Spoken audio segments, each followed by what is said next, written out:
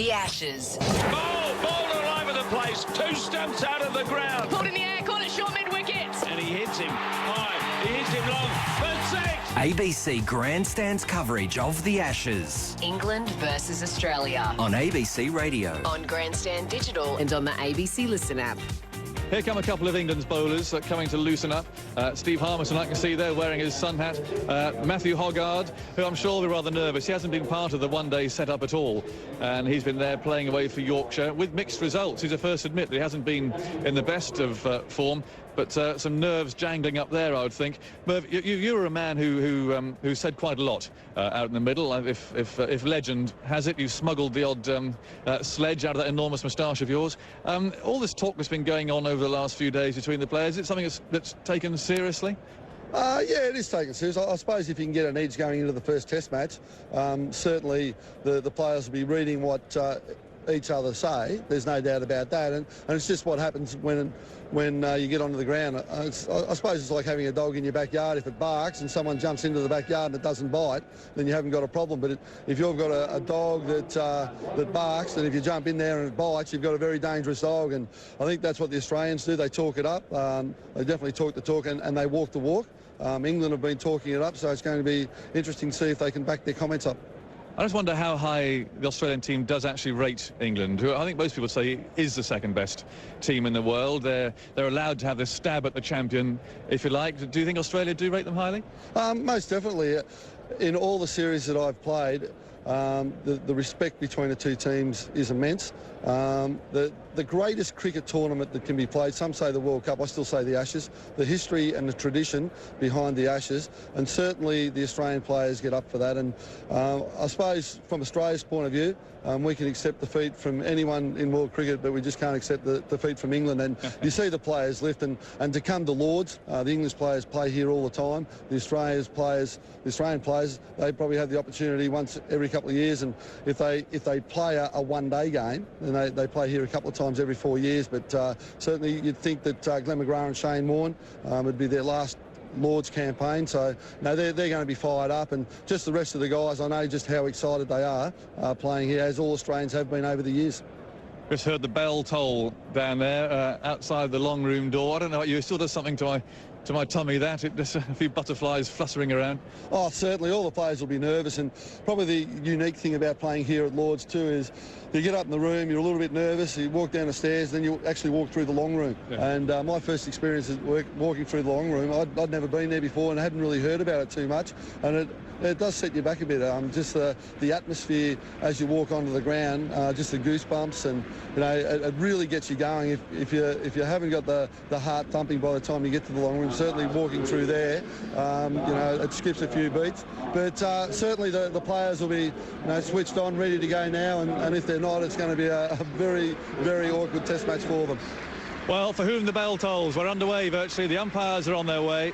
Rudy Kurtzen from South Africa, Alim Dar from Pakistan, a wonderful occasion for them too, and they're marching out towards us. In fact, we better retreat over the boundary rope here at the nursery end and take our position in the media centre. Just to remind you, Australia have won the toss and they're going to bat first in this most eagerly anticipated test match for a very, very long time. In a moment, you'll hear the roar go up around this almost full house now. There'll be 30,000 people here in a minute as Michael Vaughan now steps out onto Lords with his teammates running behind him. And if that doesn't make the hair stand up on the back of your neck, then nothing will. Many people here are on their feet. England supporters, I'm sure. There are a lot of Australians here too. As the England team wrap their arms around each other, they go into one of their familiar huddles. All the members are on their feet. Something stirred them down there. You don't see that very often. And that really does set the scene for what everyone hopes is a magnificent test series. It all starts here. It starts in a couple of minutes, and I think we're done here. Let's hand up to our colleague in the commentary box to say a very good morning to Jim Maxwell. Agus, thank you very much. It's a privilege to be here on this splendid occasion, the first day of an Australia-England test match being played at Lords, and there are still obviously quite a few people to come in. I can see some empty seats. Maybe they're battling their way through the traffic. There were big queues outside the ground this morning.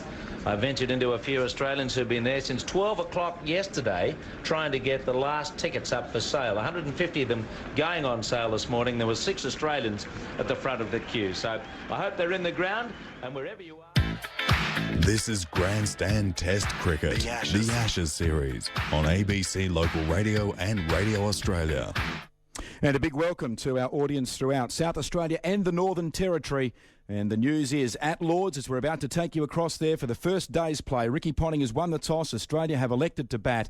And Brett Lee is in the side. So too Jason Gillespie. Michael Kaspovich is the fast bowler who has been omitted. So the Australian lineup: Langer, Hayden, Ponting, Martin, Clark, Katich, Gilchrist, Warne, Lee, Gillespie and McGrath. It's a packed house at Lords. Jim Maxwell is in the commentary box with Mike Gatting, the Australian openers, making their way out into the middle. Wait for it to all start. Mike Gatting, nice to be with you. Morning, Jim. Particularly given the history of the Ashes and the fact that you were the man who'd claimed them for England back in 86-7. Yeah, I mean, it's you've heard the reception today. I mean, that is absolutely fabulous. I remember down in Melbourne in 86-7 we won it. We walked out at Boxing Day and there were 90,000 people there. I mean, they made a bit of noise, but I tell you, the crowd today here have made just as much noise, and they're not all in their seats yet either, so I don't know where they are, what they're watching from, but they better get out quick because the first ball's about to be bowled, and that's what everybody's been waiting for this last 3 months, really, haven't they? We've seen a lot of one-day cricket. But there'll be a few nerves out there. They've had a long walk down from the dressing rooms, both batsmen and fielders, that have come down the stairs, through the long room, down the steps to that huge applause. And we've got Steve Harmison waiting to bowl that first ball, and he's going to have to put the first marker down, Jim. Well, there have been some telling first balls in recent series. If we think back, Michael Slater comes to mind. Slater hammering De Freitas, and also Geoff 4 years ago at the start of the series. And could it be Harmison who strike an early blow here? He's got Justin Langer, who is the perennial man to take guard of these two, and he's in fairly good form coming out of the game at Leicester. Let's see what happens. Here's the first ball of the series. From the pavilion end, Harmison bowls and Langer leaves outside the on stump. And ooh, around the ground. His line was quite good, but Langer saw, adjusted and pulled inside the line. So is it a good toss to win or lose? How do you read it? Well, I think it was a good toss to win, to be perfectly honest. But I tell you what, the cloud cover that's just come over has helped England enormously, because it might just do a little bit for the first hour, whereas I think if the sun had been out, Jim, it would have been an absolute belter of a track, and there wouldn't have been much in it at all. But with a bit of cloud cover, it might swing a little bit colder than you would like for it to swing, but it certainly looks a little more fresh, the grass at the moment. Harmison goes in and Langer lets the ball hit him. He turned his back on that short ball. He knows what Harmison is likely to be about as the series unfolds, and he's taken that ball high up on the arm and he's walking away. So the first bruising of the Ashes series has occurred from the second ball. Langer appeared to take his eye off that completely, turned his back on it, and it's hit him just above the left elbow. And he's got an arm protector, but it went above that and hit him almost on the point of the elbow. It did, and that will mean that the arm's going to go numb, the fingers will go numb for a little while. He's really going to have to take a bit of time here, because it's right on the point of the... Is it the ulnar there? That one there, or the... Well, he's removed his glove, and it looks like Earl Alcott's going to get his first... Oh, look at that. You can see in the picture there, huge bruise has already come up, and he might well be struggling there. What a start to the series. We knew this was going to be a challenging and at times intimidatory contest, but from the second ball, Justin Langer's decided to turn his back and leave the ball. It's lifted and it's whacked him on the arm. He's got massive swelling there, and Errol Alcott, who's been the team physio for more than 20 years, is already involved in the game. He's basically coming in as the sub here to try and make sure that Justin Langer recovers, and he's just holding his fingers at the moment because quite clearly that blow has stunned him and he's lost the feeling in his right hand. So we're having a bit of a delay here. This is a very dramatic start. It is indeed. I mean, and JL's a very tough little fellow. I mean, he wouldn't be rubbing it unless it really hurts, and he wouldn't have liked to have shown the England bowlers that that's hurt him. I mean, it was a well-directed ball. I don't know if JL didn't see that, but as you say, he took his eye off it, which is strange for him because he normally watches it very, very well. But he'll be keen to get going and keep going. But he's a tough man, Justin Langer, and I'm sure he's going to be wanting to stay out there. I'm sure he will. Yes, you can see on the replay here the bruise, a nasty bruise just above the point of his elbow on his right hand. And the umpires are still out there with Langer and Earl Alcott in attendance, trying to get Langer back out onto into that spot where he needs to continue his innings, because there's no way one would have thought Langer would want to walk off the field if he can avoid that. That's right. And the only thing it's going to do is probably stiffen up if he does go off anyway, so that might just count him out for the day. So I think he'll be very, very keen to keep going. He's probably a bit embarrassed about that, JL, because he normally plays a short ball very, very well indeed. But he'll want to carry on. I think we've just seen him pull on his helmet. He's a tough little man, and he knows what it means to be out there, and he knows what it means to Australia that he stays out there for a little time yet. Yeah, so it looks like for the moment he's recovered. He's getting a consoling word from his mate, Matt Hayden. Bill? Good morning to you. Good morning.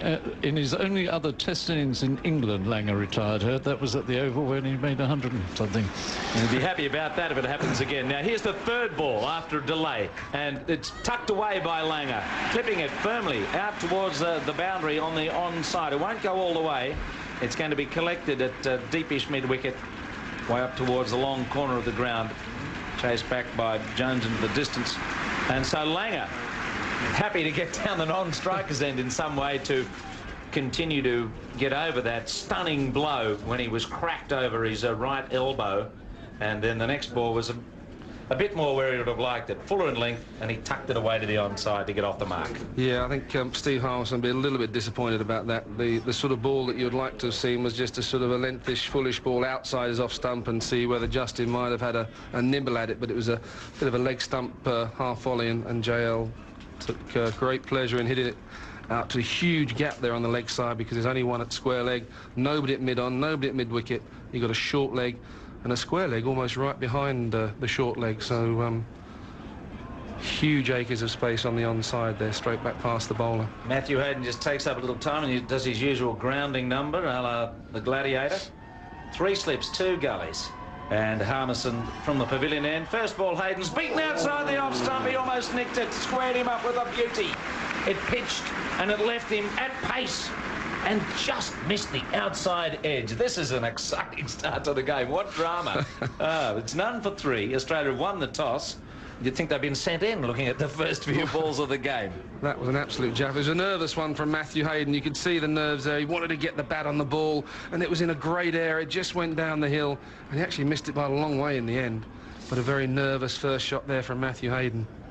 So Harmison approaches once more. He bowls to Hayden. Hayden goes back, and he takes the ball on the hip, and it's not gathered cleanly down the leg side. It's going to the boundary for 4 leg byes. Runs. He's saying runs off the glove. It didn't carry to Jones diving away to his right, but Hayden was trying to avoid the ball at the death, and it must have just flicked his glove and landed just in front of Jones. I'm surprised. I thought it came off his hip. I think you're right, Jim, but it's easier having a look at the replays, isn't it? But it certainly did come off his hip, I think. Well, he's got 4 for it. Harmison bowls again. That's short, and it's pulled down and away out through mid-wicket. So it's turning into a surprisingly expensive over from Harmison to start with, as Jones chases out towards the line at deep mid-wicket. 2 more to Hayden, and he's 6, and the score 9. What a dramatic start to the Test match. Australia, with Ricky Ponting calling heads and deciding to bat. Justin Langer in trouble with the second ball that hit him just above the point of his right elbow. It took some time to get him in order. He'll have the strike for the second over. Australia, none for 9. Well, you're used to Australia taking the attack to England, getting away to a flyer in the first over, but that was slightly different. It wasn't the Michael Slater crashing it through the offside. It was a bit more circumspect, and very, very interesting first over. And I think credit to Steve Harmison. I think it was a good first over from him, which he'll be very pleased about. Could have had a wicket. Certainly might have had somebody retiring hurt, but I think honours even in that first over, really, Jim. Yes, well, here's one of the most improved bowlers in Test cricket. Certainly improved a lot since the Australians last played against him, Matthew Hoggard. And if he's swinging it, there could be some fun and games in the slips cordon here, and maybe on the LBW shouts. Now, Langer's coming a long way down to pat away at the pitch, maybe just to look towards his pal Matthew Hayden for a bit more of the bonding that continues to go on between these two when they bat together. So we've got 3 slips into gully, a point, a mid-off, a shortish square leg, or just in front of square, as Hoggard goes in, and Langer's forward. He's taken on the pad, a good full-length delivery. Maybe the man at short leg needs to come even closer. There's a chance of bat pad. There's a deep backward square, and there's a mid-on. So Langer getting off the mark, pushing through the onside, and that must have been close to bat pad opportunity had someone been in there. It certainly was. It would have been, yes, had somebody been. Now the short leg's going back in there, which is after the horse has bolted, unfortunately, but that was would have been possibly a very straightforward chance to short leg. But he was far too deep. Bell in at short leg, under the nose. In goes Hoggard and bowls a ball, and he slashes this for 4 behind point. That's a typical riposte from Justin Langer. That ball was just outside the off stump. A lot of opening batsmen would have been playing more carefully, but he went at the ball and he managed to slide it away on a front foot drive that went inside the man in gully and down to the boundary for 4. What a stroke. Well, yeah, it looks like they might have targeted Matthew Hoggard as the one they want to get after. 2 left-handers, try and get him off his rhythm before it perhaps does swing, because they realise he could be a threat to them. But it was a very fine shot indeed. It wasn't a bad ball at all. It's none for 13 in the second over. Hoggard goes in and Langer is leaving down the leg side. That ball swung, but it started on the line or just outside the leg stump as it gathered haste through to Geraint Jones down the leg side. So those 3 slips, the gully, the point and the cover. And Hoggard looking as though he may get some shape here with a bit of cloud around. And there's always a good breeze as well here at Lord's, which comes from sort of third man, so it's or to the left-hander and fine leg or from the right-hander. So there's a good breeze for Matthew Hoggard as well, which will help his swing. 13 without loss. Hoggard goes in and Langer is forward and he's beaten. He really went at that ball that was pitched up, and he was fortunate, 1, not to snick it to the keeper, and 2, not to drag it into his stumps. It looked a loose stroke, maybe a reaction to that blow that he's had in the last over, but it was unconvincing and almost brought him undone. Well, as that one before was a good shot, that was a horrible shot. But again, it looks like they've targeted Matthew Hoggard. If it's somewhere in the area, they're going to get after him because they do realise he could be a threat. And we've got another close fielder who's come in from point, who's gone into a sort of a second gully. Peterson in there.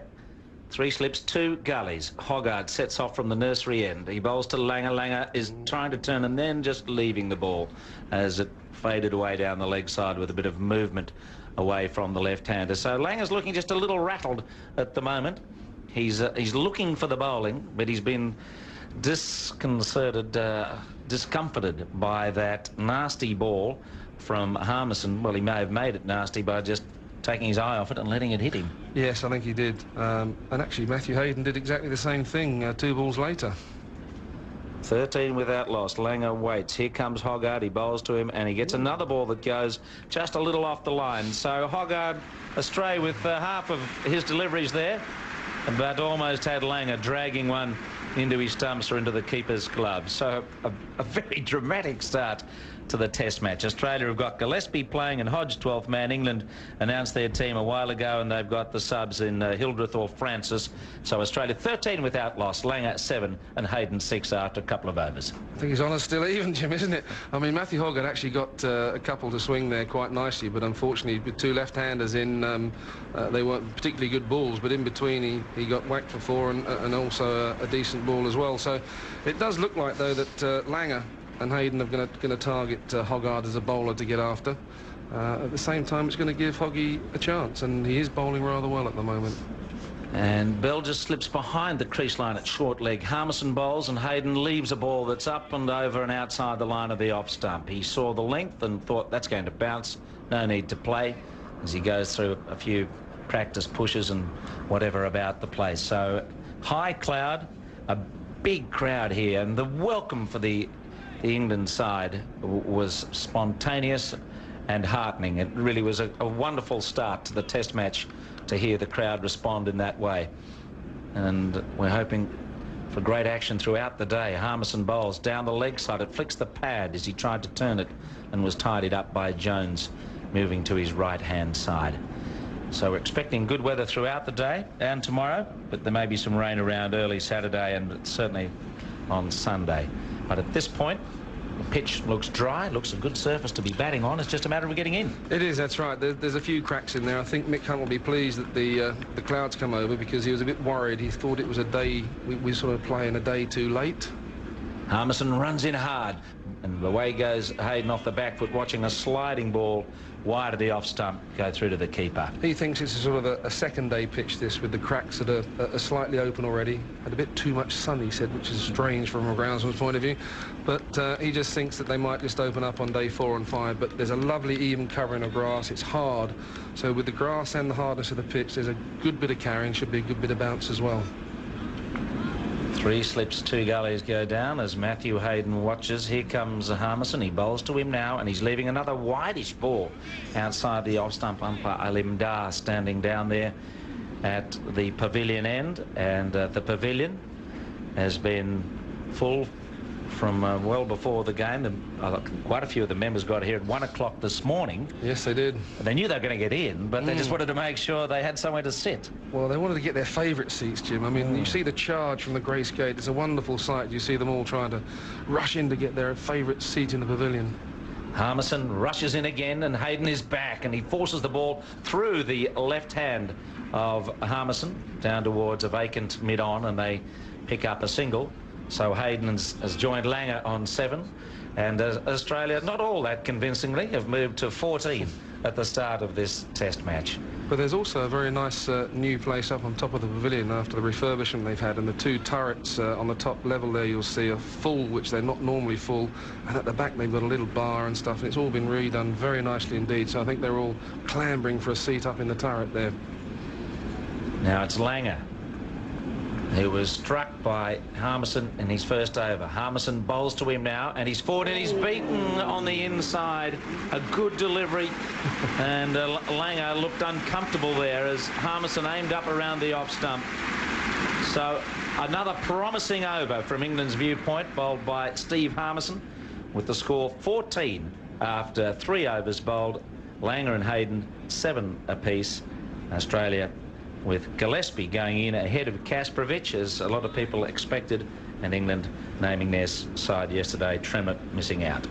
Well, JL Justin Langer's played here many times for Middlesex, had 2 very good years here with Middlesex, and he was a great asset to the side. And I think he was just saying there to Matthew Hayden, he said, mate, did that one just come back up the hill? Because certainly 1 or 2 went down the hill to Matthew Hayden, and rather a good delivery that came right inside JL. So it's been a fascinating start, Jim. It's been what we expected, bit of 50-50 so far, and a very strange position we've got there all of a sudden. Peterson is at a short mid-off, right in front of the Langer at the moment, as Hoggard starts his second over. From the nursery end, he moves up, he bowls to Hayden. Hayden is forward, across his stumps, watching the ball, and was threatening to move in towards his pads, and he clipped it to the man I was talking about, Peterson, who's at short mid-off. It's an interesting position, that, because Matthew Hayden loves to get forward, and he gets that, when he's playing well, he gets that big stride in and drives the ball back down the ground, and sometimes it goes aerial. So I think it's actually quite a good position, that, because even if he does hit it on the ground, it's a run-saving position, but if he doesn't get the timing right, he might well just hit a catch back there. Bell's at more or less a short mid-wicket, not a short leg, as Hoggard pitches up and he drives and drags the ball away down the onside. He was looking to hit that straighter, but the movement of the ball caused him to drag the drive down to Vaughan, who's out there at mid-on. So more encouragement here for Hoggard. If he can get that length right around the off stump, he could cause a few problems here. So England getting the ball to move, and certainly some useful bounce from Harmison with a couple of deliveries in his first 2 overs. Hoggard just settling into his line here, 3 slips in the gully. That's short mid off and a short mid wicket. He goes up to Hayden, and Hayden is trying to tickle it and does so. Down to the boundary for 4. He just went with the line of the ball that swung and helped it on its way straight down to the pavilion, well wide of Harmison, who's more a deep backward square than fine leg. And Hogarth just a little offline. Hayden 11 and the score 18 in the 4th over of the Test match. Yeah, Matthew Hayden's still not perhaps at his very best, and he's still trying to find his way, but that will have helped him a little bit. Just a little tickle down the leg side, and with the deep square leg really sort of just very, very square. There's nobody down there to retrieve the ball, and an easy 4 for Hayden. Hogarth again moves in. He bowls to Hayden. Hayden's 4 drives him straight, 2 straight. Hits the stumps at the non-striker's end. Rudy Kurtzen did a little jig to get out of the way, but the ball crashed into the stumps, and 4 runs went begging. Yeah, I mean, that's very unfortunate. That was a wonderful shot by Matthew Hayden. He's got in that position, just hit it on the up, didn't try and hit it too hard, and pierced the gap, and that would have certainly run away for 4 had it got through. That was the most convincing stroke he's played so far, but it produced nothing. Hogarth bowls now. Hayden goes back, taken on the pad. That doubled him up. It was sharpish. It moved, and he tried to tuck it away behind square and just lost his balance momentarily. And Bell, who's in that curious position in between mid-wicket and short leg, he's sort of hovering in there, more for the one that might tuck up the batsman and goes in the air, flies to him, but I don't know, the bat pad might be more of a chance here if Hogarth gets it in the right spot. Hayden watches the flaxen-haired Hogarth bowl to him. He pitches up and he drives him back on the bounce. Hogarth has a throw, which is a shocking throw. It missed the stumps and it missed Hayden. It missed him, Bridget. And it went to about 3rd slip. So that ends the over. Langer is 7. Hayden's 11.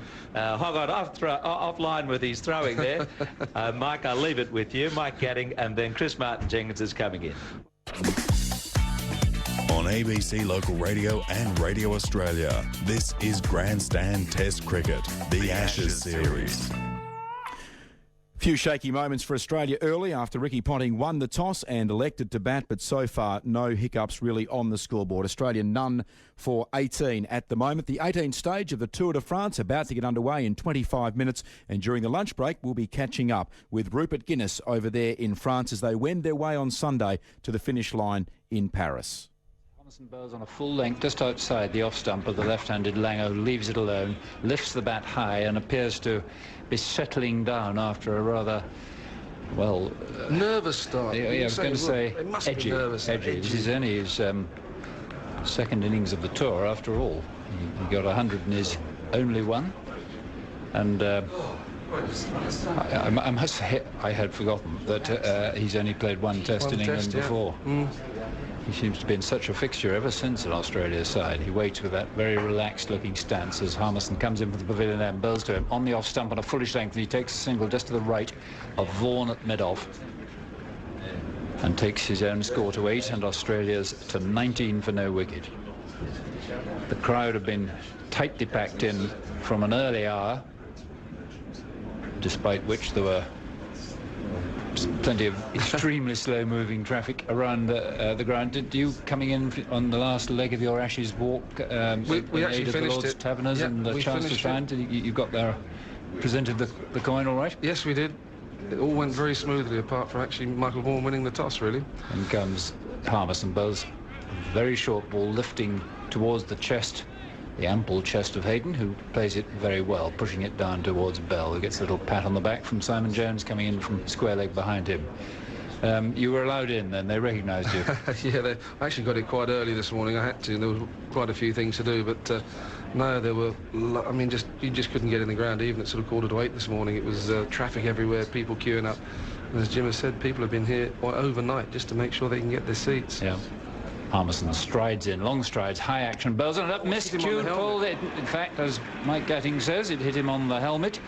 He was late on that intended hook, just got up a bit higher than he thought, I think, and a moral blow as well as a physical one to the bowler, and that hit the forehead. Oh dear, I don't like to hear the crowd cheer when they see the replay, but That was a very swift delivery indeed, and Hayden now quite wisely is taking off his gloves and helmet and is just going to give himself a little bit of time. I think he's checking to see whether the helmet's cracked or not, because that was a very fearful blow. It was full on, and sometimes the helmets do crack, and he might just have to call for another feel one. that, do you? You feel it even with the helmet there? Well, you get a bit of a ringing in your ears, Christopher, I can tell you. I mean, that was flush on the forehead, wasn't it? I mean, heaven knows what will happen without the helmet, thank God. Unfortunately, fortunately for me, I never got hit on the helmet when I was batting. Well, all right, that's why I asked. At short leg, I certainly did once or twice, and I tell you, it does leave a horrible ringing in your ear. But I think he's just looking to see whether the studs that hold the grill in are okay, because sometimes the thread on that gets broken. So you've got to make sure they're all okay, because the last thing you want is a stud popping off when the bowler's charging and you're just about to play a shot. I must observe that there's a distinct lack of sympathy from fielders around him. I'm sure I like to think there would be if he'd actually been physically hurt, which he hasn't. But no one is going to his assistance except Justin Langer. Hayden has had to do his own repairs. So we're not going to have a very fast over rope. We've had 2 long delays now. Langer was hit, if you weren't quite with us at the start, from the second ball from Harmison, which hit him on the elbow. Anyway, Hayden is ready to continue. Here comes Harmison, bowls another bouncer, which Hayden plays very well. It was a good bouncer. It went over his left shoulder in the prescribed manner. He just inclined inside the line a bit, but nonetheless, that was a menacing ball, and Harmison, far from doing what De Freitas and Geoff did in recent series, with the notable exception, of course, Geoff in 1997 when he bowled so well and Australia were bowled out, but generally England have started badly. Not so Harmison this morning. He's been right on the mark and he's really asking questions as he comes in again and bowls just outside the off stump, and Hayden calmly leaves it alone. It's a great contest. There's 19 for no wicket. I mean, that was a wonderful over from Steve Harmison. Before, when he'd hit Justin Langer, he tried the sort of foolish straight ball, which Langer actually hit quite well. So this time he decided to bowl another bouncer, which is very, very well directed and very, very well played by Hayden. And then the final ball of the over, right on a good length, just tempting the batsman to have a little go at him. But again, Hayden was up to it and left it well. But this has been thoroughly what everybody was hoping we'd see. Not a one-sided competition, but a probing, full-on contest with both bat and bowler really working hard for everything they want to get, and we've seen a bit of both. We've seen people go past the bat, we've seen some good shots as well, so it's really living up to it in the first half hour here, Christopher. It is wonderfully well, and let's hope it does so until September the 12th. Indeed. We'll never forget this summer if it does. Now here comes Hoggard from the nursery end. He bowls over the wicket on the off stump, and Langer plays him stylishly off the front foot to cover. Might have tried to pinch a single there, I think, but they were aware. It's good thinking maybe by Langer that Ashley Giles is left-handed. He was running from gully a wee bit stiffly, it must be said, but he made it in the end on the edge of the square, and they didn't take the single. Yes, Ashley's not the sort of most fluid of movers, but he gets around. He's got a great arm and he's a good pair of hands. So touching his toes there, and every club cricketer recognises that. In comes Hoggard, but outside the off stump. That's too wide and it's hit for 4. Very efficiently by Langer, who just had to chop the bat down on it and hit it away square. Giles had no chance with that, and that was the worst ball I think we've seen all morning. Hoggard knows it, just a little scuff of the turf with his boot. He's just finding it difficult. The ball is swinging, which is encouraging for him, but he's just finding it difficult to get that line around the off stump, isn't he? It's very unlike Matthew, this. He's normally the most consistent of the bowlers, isn't he? But at the moment, certainly Steve Harmison is, and it looks like he's just struggling a little bit to control that swing. High clouds as he comes in and bowls down the leg side this time, over-adjusting. Umpire Kurtzen takes a charitable view of a ball that was eventually taken at least a foot outside the leg stump. England have got Trescothick at first slip, Flintoff at second, Strauss at third, Giles in the gully, Peterson at cover, Simon Jones at mid-off, Vaughan counselling his long-time Yorkshire teammate at mid-on, Ian Bell now at forward short leg for Langer, and Harmison in the lee of the tavern stand at long leg as Hoggard bowls a ball that swings back into the left-hander. That's the line. It almost seemed, Christopher, didn't it, that when he tried to start it outside the off stump, it just carried on going wide, and when he got it round about sort of Midland leg, it swung down the leg side, so just having trouble just getting that line right. But that one was certainly a much better directed delivery, which just swung back into Langer and perhaps came down the hill a bit. Yeah, all he needs for perfection, Mike, but that did bounce, didn't it? But I was going to say is just perhaps a few inches up to try and find the edge. Down go the 3 slips. In goes Hoggard, flex from the head, longish strides, gathers himself, bowls on the off stump, and Langer plays it quickly into the offside. Peterson had just a quarter chance. He felt of a run out there, and he came in the end, overran the ball and didn't pick it up cleanly, but they were always going to make it for a well-judged, well-taken single to take Australia. Having won the toss and chosen to bat to 25 for no wicket, they chose to play the more experienced Jason Gillespie over Michael Kasprowicz. And Merv Hughes was telling Jonathan Agnew earlier that it was a close call between the 3 of them. Brett Lee was in shake-up as Hoggard blows just outside the off-stump, and that's left alone by Hayden, who I must say is using all his experience here. He's not got carried away by the occasion. He's leaving it well, actually, isn't he? He is. He's not in the greatest of nick, though, is he? No, he's you not. can see him just sort of feeling for a couple. He's got hit on the head, he's got hit on the hip. He's got there once or twice too early and dragged the ball on the leg side. So it's not the most fluent of Matthew Hayden we've seen. So he realises he's got to battle in, get through this first half hour, 45 minutes, and just try and find a bit of rhythm. And when he does that, I'm sure he'll be fine. Most interesting pre-planning by England with a short mid-off and a short mid-wicket as Hoggard bows to him on middle and off. That's the line without any doubt for Hayden. He played it well to Peterson in that short mid-off position. And we had an extra ball there because the 4 that was conceded by Hoggard outside the off stump, I hadn't spotted, was a no ball called by Rudy Kurtzen. And at the end of that particular over, Australia looking good at none for 25. We'll be back to Lord shortly, but let's get the latest now from the ABC Newsroom with Alan Knight. Thanks, Glenn. The Immigration Minister Amanda Vanstone denies there's been an obvious bungle over the detention of 2 children at Sydney's Villawood Detention Centre. 12-year-old Ian Huang and his 6-year-old sister Janie were released last night after 4 months detention. The minister says it hasn't yet been shown that there was a problem with the latest case. The federal opposition is planning to introduce legislation into Parliament to try to force the government to get approval from the Auditor-General for advertising campaigns. Labor leader Kim Beazley says in the past 10 years, the government has spent nearly $1 billion on advertising, which he says has mostly been political in nature.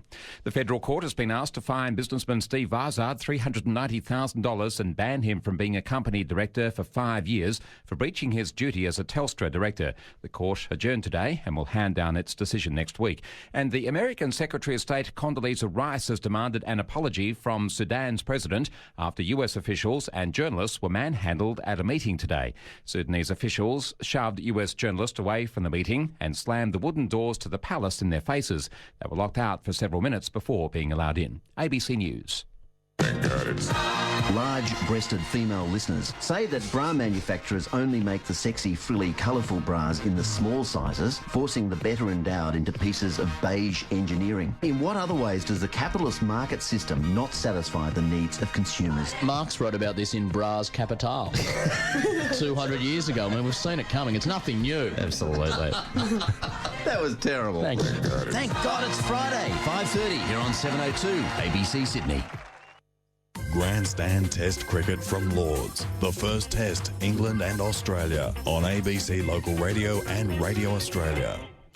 Australia winning a toss, electing to bat in the 7th over, 25 without loss as we take you back to Lords. Jones didn't seem to go through quite so quickly.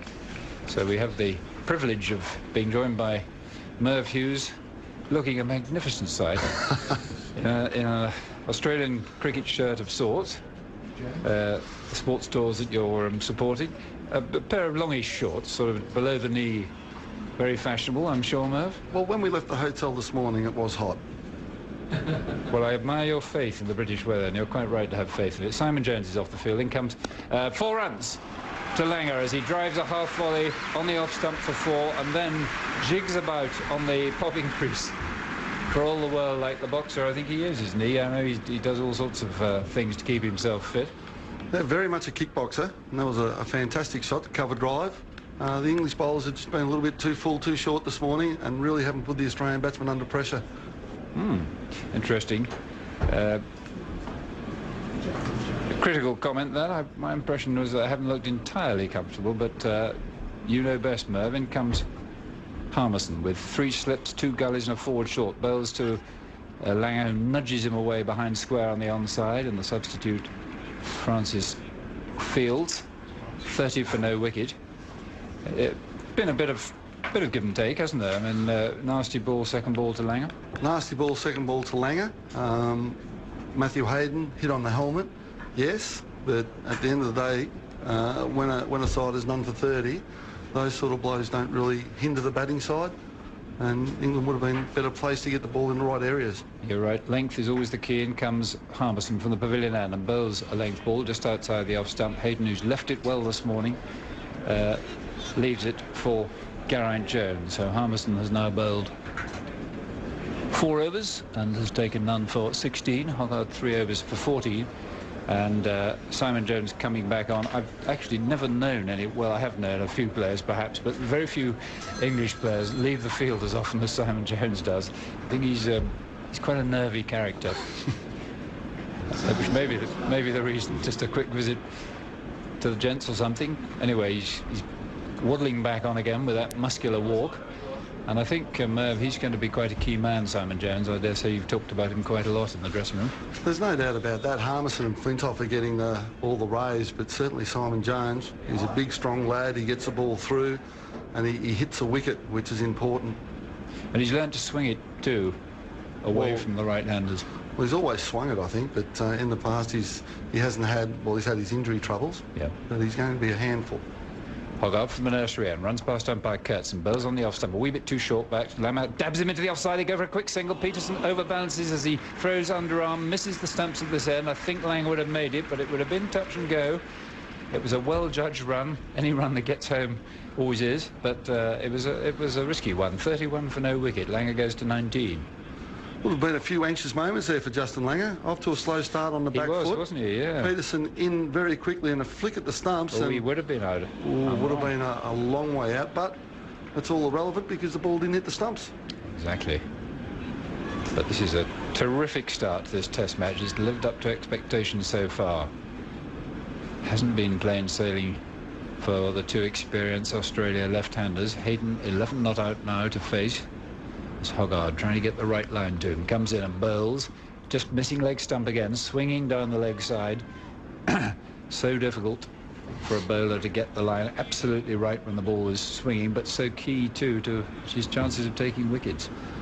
It is interesting. A lot of people will be sitting back listening to this and watching it, and they can not understand how a Test bowler cannot get the ball in the right areas. But nerves does a funny thing to bowlers.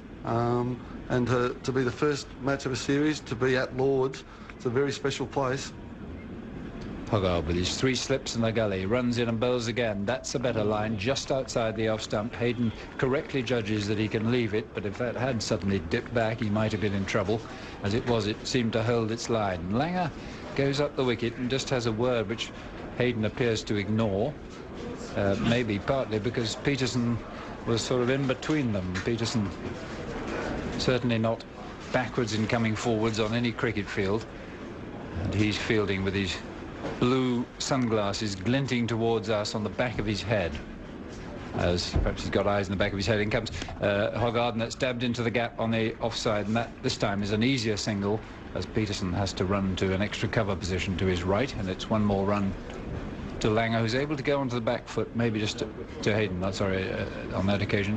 Both just going onto the back foot a bit more often than they should be. Hayden 12, Langer 19. After all, Merv, I'm sure if you were bowling at Hayden, you would want to see him against a new ball trying to drive, wouldn't you? Most definitely. You've got to get him on the front foot and get the ball in the right areas, just outside off stump. And the English guys have done that, but not consistently. Sun trying to come out as Hoggard bowls. And a nice leg glance will probably get Langer 4 runs going up towards the little slope in front of the pavilion. A dive by Harmison has stopped the ball, actually. A good effort and saved a run as he flung himself to his left just in front of the committee room. We would have had a perfect view of that, and I wonder who's been privileged to get the seat there today. Henry Blofeld's going to follow me, so he'll no doubt be able to identify everybody in there. And he is, after all, on the Arts and Library Committee of MCC, is blowers. And the umpires are just talking to the third umpire, who is Mark Benson today, and he's got to decide from a replay whether or not Harmison had a part of his body over the boundary rope as he was touching the ball. And from what I've just seen, I think the answer is no, and that will be 3. Yep. Umpire Benson agrees. 35 for no wicket. Hayden 12. Langer 22. Australia won the toss. Gillespie preferred to Kasparovitz. In comes Hoggard. He bowls. A bowls in with a perfect delivery. That's swung in from just the ideal length. And that was a great bit of bowling from Hoggard. The ball was full, on and around off stump, coming back in, and suggest that hit about off and middle. And it was what you spoke about before, getting Matthew Hayden forward and driving. In the past, have been just a little bit too short. He's been on the back foot. Here, we see him, he's coming forward, he's looking to drive, and hits the top of off stump, and that is a good blow. Classic beast bowling. It's taken Hoggard just towards the end of his fourth over to get it right. In fact, that was his last ball, but it was a key moment, maybe, of this series. Certainly England wanted to get wickets before lunch, Australia having won the toss, and they've lost their first wicket at 35. Hayden bowled, Hoggard 12. I'm going to make way for Henry Blofeld after a word from you, Merv, please. It's great bowling from Hoggard. Great bowling from Hoggard. He's got the ball in the right area there. I went a little bit critical of him to be down the leg side, but as we've said, nerves play a huge part in the game here, and he's run in. He's got the ball on the right length and a superb line. Just got through to the defences. Matthew Hayden probably looking to overhit the ball, and he's got through his defences and just clipped the top of off stump. And as a bowler, that's what you like to see. Good morning to you, Merv. Merv's, I should tell listeners, looking like that splendid character, the robber baron in The Pirates of Penzance, which was a Gilbert and Sullivan opera, and in tremendous form. And England also in tremendous form, 35 for 1. Ponting, the Australian captain, has come out. And the crowd really on their toes today. It has been absolutely splendid at the start of this match. We've seen some fine strokes. We've seen one or two anxious moments, the ball passing the inside edge, as Hoggard did then to get the wicket of Hayden. And Hoggard walks down now to fine leg down below us and is getting a tremendous round of applause from the spectators behind him. Well, it's Langer in strike, and Harmison's going to come in again. The score, 35 for 1. Langer has 22. Hoggard 4 overs, no maidens, 1 for 19. And here comes Harmison, up to the wicket now. He's there, he bowls, short, lifting, outside the off stump. Langer plays no stroke at all, just inclines his head to leg. He knows not only Lords, but he knows exactly where everything is in this sort of situation. And he goes down the pitch and gives it rather a derisory prod in the bowler's half, as if to say, if you pitch it there, old thing, it's not going to worry me very much. And all the boxes here, the hospitality suites, they're all full. The ground is absolutely brimming, and it's a really exciting place to be. And here comes Harmison. He's up to the wicket now. He bowls Lang outside the off stump. That was not so far away as the one before, but he played it awfully well, getting his bat up above his head. And he again goes down the pitch there and gives it just another rather cursory prod. And the pavilion is full. Absolutely, the members this morning were queuing all the way around the ground. And I know all my friends there on the middle balcony club, they're in position. Some of them were here, I think, as early as 6 o'clock this morning to make sure they got that vital spot. And here comes Harmison, up to the wicket now, bowls to Langer. Langer goes back, turns that round the corner, and it just trickles to Jones at backward square leg, and to Simon Jones, and there is no run. So 35 for 1. I think Hoggard this morning started from this end. He had a bit of trouble with the slope. He was getting some swing, but he was getting it going, the ball going further away down the leg side, down the slope, and that's always a problem bowling on this ground, isn't it, Merv? To be able to use the slope to your advantage. Most definitely. He's bowling at the stumps and just sliding down leg side, and a few runs came from the leg glance. Well, it did indeed. Here's Harmison again now. Up to the wicket, bowls to Langer, short. Langer just ducks underneath it. Jones, the keeper, takes it. and there's nothing done there. Langer dancing around like the boxer that he was, or the dancer that he is, whichever way you like to have it. It's pretty grey and overcast. We got just one or two blobs of blue sky. England will be well happy with that because the ball should swing under the cloud. And I think it was a toss that Michael Vaughan will have mixed feelings about losing. I'm sure he would have batted, but having lost it, I don't know that he'd have been as unhappy as all that.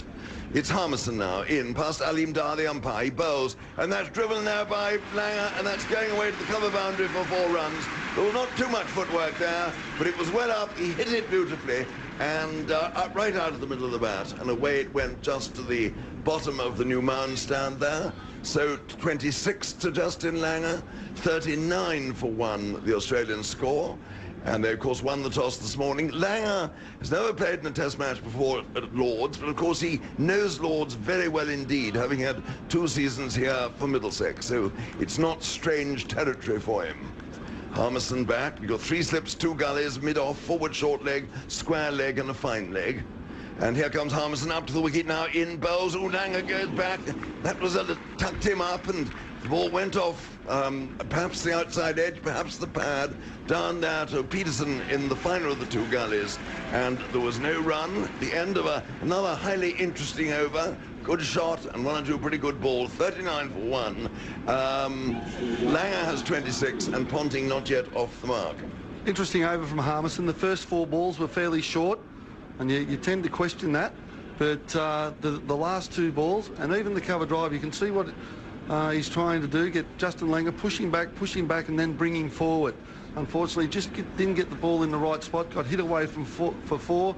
The next ball, the last ball of the over, tucked into leg side, got through the bat, probably hitting the pad, just reading out to Gatting. But a fairly useful over, and you can almost see what Harmison's trying to do, just push the batsman back, and then try and bring him forward with the last couple of balls of the over. Well, Hayden batted 38 minutes, bowled Hoggard 12.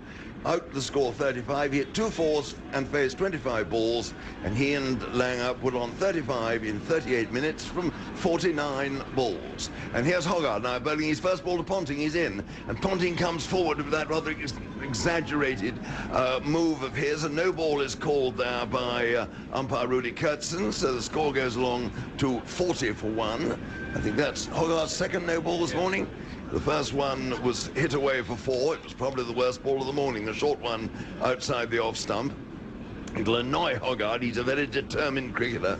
He's improved enormously. He turned in 1 match-winning performance in South Africa on the tour this last winter.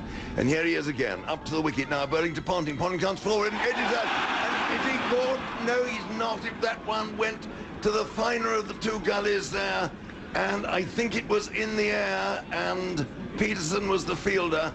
I think he got a hand to it, and Giles goes up to him and shakes him by the hand to say bad luck. Peterson stayed on the ground long enough to look very agitated, and yes, indeed, that was a catchable catch to his right. He's standing a little bit close, Peterson, but that was an error that England could pay dearly for. Dear, oh dear, oh dear. Hoggard it is again. 4 slips and a gully. In, bowls to Ponting down the leg side. Ponting tries to turn it round the corner, moves too far inside the line, and Jones goes across and takes. But that was not a happy moment for England. Not a happy moment. There's decisive moments in a game of cricket, and that could well be it.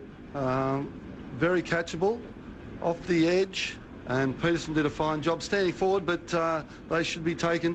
Hoggard, interestingly enough, he looks more comfortable already. He's only bowled 3 balls to Ponting, the last one being down the leg side, but he looked a lot more comfortable bowling to the right-hander than he did looking to bowl to the left-hander. Here he is again. He's up to the wicket now, bowls to Ponting, down the leg side. Ponting tries again to turn it round the corner. Again doesn't catch up with the ball, and Jones goes across and takes. Well, what a fascinating start this is to the Ashes series. It seems extraordinary. We're into the 16th week of the season before getting to really what we're all been waiting for, which is the Ashes battle. And of course, the other sad thing is, by the time the next test match starts at Edgbaston, I think the football season will be underway. I say sad in terms it'll take some of the emphasis, the newspaper emphasis away, I dare say, from cricket. Hogarth is in now, bowls to Ponting. Ponting goes back, rather uncertain. He just runs this out on the offside, and Peterson is so furious with himself. Although he was the finer of the two gullies, or a very wide fifth slip, he fairly raced away ahead of Giles to pick that one up. Then he went and had a word with his captain, and I'm sure he said, like, I think I'm very, very sorry about that. Or words to that effect. The score stays on 40-1. 4 slips, a gully, mid-off, straight mid-on, forward short leg, and a fine leg. And here's Hogarth into Ponting again. Ponting comes forward and throws that away past the fielder at short leg, Bell. It's a chase for Harmison, and he's going to pick it up about 2 yards inside the square leg boundary, and they come back for 3. I think Harmison was a little bit slow then. I think really he should have kept them to 2. He got to the ball, and then they nip back. There's no one quicker between the wickets in the game than Ponting, and Harmison somehow looked as if he hadn't realised this. So Ponting's underway. He's got 3, having been dropped there at the close gully by Peterson before he had scored. He'd be feeling all the better to be off the mark. And it's now 43-1, and the field changes round for the left-handed Langer. 3 slips, a gully, a cover, mid-off, mid-on, forward short leg, that's Ian Bell, and Harmison, who has a long run from third man on one side to, or rather from fine leg on one side to fine leg on the other. And here comes Hogarth, in now to Langer. He bowls, Langer comes forward, and that one goes down into the gully. It's fielded there by Giles, and on the bounce, the end of a very good over by Hogarth, who really should have had Ponting's wicket. 43-1, Langer 26 and Ponting 3. On ABC Local Radio and Radio Australia, this is the first test, England and Australia, live on Grandstand from Lords in London. Stage 18 of the Tour de France just underway, and we'll be catching up with Rupert Guinness from the Daily Telegraph newspaper during our luncheon interval. But Australia, a somewhat shaky start. Ponting, the captain, lucky not to be out without scoring. Currently 1 for 43 heading into the 11th over, with Langer 26 and Ponting 3 as we return you to Lords. Indeed, he's not a chap you want to drop at any time, but certainly not before he scored. If that had been held, tremors might just have started in the Australian dressing room, although I'm sure Merv wouldn't disagree with that. Anyway, it's going to be Harmison who's going to continue from the pavilion end, and he's going to bowl to Ponting. 3 slips and 2 gullies. He's in. Harmison bowls. It's short, and Ponting ducks underneath it, and that's not taken by Jones. That was a clumsy piece of weak keeping. He didn't get right behind it, and it went away down to fine leg where Hogarth fielded. A bye is signalled, and 44-1. That was really a bit of scruffy weak keeping by Geraint Jones. Well, a moment that he'll want to forget. So the field changes round again. We've got some right-hander at one end, Ponting, a left-hander at this end now in strike, Langer. And with the man out, Hayden, who was bowled by Hogarth, a beauty, went past the inside edge, hit his off stump. He was out for 12 when the score was 35. And here comes Harmison again. He's in now, bowls Langer. Short, Langer goes back and pulls. Didn't, I think, really time that. It's being chased away. In fact, didn't time it at all by Jones from square leg to mid-wicket. They run 2. He got it high on the bat. And really, I suppose, was a bit lucky. It didn't go up in the air, that one. It might easily have done. Langer goes to 28. It's 46-1. And I must say the crowd all on the edge of their seats this morning. It has been the most thrilling start to this Ashes series. It's been highly competitive, and let's hope it continues to be so, unlike recent Ashes series. And Harmison is in. He's there now. He bowls Langer, comes forward and gets runs on the ons through the mid-on gap. Michael Vaughan is chasing it from mid-off, and they're going to get 3 here. He picks it up, what, about 10 or 15 yards in from the Warner stand boundary. Throws back to Jones, not a particularly good one, and they run 3, 49-1. And Langer, who was taking any run-scoring chance on, not wasting any opportunity, has got to 31. And now the field changes around for the right-handed Ponting. Interesting to see what Harmison does here. The first ball of the over was a short one to Ponting. Didn't carry through to the keeper and got away for a bye. Got him off strike, so Be interesting to see if he continues the short bowling to Ponting. Harmison it is then again, in, bowls out to Ponting, short. Oh, and Ponting got into all sorts of trouble. I think they'd hit him on the helmet. And the second helmet that's been hit today, he went as if to hook, and it was on him, I think, a bit quicker, and indeed Langer at the non-striker's end has waved on Errol Olcott, the Australian thing, and it's hit him on the face. It's got through the visor, and there's a bit of blood there. Oh dear. You would suggest that that's hit the helmet and the grill's been pushed back onto Ricky Ponting's face. A bit of a nasty cut on the side of his face, blood streaming from it. We can't tell how deep it is, but certainly Errol Olcott will have a good look at this, clean him up, and he may even need stitches. But we have a look at the ball again on the replay. Oh, it's just hit the grill, and that was through Ricky Ponting before he was through the shot. So again, Harmison bowling short to Ponting. Ponting looking to pull the ball and just beaten for pace. Well, it was a nasty one. And is this the first time that a physio has been out at Lord's twice in the first hour of a test match? And there's cricket on. ABC Sports Summer of Cricket. Join Corbin Middlemass and Jim Maxwell alongside Alison Mitchell and Jonathan Agnew, plus Darren Lehman, Glenn McGrath, and many more cricket royalty. The Ashes. On your radio and on the ABC Listen app. ABC Sport. ABC Sport Digital Radio. Your home of football.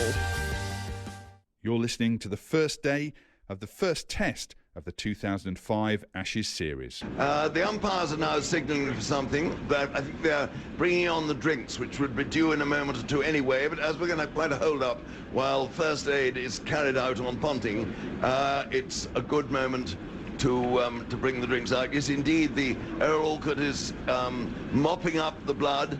Whether it's flowing, how deep the cut is, we can't obviously be sure from here. But it wasn't a nasty one. I mean, it wasn't. It was a nasty one, I should have said. And it must shake his confidence. He's looking at Ponting. His right eye is a little bit closed. And I hope that was not affected as well. But it's been a rather painful start for Australia. Langer being hit on the elbow with the second ball of the morning from Harmison. And now Harmison's pace getting through Ponting's hook shot and hitting him on the cheek, going off the helmet onto the cheek. And Errol Olcott is standing there. It doesn't look the greatest of news, does it? No, it doesn't. It looks to be a fairly deep cut. It'll be interesting to see if Ricky Ponting needs to have stitches. But Harmison, I asked a question before the ball, will he continue to bowl short to Ricky Ponting? And Ricky Ponting there, it was a half-hearted pull shot. It was more of a guide than an actual pull shot, but certainly got through him and beat him for pace. And Errol Olcott looking very concerned out in the middle with Ricky Ponting, dabbing on the edge, and it looks to be a fair-sized gash on the side of his face. Well, we can only wait and see. We're going to have, obviously, quite a hold-up, but it has been an absolutely absorbing first morning's cricket, this. 49 for 1 Australia. We're almost at the end of the first hour. We've had about 57 minutes play. Langer's made 31. Hayden has gone, bowled by a beauty from Hogarth for 12. And Ponting was then, when naught, was dropped. A very takeable catch by Peterson, standing quite close at the finer of the two gullies. And that was indeed a sad moment for England, and one that they'll want to put right as soon as they possibly can. Drinks at the moment are being taken. They would, I think, in any case have been called out at the end of this over, but this hold-up still goes on. Errol Olcott is wiping away the blood off Ponting's cheek, and is just pressing what I imagine is a damp towel against the cheek to try and stem the flow of blood. So I think it'll be quite a while before play will restart, and it could very easily be that Ponting might have to go off and have a stitch or two put in. I hope that's not the case. Be wretched luck on him if it is. Bill? Sometimes you can patch those cuts just by using what they call steri-strips, which just pull the wound together. You're an expert on steri-strips. Well, yes, I've been the victim of one or two. And what it sort of pinch the wound. Yes, and these stick onto the flesh. I know. So CMJ a few minutes ago was talking about the open window in the committee room there. The two gentlemen I can see in the front row are Tom Gravener, the president, and Tim Rice, one of his predecessors. So they're chatting away. The drinks are going off the field. Harmison carry on. Is going to continue bowling in due time, and I think it's just about time for me now to get out of my pew and hand over, after another word from you, Merv, to Jonathan Agnew. Almost a great first hour, or when I say almost a great first hour, it's almost an hour up, and it has been a thrilling hour for Australia to be 49 runs off 10.4 overs. Harmison steaming in, bowling short, unsettling the Australian batsman. He's hit Langer, he's hit Hayden in the helmet, he's hit Ponting. But at the end of the day, he hasn't got a wicket against his name, and I'm sure Michael Vaughan would have loved to have seen a wicket against Stephen Harmison's name. That's true, Merv. It's been the first hour that we all hoped it would be, hasn't it? Full of drama, excitement, tension, and the crowd sitting here absolutely riveted as Ricky Ponting still receives medical attention out there. I think he's going to carry on. I think had he not going to be able to bat on, he'd have gone by now. But Harmison has hit all the batsmen here. He's hit Hayden and Ponting on the head. That one from Ponting was really nasty, and he was in no position at all, was he? He was terribly late on it. He looked as though he was going to play it, then he didn't want to play it, and then he thought, oh, I might as well go through with the shot. It's short, and I'll just punch it square, and got nowhere near it. Is that stitches going in? There's some plaster, being applied. I think Errol Olcott, who must be the senior physiotherapist on the circuit, I would think now, has been following the Australian team for a number of years. Since 1984. Is that right? He first joined the team in 1984 in the West Indies. Also, while Errol Olcott is working on Ricky Ponting, the Australian 12th man out in the middle there, working on Ricky Ponting's helmet. They're just changing the grill over. Fix it. And I think that would be a wise move. A new helmet came out. Ricky Ponting wasn't happy with that, so obviously they've just taken the grill off another helmet and put it onto Ricky Ponting's helmet. Well, we've had an hour's play, but less than 11 overs have been completed. There have been a lot of hold-ups already due to injuries in the main. Justin Langer took a while. He got a nasty blow just above his right elbow to the second ball, actually, of the match, and that delayed things for a while. And then Hayden was hit on the helmet. There was some readjustment needed to that. And now Ponting hit on the helmet. It's cut his face just up on the right cheek.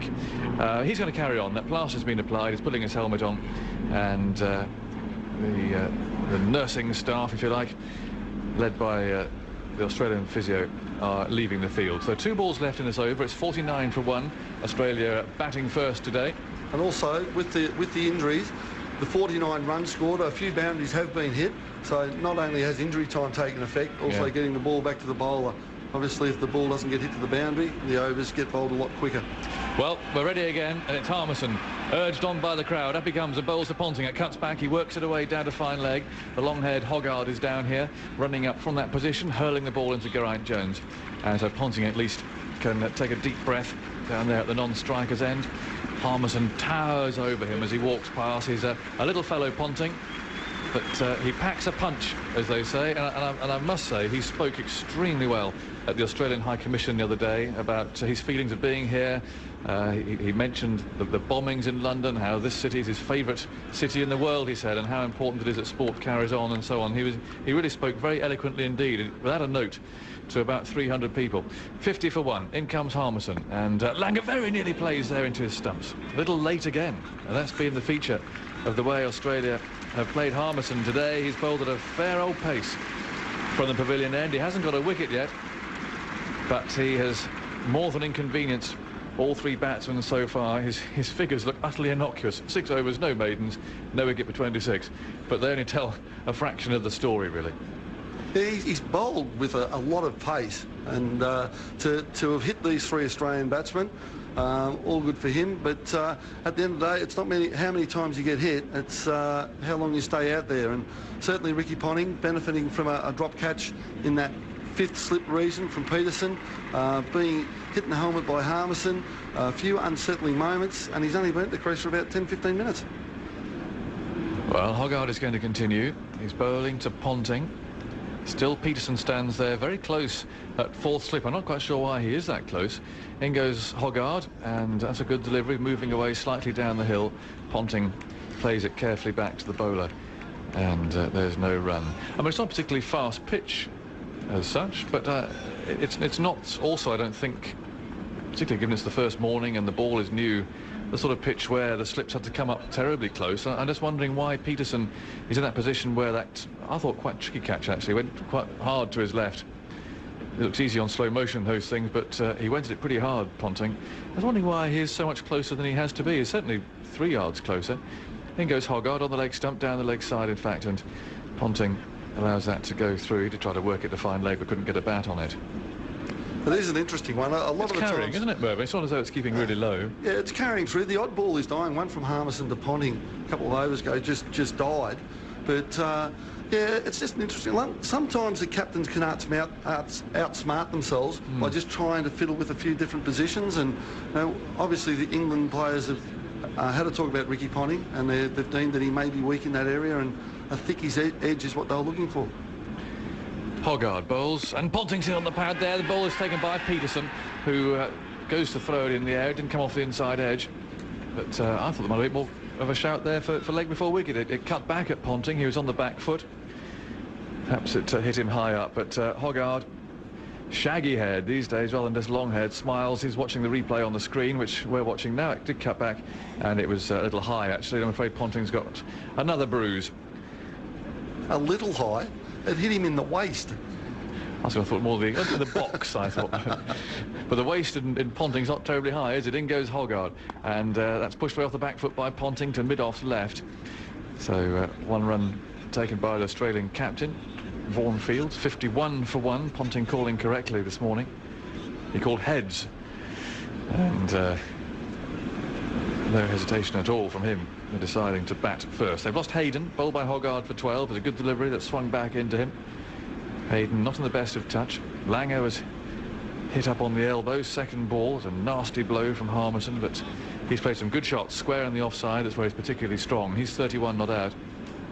Ponting is on 5, and we're in the 12th over in front of a packed Lords. In goes Hoggard, and Langer works it into the onside again. It was just swinging into him from roundabout off stump to middle, so that keeps Hoggard interested, certainly, and makes Langer aware of the fact he's got to get those feet moving. Makes such a difference when you're bowling to a left-handed batsman if you can just get the ball to come back into him. 51 for 1. Ponting taps away at the crease at the non-striker's end. He's got Rudy Kurtzen, the umpire, for company up at this end. And Hoggard, after a short pause, is rolling in again. He's there, he bowls, Langer's forward. This is on the off stump, and played back to the bowler, who seizes it, throws it underhand to Vaughan. And a good over from Hoggard, concedes 1 run. He's taken 1 for 24 from 6 overs, no maidens. He could have had 2 if that catch had stuck, as Peterson put out his left hand there at short 4th slip. Ponting was on 0 then. My word, England would have loved that, but it wasn't to be. The England team, you'll know from yesterday: Trescothick, Strauss, Vaughan, Bell, Peterson, Flintoff, Geraint Jones, Giles, Simon Jones, Hoggard and Harmison. Australia included Gillespie today. That was the one choice, really, Gillespie or Kastrovic. They went for Gillespie. They've lost Hayden already. Langer and Ponting are batting. Martin's due in next. Then Clark, Katic, Gilchrist, Warne, Lee, Gillespie and McGrath. In comes Harmison down the leg side, and that flicks something and goes away for 4. In fact, it must have just come off the bat. And 4 runs taken, 55 for 1. And Ponting therefore goes to 9. It just flicked the inside edge and was wide of Geraint Jones there. Keeping wicket with 3 slips and 2 gullies to his right. Bell is fielding at forward short leg. I wondered who would go there after Thorpe was left out. I thought maybe Strauss might get the short straw, but it's a junior pro, Bell, who crouches now. Harmison's on his way. It's a bouncer, not a particularly threatening one, going well down the leg side. And Ponting allows that to go through to Geraint Jones. And it's morning to Mike Gatting. Morning, good to see you, Michael. Listeners, again. It's been a fiery first hour. It's been wonderful, isn't it? Yeah. More like a West Indies match. This is people getting hit on the head and the arm. And it has been so good, Mike, that I have to say and tell you, there's pork pie has been sitting in that fridge throughout the first hour, and the cricket's been so gripping you haven't noticed it. That's probably quite true. I know it's true. I thought you'd have had it by now. 55 for 1. In comes Harmison, cutting into Ponting this and turned away to short leg, where Bell fields. I think it certainly ruffled Ricky Ponting, that bouncer, because that shot just there almost looked like he was about to duck it and then sort of played the ball. So I think feathers have been ruffled slightly. It's a very good opening spell from Harmison, who's been on the button all the way through so far, in the 13th over in his 7th, which is a long spell for him. Up he comes again past Alim Dar. He's there, he bowls, Ponting covers up and defends this very carefully, a very circumspect, solid-looking defensive stroke. And Harmison picks the ball up and starts to rub it on the back of his trousers as he begins that walk back to his mark. I had a nasty flashback moment this morning, Mike, when I was about to interview Shane Warne down there in front of the pavilion. A very familiar sight. Walked directly from the bowling crease towards me, walking back a long, long, long way. A lovely, casual stroll. In comes Harmison, and that's out! Caught at third slip. Ponting's out. Harmison takes his first wicket. It's the second of the morning. A comfortable catch, taken at third slip. And Ponting has gone. He didn't look comfortable at all, frankly. He was hit on the cheek, and there are wild celebrations out there amongst England's bowlers. Harmison really deserved that. It was the extra bounce again. Ponting was squared up, and the ball flew straight to Andrew Strauss there, who took it just to his left and waist high. And Australia have lost their captain. It's 55 for 2, and Ponting's out for 9. That's a huge wicket, that, I think, especially having dropped somebody like Ricky Ponting, who's playing very, very well at the moment. But certainly Harmison ruffled his feathers, and a great ball to follow it up with, just short of a length. And if anything, just went up the hill a bit at Lords, which is a tremendous delivery. And Ricky Ponting, trying to get over to cover it, just bounced on him a bit, and it flew at waist high nicely to Andrew Strauss. But that's a huge wicket from the England point of view. And I'm sure just upstairs in the Australian changing room, there's a few beads of sweat starting to appear. What you have to say, Mike, is that if the Australians didn't think that they were going to be much of a contest, then they'll know now. They certainly know. Very high intensity out there from England. The fielders, the bowlers are coming hard. There was a little nagging wicket too from the England point of view. Listen to the crowd. Harmison's on his way, and he bowls to Martin, who goes back, a little jumping stroke, which is pushed away into the offside. Ashley Giles is after this, running out towards a deep cover. He picks the ball up 5 yards inside the rope with the packed grandstand behind him. Sends in a lovely return to Jones, but the applause is for Harmison, who pulls on his sun hat, having taken his first wicket. And England's second, I suspect, just possibly that they might have been thinking about taking him off after that over, because that is his 7th. But they'll have to keep him going now for a little while. I think they will, and the good thing is, from the England point of view, they've got somebody like Andrew Flintoff, who's yet to bowl. And with someone like Justin Lang, he bowls very well at left-handers. He's going to have the same sort of pace, same sort of height. And so we've really got some more firepower, certainly from the England point of view, to throw back at the Australians, even though Harmison comes out of the attack. 57 for 2. Langer's on 31, and Hoggard runs away from us from the nursery end. Oh, that's it, Langer on the glove, and, well, Bell was interested there at forward short leg. It bounced just in front of him. But again, the inconvenience to Langer caused by the swing that Hoggard is finding, and now he's settling into that line that was a little bit evasive to start with. He's going to be very dangerous indeed. 57 for 2. The man I was referring to marking out his run, so to speak, was Michael Holding, by the way. Really? He walked all the way down towards the pavilion, and it looked like he was just going to turn and run into bowl. Sadly, it wasn't the case. 57 for 2. Langer waits outside the off stump this one, and that's cut away before. It wasn't a good ball. And, well, Hoggard doesn't even watch it go over the rope away to our right in front of the grandstand. He knew that was on its way from the moment Peterson failed to stop it there at point. 61 for 2. Langer on 35. Martin on 2. And this full house, 30,000 people here today. Look on. And I must say, this first hour and 20 minutes, or 10 minutes or so, has really lived up to everybody's expectations. And they were high, let's be honest. 61 for 2. Hoggard bowls. That swings onto Langer's pads, is picked off easily. Harmison's after it down there, and the long grass, so to speak, at fine leg. He performs a pirouette as he throws that back to Jones. And they take 2, 63 for 2. But amongst the 30,000 are some 150 very hardy souls who I went to see last night at about 11 o'clock. I was pottering back from the restaurant here at St John's Wood, and well, let's go and have a look at the North Gate and see if there are people there queuing up.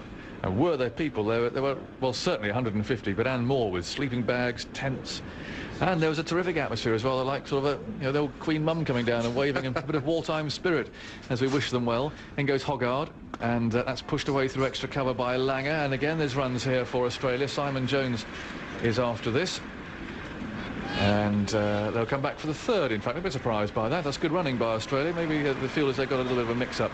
Jones and Peterson.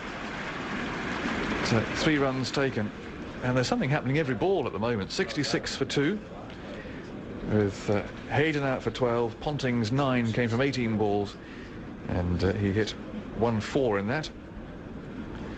Caught by Strauss off Harmison for 9. But there's a terrific atmosphere. The leaders in the queue were 3 Australians who'd been there since 12 o'clock yesterday afternoon, just sitting on the pavement, and it was a wonderful atmosphere. Where have the tickets come from all of a sudden? I think they're the reclaimed ones that have been found on eBay and right. that sort of thing, I think. 66 for 2. Martin on strikes. His first look at Hoggard. He's there. This one swings away outside the off stump, and you can only feel that if had Matthew Hoggard just got a little bit more consistent in line and length, that England might well have been in a better position than they are at the moment, because he's really been unlike Matthew Hoggard this spell so far this morning. He's been Mr. Reliable generally, hasn't he? And yet at the moment it's Harmison who's been right on the button from ball 1, and Hoggy seems to be struggling just to find that elusive, as you say, line, that consistent line we're so used to seeing. Martin, right-handed, waits. Hoggard's there again. It swings away, a rather wasted ball outside the off stump. The movement's there. He can't quite control it at the moment, and having a left and a right-hander there won't necessarily help him either. He would love to get another right-hander in there, one at both ends, and maybe settle in, but he's taken 1 for 33 from 7 overs, just to underline the fact that something's happening all the time. We haven't actually had a maiden over yet. Harmison's bowled 7 overs, 1 for 32. Hoggard's 7 overs, 1 for 33. No maidens, and in the first 14 overs of a test match, that's pretty unusual, actually. You'd reckon that you'd have 1 or 2 maidens in there by now. Against the Australians, I can't remember the Australians coming out and blocking it too much. They've always tended to take the attack to the England team, but you're probably right. You normally slip 1 maiden over in there, but no, the Australians do like to try and get on top.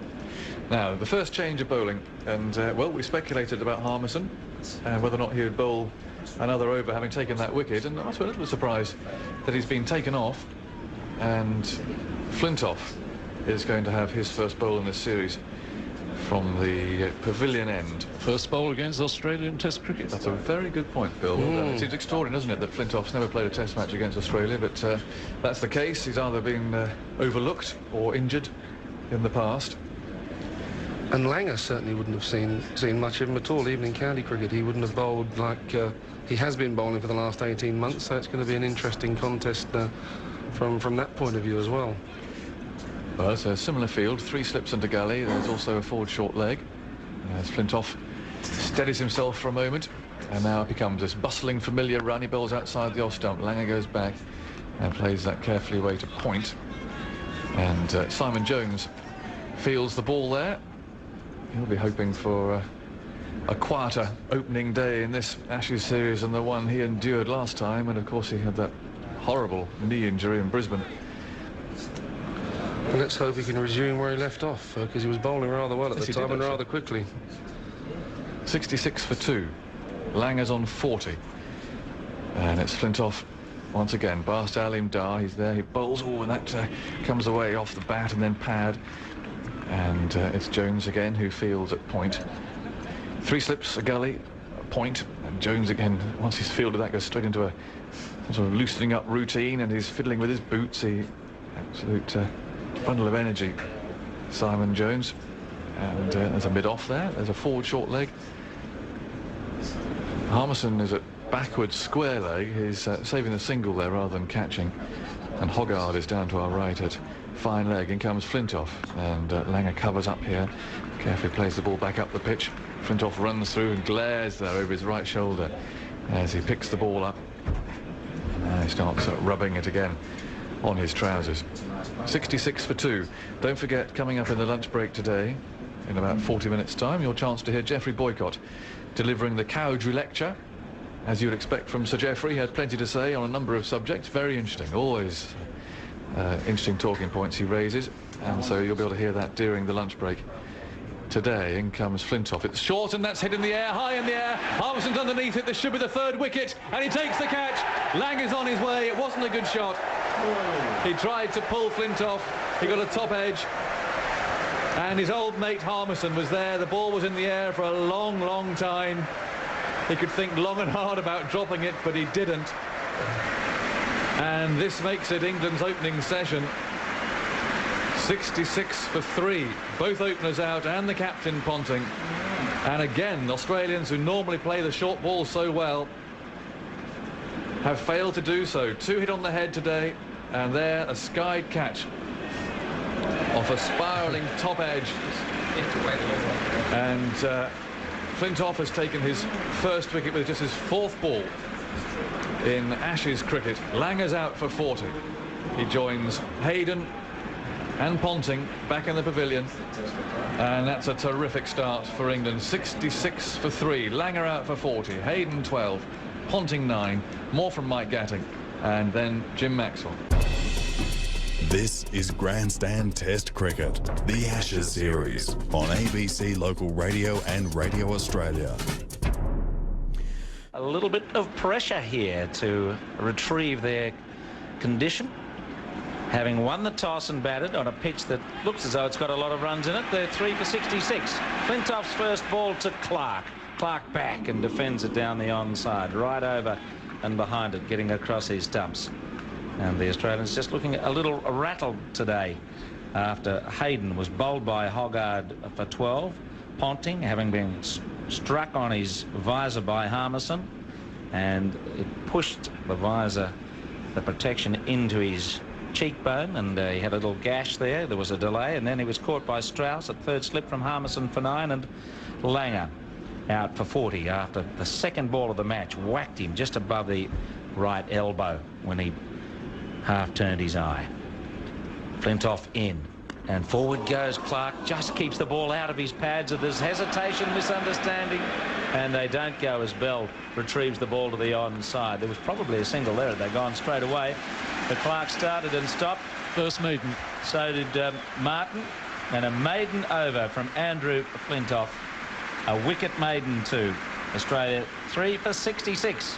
Martin to Clark yet to score, and for most of the crowd, this is exactly what they wanted to see. Well, I think they just wanted to see the test start, I think, Jim. That's what it was about, and everybody's been talking about this and that, and there's, you know, as I've said, it's really about actions speak louder than words, and I think everybody's been saying that the England bowling attack has got the fire to perhaps test the Australian batsmen, and I think we found that out that, yes, we think they have at the moment, and we've still got somebody like a Jones who's now coming on to replace Hoggard, who's going to bowl it at a reasonably rapid pace as well. So the pressure's not let up, and that's the great thing about this attack. We can keep, you know, England can keep the pressure up as long as they possibly can. To bring somebody like Flintoff on after Harmison, absolutely magnificent. So Jones from the nursery and bowls to Martin. Martin goes back and he's caught behind. He's out. Oh, first ball. Gee. What a wicket for Simon Jones in England. There's a huge celebration going on out there as Martin waved his bat at that bouncing ball outside the off stump and nicked it to a jubilant Jones. And Australia are 4 for 66. Yes, 4 for 66. Martin out for 2. Well, that was an absolute peach of a delivery. A bit of pace, and it just went down the slope slightly. A bit of bounce as well, which was the undoing of Damien Martin. And that was a top delivery first up from Simon Jones. And, you know, Damien Martin, normally quite reserved when he first goes in, was looking just to punch that out on the offside as he did to Harmison's first ball. Oh, sorry, Flintoff's first ball. And that one just really bounced and went through to the keeper, and it took the outside edge. And I think there will be a few beads of sweat now up in that Australian dressing room, Jim. Yes, I'm sure everyone, both sides, are a bit nervy, anxious going into this game. But it's England who've had by far the better proceedings so far. And Simon Gatting, who, like Clark, has been a little short of cricket in recent weeks, scratching for his form, opened here in a one-day game and batted there for a while, so that gave him some time in the middle.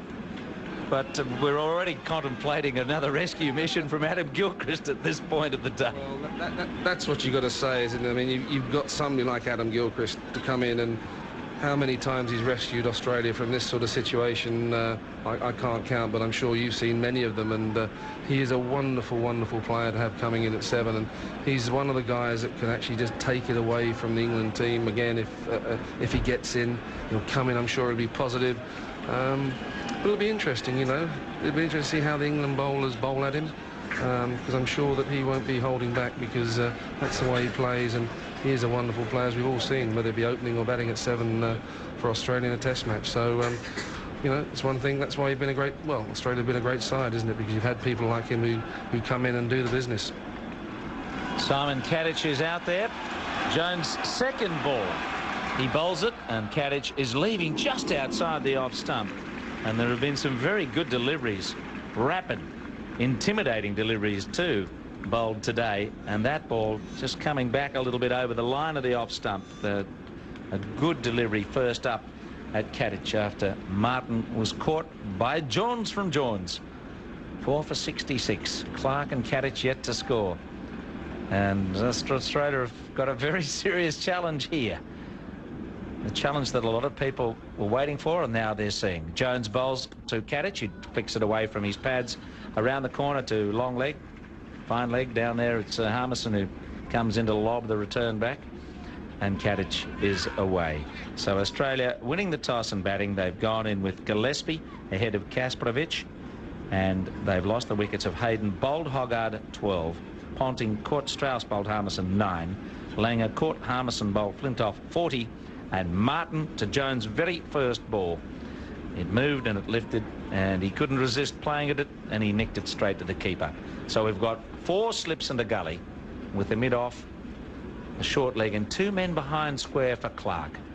Jones makes his way in, and Clark is forward, and he runs it away behind point down towards that deep backward point line, and it will run all the way for 4. It was a little uppish off the bat as he pushed at a ball that bounced near the line of the off stump, and it went just to the right of Bell, diving away in the gully. So he gets off the mark, steering the ball away behind point. Clark 4, Kadich 1, 4 for 71.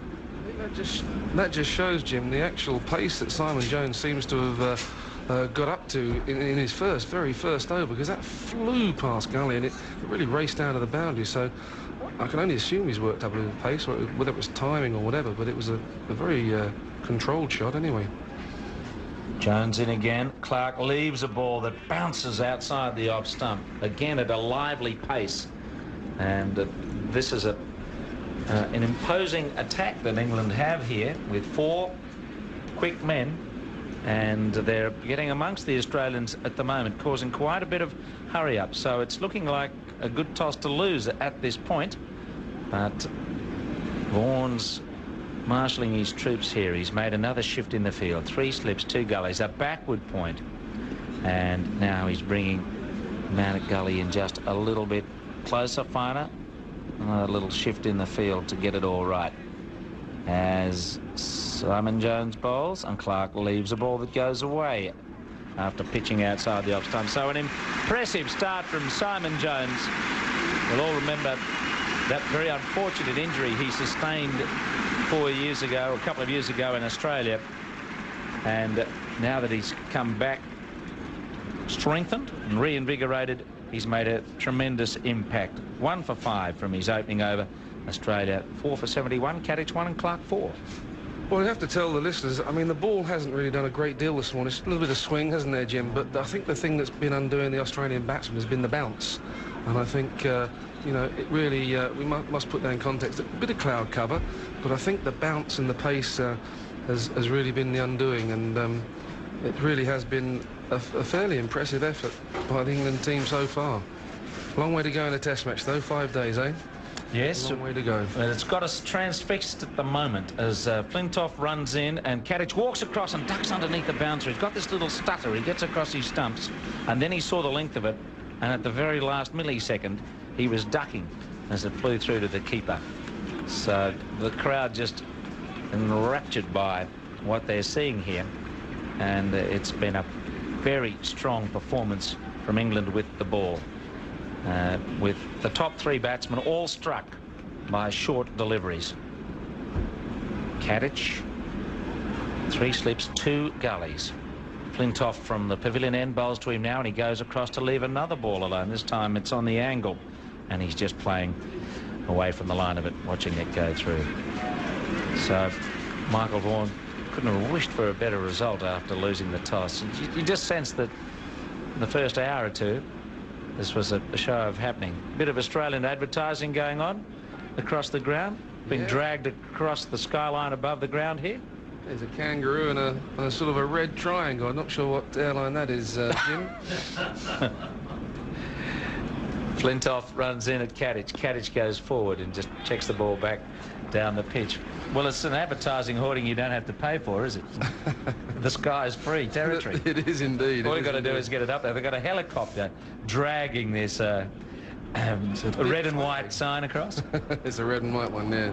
Yeah. Yeah.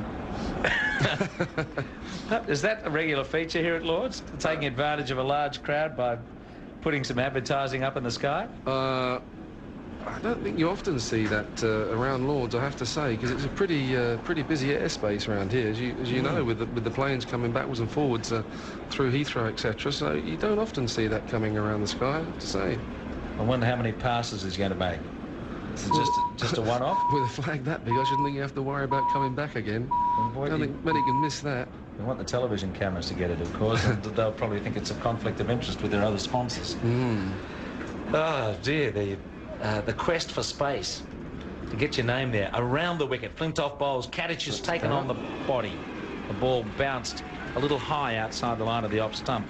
But he's bowling at good pace, and he's decided that perhaps around the wicket's a more likely line to get a nick or maybe a straightener in at the pads. That's right. Simon Gatting was actually lining up very well from when Freddie was bowling over the wicket, but he does bowl very well around the wicket at left-handers, so it doesn't surprise me that he actually got into doing that so early at Simon Gatting. Flintoff again goes in, and Gatting turns him neatly off the line of the pads around the corner to find leg. There's a slight fumble down there by Hoggard, but he recovers as they take a single. Gatting is 2, and the score is 73 at the moment. Gatting, of course, has come into the side with a good recent record after having the misfortune to be dropped from the Australian side, having got a century and 70-odd against India. He was dropped for the first 2 tests in Sri Lanka, and then there was the toing and froing around Darren Lehmann. But Gatting has been a fairly consistent batsman down here in the vital number 6 position as Flintoff bowls, and Clark ducks a bouncer. Got underneath a sharpish ball there, just in the nick of time. Yes, Gatting is sharing some very good partnerships with Gilchrist in recent times. And at 4 for 73. No ball. Was a no ball as well. So it's 4 for 70. Well, they missed it up on the board, Bill. Should be 70. Includes the no ball. Oh, includes the no ball. Yes. Over started on 71. Now Flintoff, a phalanx of slip fielders, and Clark leaves a ball that goes hard outside the line of the off stump. It completes the over. 73 for 4. Gatting 2. Clark 4. And now for Radio 4 listeners, here's the shipping forecast. And while they take the shipping forecast throughout England, we'll take the latest from ABC News here in Australia with Jonathan Beale. Thanks, Glenn. A court in Jakarta has jailed a radical Islamic cleric for 3.5 years over the bombing of the Australian embassy last September. The 33-year-old, named Iran, was found guilty of recruiting young men to jihad, one of whom went on to kill himself in the embassy attack. The Immigration Minister, Amanda Vanstone, says 2 Sydney children who spent 4 months in the Villawood Detention Centre were not technically detained. 12-year-old Ian Huang and his 6-year-old sister Janie were released from detention last night after what their lawyer called another mistake by the Immigration Department. The opposition wants a royal commission into immigration bungles and for the minister to be sacked. But Senator Vanstone says the children were sent to Villawood at their mother's request. And the Federal Court is considering what penalties are appropriate for Melbourne businessman Steve Vizard for using confidential Telstra information for share trading. The Australian Securities and Investments Commission wants Vizard fined $390,000 and banned from being a director for 5 years. ABC News. Hi, James O'Loughlin here from 7:02 Evenings. I'm going to have a bit of time on my hands between overs during the first Ashes test. So you know what I'm going to do? Pull out some needles and yarn and have a go at knitting a square for the 7:02 knitting. Jim Maxwell, he's got a dash from this end of the ground. And who knows, if it doesn't rain, I might get something finished by Friday the 29th. The Knit-In on 7:02 ABC Sydney. Yorked himself that time. Remember, knitting rocks. Grandstand Test cricket from Lords. The first test, England and Australia, on ABC Local Radio and Radio Australia. Ricky Ponting winning the toss and Australia electing to bat, but it has been England's session thus far. Hayden out for 12, Ponting 9, Langer 40 and Martin 2. The wickets being shared around, one each to Hoggard, Harmison, Flintoff and Jones. Let's go back to Jim Maxwell and Mike Gatting the last half an hour before lunch on the opening day of this first test at Lords. And was well caught in close. Jones pitches up, pitches wide, very wide. Just lost it in his hand, and it ended up being taken in front of Trescothick at first slip by Jones. So it's 73 for 4 for 73, whichever way you like it. Clark 4 and Caddich 2 after Australia won the toss. Yes, and a testing time for the two Australians at the crease, young Michael Clark and Simon Gatting, and really a testing time for people like Simon Jones and Andy Flintoff to perhaps make their own mark as well. So there's a good battle amongst four guys who could be playing a lot of part in the Ashes series. Jones goes in. That's a wide. Oh, dear, that was full and very wide. He lost it completely outside the off stump, and it was almost in front of second slip when it was taken. So a very wide ball bowled here by Simon Jones. And those who have been at sea with the shipping forecast haven't missed very much action here with Jones just losing control. I think he might be trying to bowl too fast, Jim. I think he's excited. He is excited. We're all excited. I mean, the crowd, I think he just lost those last two. He's got to settle down a bit, Jonesy. Here he comes. He bowls to Caddich, and Caddich drives for 4. Beautiful shot. He pitched up, and it was an obliging half volley. And Caddich just across his stumps. There's no one at home in the covers. They've got lots of close-in fielders, as you'd expect, and so he helped himself to a boundary. He's 6, 4 for 78 here. About 25 minutes before lunch on an absorbing opening day of the series. Well, that was a wonderful shot. That didn't try and hit it too hard, just stroked it away, and it really will settle the nerves, that sort of shot, when you're in a bit of a contest like this. So can Australia scrape out of this? Here comes Jones. He bowls now, and it's left alone. Good judgment by Caddich. Just steered through on that line outside the off stump. Well, it's Simon Caddich was the one that Steve wore plump for, as all the commentators, speculators do, and ask for an opinion. Who's going to score the most runs in the series? He went for Caddich. Really? Well, that's interesting. I mean, Steve's obviously played a huge amount of cricket, and you've got to respect his judgment. So, well, we'll see, I suppose. But, batting down at 6 after that, the top 4, normally a nice place to bat, I should think, Jim. Steve knows about it, as it's just wide of the off stump, and it bounces twice before it's taken by keeper Jones. And that ends the over at 4 for 78.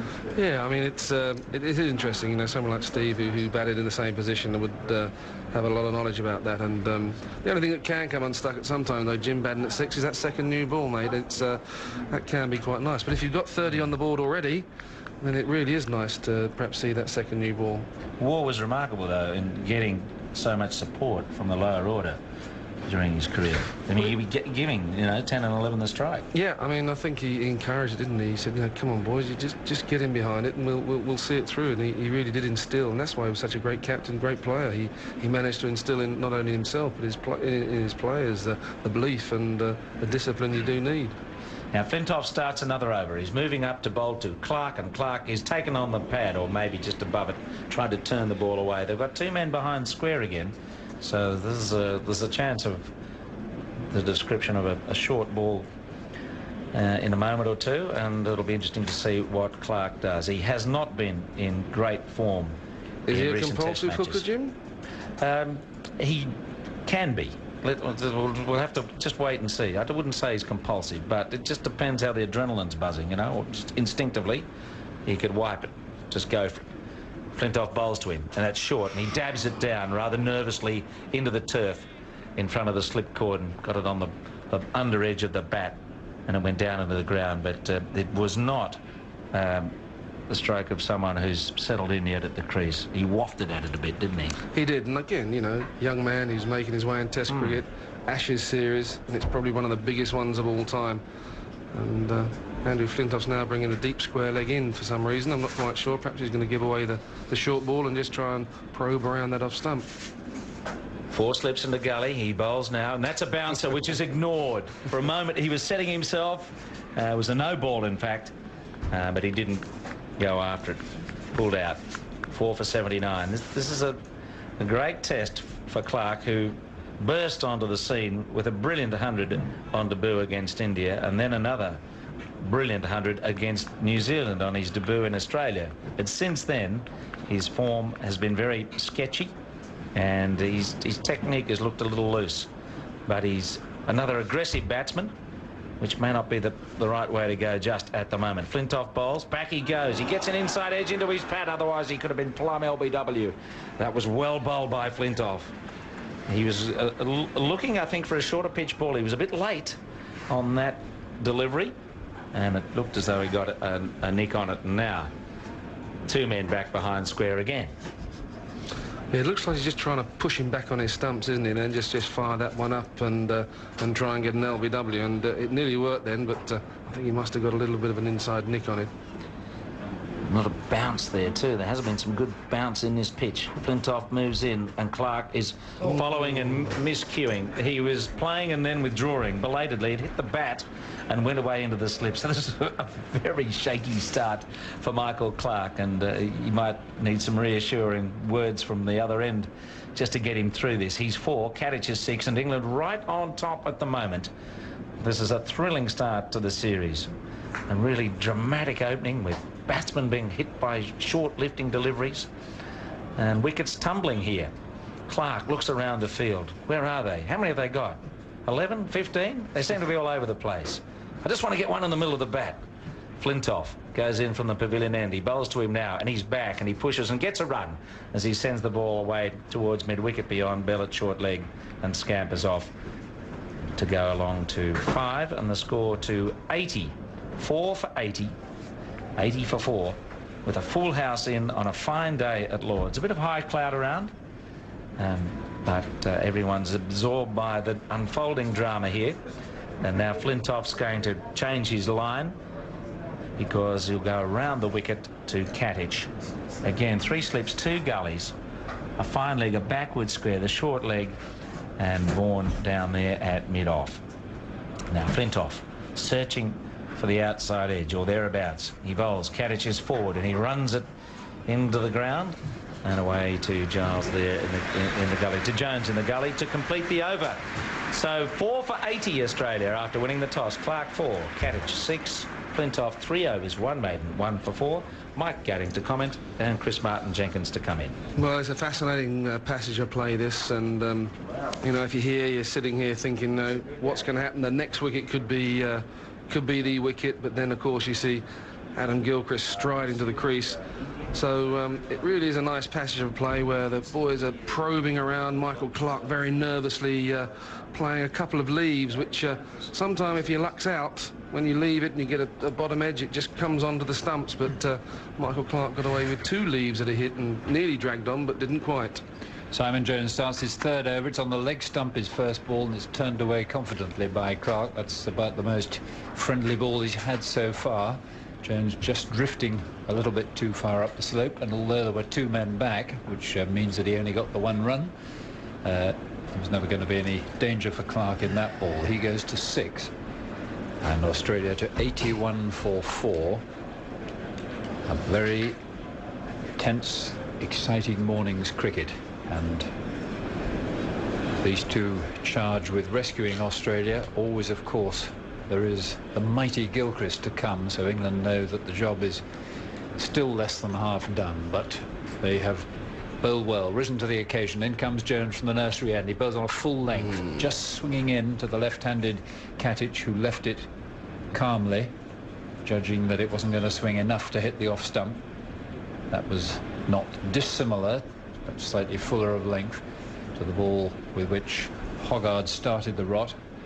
Maybe the one bowler who hasn't really bowled as well as he can, Hoggard, this morning, but he produced one golden ball which started the ball rolling through a cavernous gate as Hayden tried to drive. He was bowled for 12. In comes Jones. He bowls just outside the off stump, left alone again by Gatting, who is 6 not out, has a reputation for being a good man in a crisis, played well against New Zealand and India, used his feet superbly against the Indian spinners and at home, and when he played towards the end of that home series when Australia looked as though they might at last be beaten in a series. This morning they've lost. Hayden bowled Hoggard 12. Ponting caught Strauss at third slip off Harmison for 9. Here's Jones again. Over the wicket to the left-hander, crosses bows, and Gatting calmly leaves it for Geraint Jones.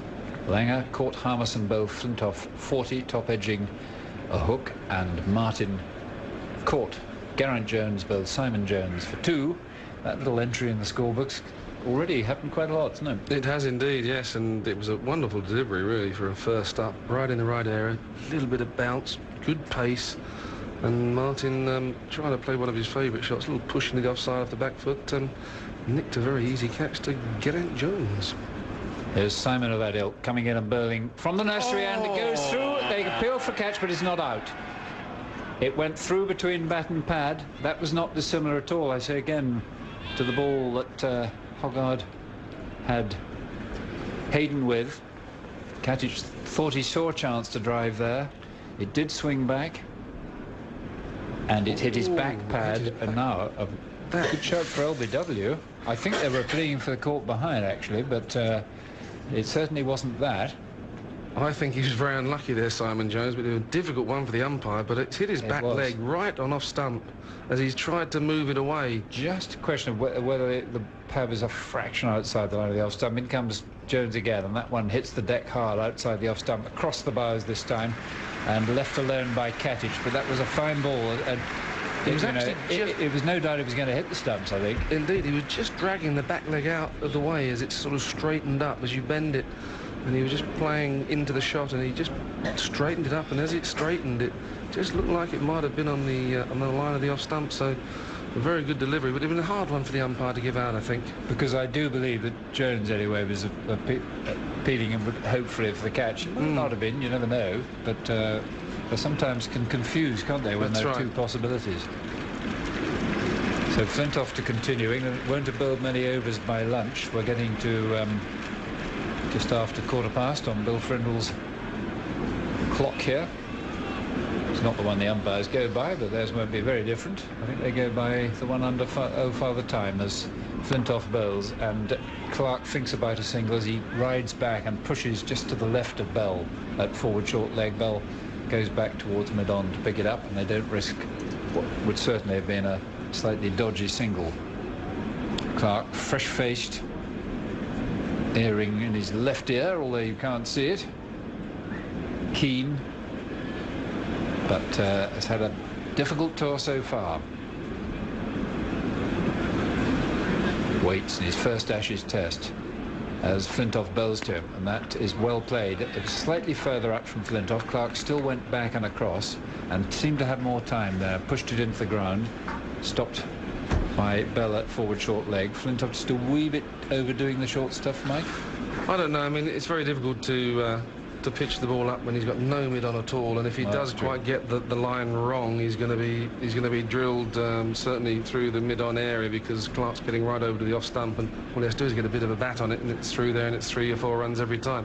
No extra cover, no cover point, just the mid off, so it's very difficult for him to be able to pitch it up. There are 3 slips, a 5th slip and a gully, 2 men back on the leg side. He buzz Yorker, that's a good variation, but well played by Clark through mid on. Vaughan runs from mid off to field, and they get a single.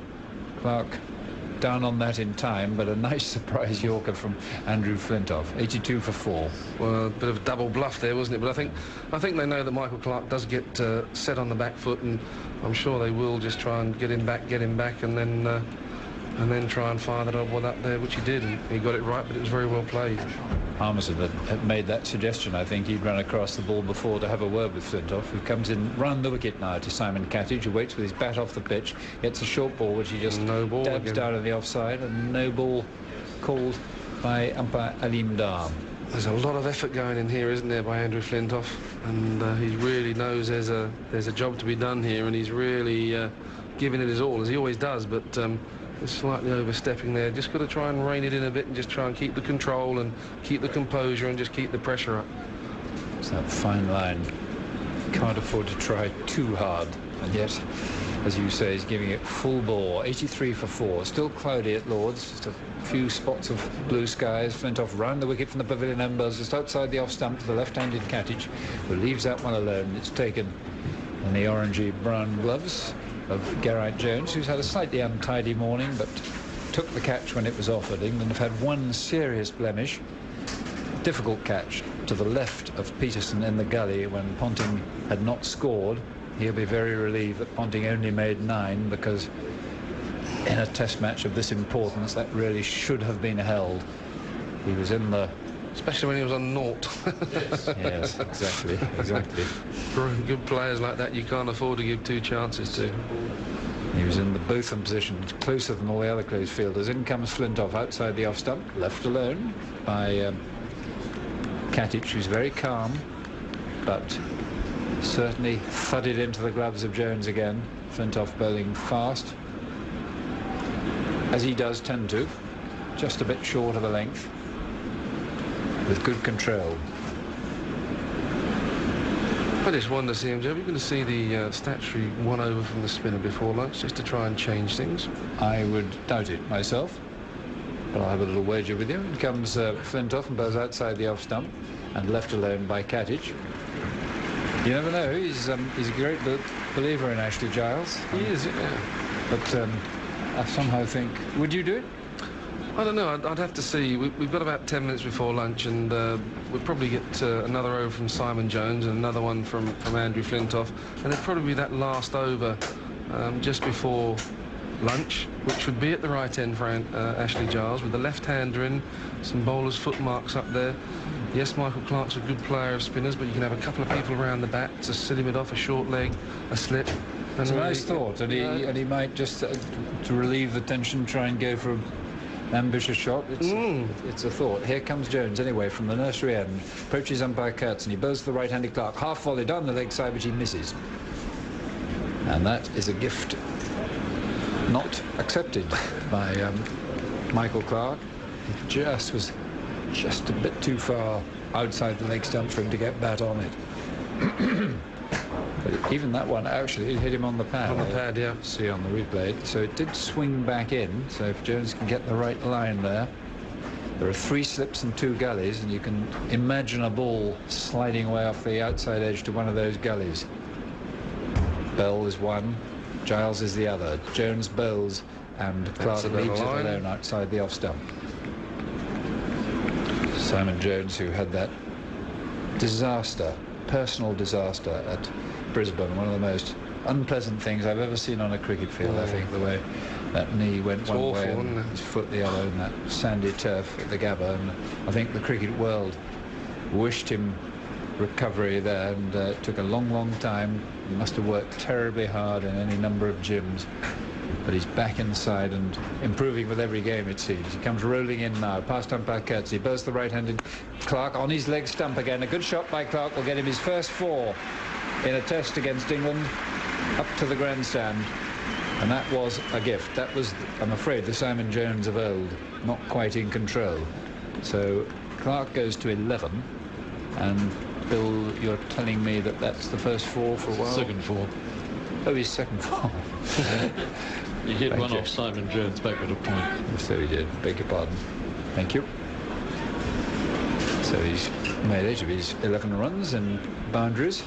It doesn't cause any change of field from Vaughan, nor should it, because it was a bad ball not suited to the field. Down go the 3 slips again, and the 2 gullies as Jones bowls to Clark. That's a better line, he drives and misses. And foot and bat were not in unison there. I think he was expecting a short one, wasn't he, Chris? I think after that leg stump half volley, he was expecting somewhere in the shorter region. He's bowled a very good ball, much better length, much better line, and just went down the hill a bit. Good bowling indeed. Hayden bowled Hoggard 12. Ponting caught Strauss at 3rd slip off Harmison for 9. Langer caught Harmison bowled Flint off 40, and Martin caught G. Jones bowled S. Jones 2. Australians don't like 87. That's what Australia are at the moment, as Simon Jones bowls to Clark, and he's hit on the pad with a big RBW. He's given out. Yes, that's out. It took umpire Kurtzen a long, long time to raise the finger. He wouldn't have done very well in the Wild West, Rudy Kurtzen. That's got to be the slowest out I've ever seen that. It was pretty plumb. I mean, it was one of those you just go, that's out. But well, it was, it was just, I mean, it was like slow motion, wasn't it? But the right result, probably from England's point of view, was achieved, and a very, very important wicket. As each day begins, get the facts you need to stay informed. Every day, across your day. Stay with Australia's trusted news source. Stay in the know with ABC News. Go to news.abc.net.au or download the ABC News app. ABC Sport, your home of rugby. You're listening to the first day of the first test of the 2005 Ashes series. 87 for 5. Unlucky for some, unlucky for Michael Clark.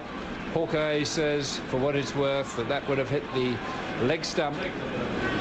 And so after a moment's pause for thought, and as we were saying, a very slow rise of the left finger did umpire Kurtzen. So 87 for 5, a wonderful morning for England, the best I think they've had in the field against Australia in a match that really matters, that is to say with the Ashes at stake, since that heady morning at Edgbaston in 1997. And there are echoes of that summer this time, but this time you feel England might just see the job through. There's a long, long way to go. It's very early days, and a certain Gilchrist is coming in. Indeed, but again, I mean, even somebody with the experience of Adam Gilchrist, though, coming to the wicket, he won't be liking it. There's only probably an over after this to go. Australia are in trouble. It is a test match series, and I think even someone like Adam will have a few butterflies in his belly. And he can't really, you know, he's really got to try and defend, I think, for 5 minutes, which is probably not in his nature. He wants to be positive. He can't really. He's got Simon Jones who's charging in, and he's swinging the odd one, which will swing back into the left-hander, which is somehow how I think they fancy getting Adam Gilchrist out. Fullish straight ball early on in his innings, and you're still bringing Giles on for his over before lunch? Well, I don't think so, but when that one went through mid-wicket, CMJ, I was just about to say, if he bowls any more like that, I think we might see Giles, but having got that wicket, no. I think we're going to see the last over from Andrew Flintoff, and hopefully 1 or 2 more balls from Simon Jones. Well, Jones will be keen to get this ball in. Gilchrist would rather like, actually, to find so many spots in the middle of the wicket, and a conversation that, no, but Gilchrist, he can't bring himself to be too much of a gamesman, Gilchrist. He's an innately decent man, there's absolutely no doubt about that. And conscience pricked there, and he's going to have to face this ball, which is the last of the over. Jones bowls it to him, and he gets back and plays it with the greatest of ease and plenty of time to mid-off, a reassuring sight for Australian eyes. Gilchrist now is the big hope for Australia. He has been a few times, but this is, as crises go, a very large one. 87 for 5, having won the toss on the first morning, and the details of Clark's innings. He was LBW to Jones for 11 in the 22nd over of the innings, giving Jones now figures of 2 for 15. And Clark, Bill, perhaps you, well, it's not important. We know he hit 2 4s. How long was he with us for? Oh, you've written it down 35 minutes. 35. Thank you. Right, last over before lunch. Flintoff to bowl. Giles will get his chance in due course, even if it's not in this innings. and he's bowling to two left-handers, the first of them Gatting. He does so outside the off stump. That one curved away down the slope and was taken in front of first slip, and umpire Gatting actually signalled wide there. Yeah, that went very wide for Freddie. I mean, it actually almost seemed to seam off the wicket as well and go wider there towards Trescothick at first slip, but very good to see a little bit more movement, and certainly with two left-handers in. Andrew Flintoff does bowl very, very well to left-handers, especially from around the wicket. 3 slips and 2 gullies he's got for Simon Gatting. As he comes round the wicket from the pavilion end, buzz on a full left-hander, miscue by Gatting, gets him a run off a leading edge to cover point. He was looking to turn that on the onside, and that is maybe one little failing that he has, and he knows that he did wrong there and just practices playing the full face of the bat, but he turned the blade there. It took him sort of high on the splice of the bat and screwed away to point. Gatting goes to 7, and Gilchrist is exposed possibly to the last 4 balls before lunch. Even if a wicket were to fall now, of course, it would be lunch. Would be lunch, yeah. From an England point of view, this is excellent. Could have happened any better. 4 balls at Gilchrist. He's been sitting up there watching a fine bowling performance by the England bowlers. He's got to face 4 before lunch. That's the field. 3 slips, 2 gullies, forward short leg, a man just back of the square leg umpire, long leg and mid-off as Flintoff bowls, and Flea plays and misses Gilchrist. That could so easily have taken the edge, and Gilchrist, having missed with either a great bit of bluff or genuinely, I suspect, immediately asks the umpire, Alim Dar, if the sight screen can be moved across a little bit. But that was obviously didn't see that too well. Well, it's a very decent ball as well from Andrew Flintoff. It just seamed down the hill, and you know, from the angle he bowls, just to get it seam away from the left-hander. A wonderful delivery. Still round the wicket. He bowls to Gilchrist, who waits still at the crease, just pats at it. Gilchrist goes onto the back foot and steers it away wide of gully. He's going to go for 4, 2 men in pursuit, but Jones won't catch it. Past a steward sitting calmly in a mobile deck chair in front of the crowd, I assume to stop some imagined invasion, but I can assure that chap that he can sit peaceably there and watch the cricket, because there's not going to be any invasion from the shirt-sleeved civilized spectators in the Mound stand. But I'm sure they're excited. Some of them have gone off to lunch. I think even more picnic lunches than usual in the gardens behind the pavilion, but they're not in a hurry to have it as Flintoff bowls on the off stump. And very calmly played by Flintoff. No ball called by Alim Dar. How many is that now, Bill, that Flintoff has bowled? That is number 4. Just as Mike was saying, stretching every nerve and sinew to just try to get one more wicket before lunch. And if they could get Gilchrist, then they might feel that the job was almost done, because it's not. It never is, but until you've got the 10th wicket. But he's the key man now. He's 4 not out. Flintoff bowls to him on a full length, and he plays a loose stroke, gets 4 runs, but that was not a good shot by Gilchrist. He just put the bat at it, didn't move the foot an inch. But that's the way he plays. Instinct takes over. But that screwed away into the gap between third slip and the 2 gullies. Not an impressive shot just before lunch, really. But again, you could almost say it's a nervous shot, couldn't you? I mean, it was you know, a good ball again by Andrew Flintoff in the right area, and it just flew over sort of what was it, in 4th or 5th slip and raced away for 4. But it's, the gap has been closed now. England have 7 close fielders as Flintoff bowls to Gilchrist and hits him on the thigh pad. The ball bounces down to one of those 7 men in the Carmody field. 97 for 5 is the Australia score at lunch on the first morning of a test match that has lived up to the longest and deepest period of anticipation before any match that I can remember. Partly that's the modern media, but there was this feeling that England at last were going to give Australia a game, and at lunchtime on this first day I don't think there's any doubt that that is going to prove the case. They have lost as they appear on the scorecard. Langer caught Harmison, bowled Flintoff 40. Hayden bowled Hoggard 12. Ponting caught Strauss, bowled Harmison 9. I'm just going to pause for this unusual reception that the England field walking off in a line. All standing in the pavilion. Yeah, let's just listen to it for a second.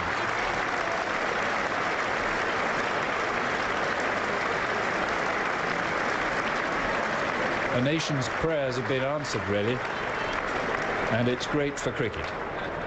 Even Australians recognise that. I'll carry on. Ponting caught Strauss, bowled Harmison 9. Martin caught Jones, bowled Jones 2.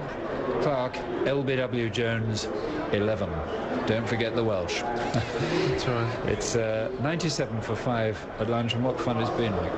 It has. I mean, who would have thought? I mean, we had a little saying on our trip in Australia in 86-7, who would have thought? And when that coin went up and it didn't come down on the right side for Michael Vaughan, people, certainly myself, thought, oh dear, what sort of morning is it going to be? The only bonus for us was, for England, was the cloud cover, and I just thought, knowing the sort of Lord's pitch, it might just swing a bit, it might just do a little bit, but it was hard, and there was going to be a bit of bounce in it, and there was a nice covering of grass, which also would help the bounce and the pace in the wicket. And I have to say, Steve Harmison came in and bowled as well as I've ever seen him bowl at the beginning of a test match, especially one so important as this. We have just talking of the pitch briefly, because we're going to have our Australia listeners back in a minute or so. We've seen a lot of matches at this time of the year in recent years at Lord's, and generally pitches have tended to get almost easier to bat on. Remembering them beating New Zealand on the last day here, batting fourth. I think it might. I mean, I think, you know, the scenario you sort of went through this morning out on the middle was the fact that wouldn't it be nice if England could bowl Australia out for, say, 150, and then we'd be batting on the pitch for the next, hopefully, 2 days at its very, very best, and then day 4 and 5 it might start going up and down as the cracks open up, etc. So, you know, the theory has come through that the boys, the England boys, have come out and they've bowled as well as I've seen them bowl as a unit. They've kept the pressure up, and you know, we see a wonderful Australian batting lineup at the moment in disarray. And as I say, the sort of nation's wish has possibly come true. Yeah, but a long, long way to go yet. But let me just give our Australian listeners, knowing how ABC are so excellent always at tying up the details, the bowling figures at lunch. Harmison 7 overs, no maidens, 1 for 32. Hoggard 7 overs, no maidens, 1 for 33. Flintoff 5 overs, 1 maiden, 1 for 16. And Simon Jones 4 overs, no maidens, 2 for 15. Cattage is 7 not out. Gilchrist is 8 not out. Still to bat. Warren, Gillespie. I can't find a scorecard when I need it, but Gillespie is playing instead of Kasparov, just in case you haven't heard that. And then well, it'll go Warren, Lee, Gillespie and McGrath. So that's the score at lunch, 97 for 5. Head you back to your studios in Australia. Players are back on the ground. The batsmen are out there. Australia 5 for 97. Catich is on 7. Gilchrist is on 8. Who knows? If Australia collapses, Glenn McGrath may still get his 500th wicket on the opening day of this Test match, but they'll be hoping, of course, from an Australian point of view, that this partnership can really build something significant. Australia 5 for 97. Henry Blofeld and Mike Gatting are in the commentary position as the first ball has just been bowled. They've just been taking a little bit of an interview over there with Jeff Boycott. But let's go back now. And we've successfully seen the first ball bowled. Australia 5 for 97. Catich 7. Gilchrist 8. Australia with a very big session ahead of them. England could really have them on the ropes by tea. Back here at Lord's in the middle, it's the most exciting game of cricket you could imagine, particularly if you're an Englishman. 97 for 5 is the Australian score, and it's a long time since England have reduced them to anything like this in a test match. Jones into Catich, bowls, and he cuts, and that's very well fielded there in the gully. And there is no run. Ashley Giles wearing a white hat this afternoon, a white sun hat. The weather is still cloudy. We were promised more sun this afternoon. It hasn't materialised, which I dare say is going to help the ball to continue just to move around a little, Merv, wouldn't you think? Yeah, the ball's moved around a lot. The The English bowlers. Yes, the ball has moved around a lot. I'll turn my microphone on. It tends to work a little bit better then. But certainly they haven't bowled all that well. Well, here comes Jones again in bowls, and Katic just tries to play up the crease, hit on the pad. Bell picks up at forward short leg, and nothing is done. 97 then for 5. And the scorecard very quickly. Langer caught Harmison, bowled Flintoff 40. Hayden bowled Hoggard 12. Ponting caught Strauss, bowled Harmison 9. Martin caught Geo Jones, bowled SP Jones 2. And Clark LBW bowled SP Jones 11. And that is the way it went for Australia and England this morning. Australia winning the toss and batting. And here's Jones on his way in now. Bowls to Katic outside the off stump. He plays no stroke. Through it goes to Jones. I dare say, Merv, that the greatest piece of good fortune that England had today was not to win the toss. Yeah, well, England definitely would have batted. But it's interesting, I just said before that England haven't bowled that well, but they've certainly bowled wicket-taking balls. The ball that Jones got Martin with, the caught behind, a little bit wide outside off stump. Martin didn't have to play at it, but sparred at it, had held its line and got the edge, and certainly the ball that Harmison bowled to Ponting to get him out, just held its line, got the edge of the bat, and a good catch in third slip. And it's Jones again, once more to Katic in bowls. Katic goes back and is going to get a run, playing it to the right of Michael Vaughan there at mid-off. Vaughan went across to extra cover. The first run of the afternoon, 98 for 5, and Katic joins Gilchrist on 6. The ground absolutely full to the rafters, as you might believe. Tickets have been like gold dust. And really, the only sad thing, I suppose, is, but not sad for England's bowlers, is that the sun isn't out. But the clouds are high. There's no question, I think, of any rain. Although we gather that the forecast for the weekend, Saturday slightly and Sunday in more particular, is pretty gloomy. But the forecasters have been known to get it wrong before, and let's hope they do so again. And here's Simon Jones running away from us at the nursery end. Up to the wicket, he bowls now to Gilchrist. Gilchrist goes back and plays that just gently out on the offside. It's picked up at mid-off. And Bell there, the fielder, shedding his crash helmet for once. He's been in at short leg for most of the day. And the end of the first over of the afternoon, Australia scored one more run. They're 98 for 5. Katic and Gilchrist on 8 apiece. Very important partnership, this one, for the Australians. Gilchrist on 8, Katic on 8, the last of the recognised batsmen, if you can call Gilchrist a recognised batsman. I think on balance you could. I'm sure we all do. But yeah, if England can get a breakthrough here and get Warren to the crease, then certainly it'll be a tough battle for Australia. But I've liked the way England have gone about it. I've said a couple of times that they haven't bowled particularly well, but they have been aggressive. They haven't taken a backward step. They've ruffled the Australians, and yeah, to be 5 for 98 at lunch, normally if wickets are falling, you don't see that many runs scored. Well, it's Flintoff now from the pavilion end. He's in, he bowls to Katic. Katic lets that one go by very narrowly outside the off stump. It can't have been more than 2 or 3 inches away, but like all good batsmen should, he knows exactly where his off stump is, and through it went to Jones. Flintoff bowling with 3 slips, gully, cover, almost exactly square with the wicket, mid-off, forward short leg, a backward square leg, Harmison saving the single, and Hoggard hands on his hips like a teapot down below us at fine leg here to our right. And it's Flintoff again, up to the wicket, past Aleem Dar, the umpire, bowls. Again, no stroke there from Katic. He came forward, but left his bat out of harm's way. And again, through it went to Jones. A nice testing line and length from Flintoff. He wants to try and draw Katic forward, to get him to play at one of those. And it'll be interesting to see if he comes in just a little bit closer now to try and prompt the stroke that he so wants. Testing line and length, also testing pace, 83, 84 mile an hour. Yes, he's no slouch, and of course he bangs it in, doesn't he, using that height so well. Here he is, he's up to the wicket, he bowls to Katic outside, that was a wider one. No ball called by Aleem Dar, and so the score goes on to 99 for 5. And we got a splendid planing seagull over the top of our hill, a very white seagull. We haven't had much aerial activity today, it's a helicopter or two, and there was I don't know, something that looked like a there was an advertising slogan being carried across the ground that advertised something Australian, I think it was. And I'm sure it was. I'm sure. A big red kangaroo. And it was indeed. Here comes Flintoff, round the wicket, in, bowls that, down the leg side, and Jones goes tumbling across and saves that. I just looked up to see whether Alim Dar might consider calling a wide. He didn't. In a one-day match, of course, it would have been a very wide. And the score remains, therefore, on 99 for 5. Just have a look, I can, Bill, the bowling figures there without knocking your arm. Harmison, 7 overs, no maidens, 1 for 32. Hogarth, 7 overs, no maidens, 1 for 33. Flintoff, 5 overs, 1 maiden before this one, 1 for 16. Jones, 5 overs, no maidens, 2 for 16. Flintoff bowls, Cattage drives, no ball called again. And it was a rather driving with a flat bat. It wasn't a particularly good-looking stroke.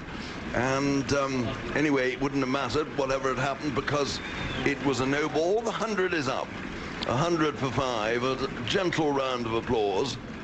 I think for most people, the applause coming mostly from those sitting in gold shirts round the ground. And Flintoff once more. A big man, the large Victorian pavilion behind him, in bowls outside the off-stump. Cattage came forward that. He looked just for a moment as though he might be interested in nibbling at it, but he didn't. Discretion prevailed, and again it went through there to Jones, who passes it sideways to Scothick, and then it goes back by way of the offside field to the bowler. We've got out one rather apologetic-looking crane, a reddish-looking crane, behind the tavern stand in the far distance. It's not moving. Most of my cranes seem to be stationary. And here comes Flintoff in outside the off-stump. Again, no stroke. And Cattage judging the line very efficiently, and through it went there to Jones. I can hear the roar or the yell of a siren, a police siren or an ambulance siren, or maybe a fire engine in my ears, and it always makes one wonder what has happened, and hope it's not something too disastrous. My crane has moved. Since I've been talking, it's just moved. Isn't that extraordinary? Well. A moving crane. Here comes Flintoff now. Past Alim Dar, up to the wicket, bowls down the leg side. Oh, and that's a fine diving stop there by Jones. That was a wayward over by Flintoff. He was all over the place. To start with, he seemed to be near enough to the off stump. Then he went twice very wide down the leg side, and a couple more times wide down the offside, trying to overcompensate each time. It's 100 for 5. Gilchrist and Cattage still 8 apiece. Just not quite getting it right. The first 2 balls nibbled outside the off stump, and I think it's a combination of the length of the ball as well as the line of the ball that Cattage is leaving it on. Then he tried to get the in-swinger going from around the wicket, went down the leg side. No harm to Cattage down there, and he bowled a couple. The one that was a little bit wider in that over was actually the one that moved away, and it's a very good bowler that can bowl around the wicket and get the ball to move away from the left-hander. And it's Simon Jones now starting in, bowls out Gilchrist, who goes back, turns that off his legs, down to fine leg. They've gone for one, they're coming back for 2. Owen Harmison doesn't pick up. He stopped it, but it dropped out of his hand. In any case, I think Gilchrist had the second run covered, so he's very quick between the wickets. So 10 to him, it's 102 for 5. And if this next one is a dot ball, I'm going to pose you a question, Merv. And it's a question I don't know the answer to, and was pushed at me last night. And I really honestly don't know quite what the answer is. And I'm sure, being a scholar of the laws of cricket, you'll be able to tell me. It's Jones once more striding out now up to the wicket. Bowls out, Gilchrist goes back, and gets a lucky run there. It was threw him almost for pace, that. Was it a leg by? It was indeed. It went down between second, third slip and gully. Giles went after it, and Cattage got a slightly fortunate leg by. 103 for 5. If your a batsman comes down the wicket and drives the ball back, and goes straight to the umpire, who puts his hand up and catches it, and because he does a reflex thing, and then hands the ball to the bowler, and someone says, "How's that?" If I'm bowling, I would say that it was out. If I was batting, I'd say not out. Here is Jones again. That's short, and it's hook pulled round the corner there by Cattage. He didn't hit it quite as he wanted to. A tiny bit edgily, but it's gone down there for 4 to in front of the Allen stand. 107 now for 5, and Cattage has got 12. Bill, am I right in thinking that Gilchrist, who was on 8, should in fact be on 10? Leg by. They were leg bys, were they? The first 2, I don't think, were. I didn't. Oh, hang on. Yes, they were. They were. Yes, they were. Sorry. 13 extra. So there we are. That explains that one. We haven't got quite such the usual flight path of aeroplanes into Heathrow in the far distance today. The wind is obviously wrong for that direction. Here comes Jones in again, bowls, and Katic just comes forward, and Jones goes across on the onside field in his left hand, and nothing is done. There's a great swathe of empty seats at the top of the new grandstand away to our right. I imagine that means that people are really in the hospitality tents at the back, and also swathes of empty seats, as Merv Hughes points out, in the new mound stand on the bottom deck. So people munching away, having the odd slurp, I dare say, as well. Why not? It's all good fun. And Jones, meantime, walks astride or two. Now he breaks into a gallop. He's up to the wicket now. He bowls outside the off stump. No stroke from Katic. And through that goes there to Jones. And do you think that just came down the hill a little bit after it had gone past the bat? Oh, I thought it was a pretty good delivery, a reasonable delivery. Just a little bit short, a little bit wide, but it certainly came back into the left-handers. And with this slope here at Lords, leaning to the left as we look towards the pavilion end, Simon Jones getting the ball to come back to the left-handers. And it's going to be an awkward proposition. Just a little bit of a breeze. The flag's just moving gently, politely, slightly at the flag masts. And Jones is in now. Bowles, Katic tries to turn that round the corner. It is hit on the pad, and it's fielded very quickly there at square leg by Hoggard. There's no run, and at the end of that over, 107 for 5. 8 to Gilchrist and 12 to Katic, and 26 overs have now been bowled. 26 overs, quite extraordinary. 107 runs scored for the loss of 5 wickets. Normally, if the wickets are falling, the batting team try to consolidate, and there's not too much scoring going on. But here, the Australians are very positive, and through Justin Langer, got off to a bit of a flying start, but having lost 5 wickets, not ideal at this time of the day for Australia. Well, it isn't. These two have got to be cautious before they can start being too aggressive, because Australia desperately need not to lose another wicket now. And it's going to be Flintoff round the wicket to Gilchrist from the pavilion end. 4 steps in the gully. Here he comes, he's in, and Gilchrist goes back, and Flintoff goes galloping across to his left on the onside, sticks out a long left hand and stops the ball. Movement in the crowd all the time, people coming back from lunch, people in yellow shirts. I don't think that they're the side they support, I don't think is in doubt. But it's been, as I say, a very good crowd. A chap comes running down the gangway there, the new mound stand, in a darkish shirt and grey flannel trousers, takes up his pew, and Flintoff is coming in now again. Bowls to Gilchrist. Gilchrist has a sliding drive, gets the edge, it goes away over the top, and it's gone for 4 down to third man. Well, that was an iffy stroke. That was typically Gilchrist, wasn't it? He was having a go outside the off stump, and he got away with it, and it's taken him to 12, and now it's Nelson's time. 1-1-1 for 5. Whereas Mr. Shepherd when you need him. But certainly the ball was wide, and Gilchrist, as soon as he gets room to free his arms up, he does give the bat a full swing.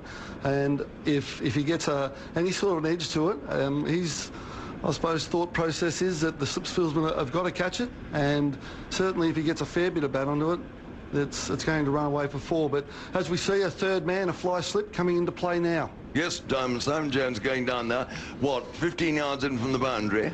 And so there's always the chance the top edge could be caught by him. Here's Flintoff again, in bowls to Gilchrist, goes back and hammers that magnificently square with the wicket for 4. It hits the fence just where the new mound stand runs into the tavern stand, and one of the ball boys in a day-glow jacket picks up and underarms it back.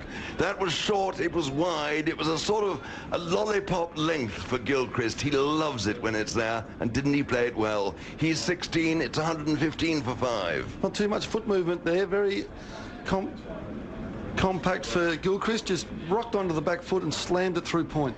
And here is Flintoff once more, in, bowls down, and it's another one, and he goes to play that one again, leaning back, and he made contact with it, and it rolled very gently to Giles's left in the gully, who picks up, returns to Vaughan at mid-off, then gives the bowler a little clap. Gilchrist goes down the pitch and gives it a prod. And Gilchrist may have just decided, now I'm going to go for everything that's tall in my slot. And, well, he's such a dangerous player. He seems to score runs wherever he goes in at about 1 a ball. And here Flintoff into him again. He's up to the wicket, he bowls, and no ball called. And Gilchrist goes back, plays that to mid-wicket. Harmison from square leg goes to field. So that's another run to Gilchrist, 2 altogether. 117 for 5, and Gilchrist has 17. And Flintoff has bowled 7 no balls so far. Incidentally, we're unlikely to get 90 overs today. We were 7 behind at lunchtime, and play ends half an hour after the scheduled close. In other words, at 6 o'clock, and any overs not bowled then are lost. They're not added on tomorrow or anything. Thus spoke the voice of doom. Here comes Flintoff now, round the wicket. He's in now. He bowls Gatting, short one, and he just ducks underneath it, and through it goes to Jones, going down the leg side. Merv Hughes signals a wide, and he and Alim Dar will have something to discuss over a pint this evening. Very short, down the leg side, and really giving the opportunity, or the batsman, no opportunity to score a run. It was well over his head, and I'm not one for calling short ball wides normally, but... The hypocrisy of fast bowlers is well known. And plus the Australians need every run we can get at this stage. Here comes Flintoff now. He's in. He bowls outside the off stump, not by so very far, but lifting. And Gatting played no stroke, and through it went there to Geraint Jones. 117 for 5. 27 overs have now gone by. Gilchrist has 17.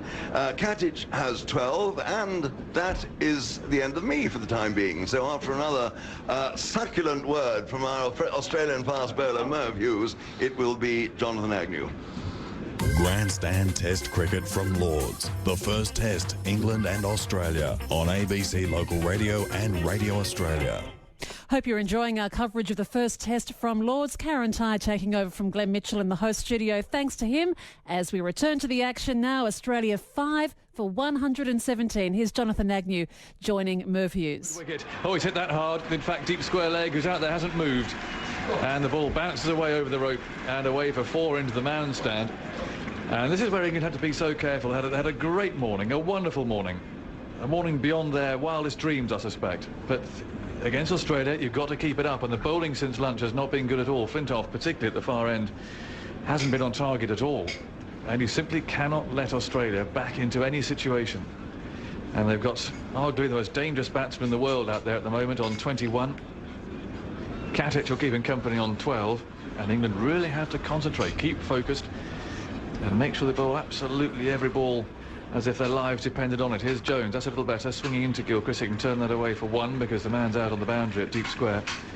And so he goes down to the non-striker's end on 22. It's 122 for 5. But they have to keep focused, don't they, Merv? It's interesting. It's an interesting stage in the game here. England would tend to over-attack, I would suggest, and it looks like they've done that at lunch. They've made a decision to go after the batsman and maybe try and force another wicket. But what they have to do is do what they did in the first session, and that's be aggressive, but be restrained focused as well. Be focused and just harness that aggression, get the ball in the right spot. But at the moment, the Australian batsmen are getting too much to hit. Down go the slips. Jones on his way. Bowls to Gatting. Turns it away. That's a lovely stop there by Bell at forward short leg. Diving acrobatically to his left is an excellent stop. And just something again that might just turn it round England's way. It just takes a bit of fielding like that suddenly just to focus people once again, sharpen them up and concentrate on what they have to do. Shane Warne is due in next, followed by Brett Lee, and then way down to Gillespie and McGrath. But another wicket here for England really would put the cat among the Australian pigeons. 122 for 5. Gatting on 12, stands edge, a very upright stance, waving the bat rather. In goes Jones, and he's there, he bowls to him on the off stump. Gatting drives, but Jones is able to stop that as he follows through, and rather than hurling the ball at the batsman, at the stumps, batsman, he this time smiles and hangs on to it. We saw rather too much of that earlier in the one-day series. I thought it's got to a stage where the batsman seems to be the target rather than the stumps. Now, when a bowler throws the ball from 5 metres away from the stump and hits a 6'4" batsman in the chest, indeed, I don't think the object is always the stumps. Well, that's right. That was Jones that particular time. 122 for 5. In he goes again, and Gatting goes back and forces that up towards mid-off. No real timing there, and Michael Vaughan is able to cut that off. So the gentle murmur of Lords, of a contented Lords, we can hear through our open window here. As blowers are saying, a lot of upturned white seats where people enjoying an extended lunch. It always amazes me after the session that they've had. I suppose you can't hurry the waitresses along, can you, in your marquee, or wherever you might be, but you'd think you would perhaps miss the pudding and come and watch this. Also in the marquees, they've got the big widescreen TV, so I think a few of them get very comfortable. Do they? 122 for 5. Jones runs in and bowls, and Katic thinks about playing at this, but it's one that goes straight on. And wisely, he allowed that to go. It was a quick, late withdrawal of the bat. And Simon Jones has taken 2 for 25 from 7 overs, no maidens. But a very different bowler to the one who went out to Australia 18 months ago as a raw fast bowler who wouldn't have swung the ball like this. Merv, it's something that he's picked up really quite recently, to swing the ball away from the right-hander into the left, and he's bowled well here today. He looks, I mean, so much more dangerous for that, doesn't he? Bowls a fuller length. Oh, most definitely. And the thing about that Australian tour, he wrecked his knee in a training or in a fielding mishap on the boundary in the first morning of the first test, and that left England one man down, and certainly he's just come back from that. But from what I've seen from Simon Jones in the last 12 months, he's been absolutely fantastic. He runs in, he hits the deck hard, he constantly asks questions of the batsman, and that last over he bowled a few short ones. I thought he was getting a bit short, and then threw the last ball up to Gatting. Now Flintoff comes in and bowls to Gilchrist. That's better. It's on the off stump. I think Flintoff needs to bowl it better over here. It might be off. And that was a defensive stroke from Gilchrist, which is played back to the bowler. And it's 122 for 5. See, Courtney Walsh is here today, looking on studiously from one of the boxes here. There are all sorts of familiar faces that you see around and about. 122 for 5. And in comes Flintoff. Outside the off stump, oh, there's another scything stroke from Gilchrist, feeding on width, and that goes flying over the slips and away for 4. And a dangerous shot down there with the third man back, a fly slip. That went fine of the third man. Gilchrist looked like he measured the shot, but still a dangerous shot to play. Opens, I'm not sure whether he tried to get that square or finer, but it looked like he just lifted the ball up over the slips, and it was pretty well controlled.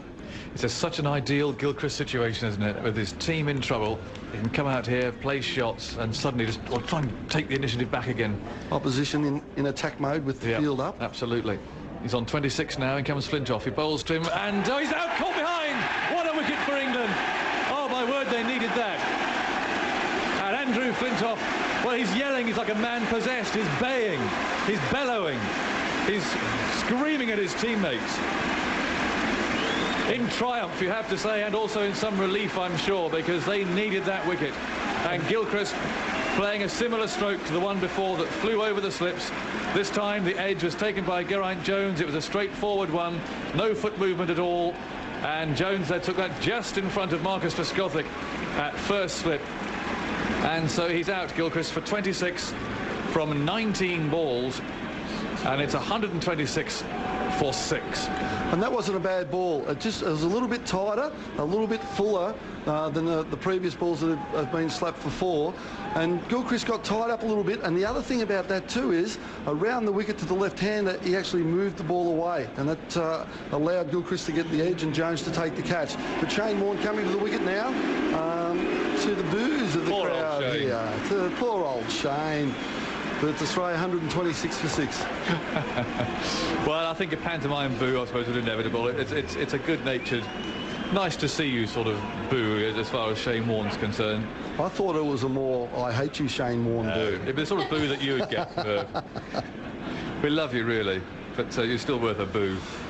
And so here we go, Shane Warne coming out to join Gatting.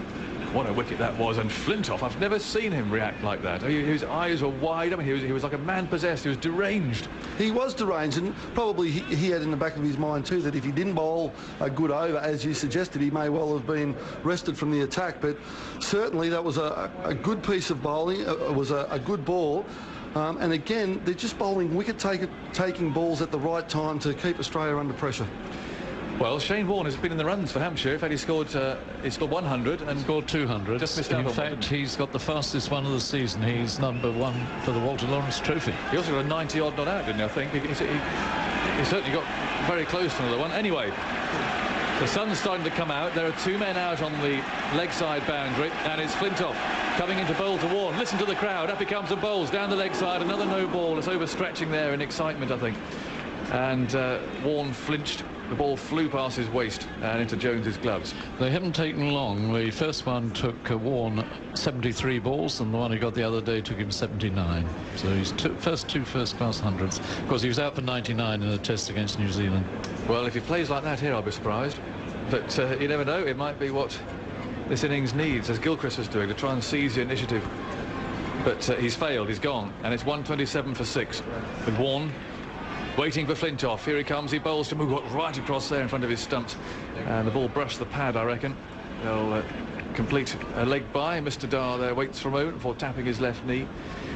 And one more run to Australia. 128 for 6. They won the toss today and decided to bat first. Gillespie is playing, not Kasparovich. Michael Vaughan said he'd have batted first, but the ball has just done enough today to keep the bowlers interested. And England's bowlers have bowled with great hostility. I think that's really been the key. Harmison hitting 2 on the head, Langer on the elbow. And now they find themselves at 128 for 6 in the 29th over of their innings. Much depends on Katic, who's on 12. And Flintoff goes round the wicket too. He's forward here, rather tentative stroke. And Flintoff follows through, more glares as he then turns heavily and walks back to his mark once again. The first out was Hayden, who was bowled by Hoggard for 12. He was followed by Ponting, who was hit in the face, or at least the ball hit his grill of his helmet and cut him on the cheek. That was a Harmison ball. Harmison got him out, caught by Strauss at slip for 9. Langer then played rather loose pull stroke and was caught by Harmison at square leg. The ball up in the air a long time off Flintoff for 40.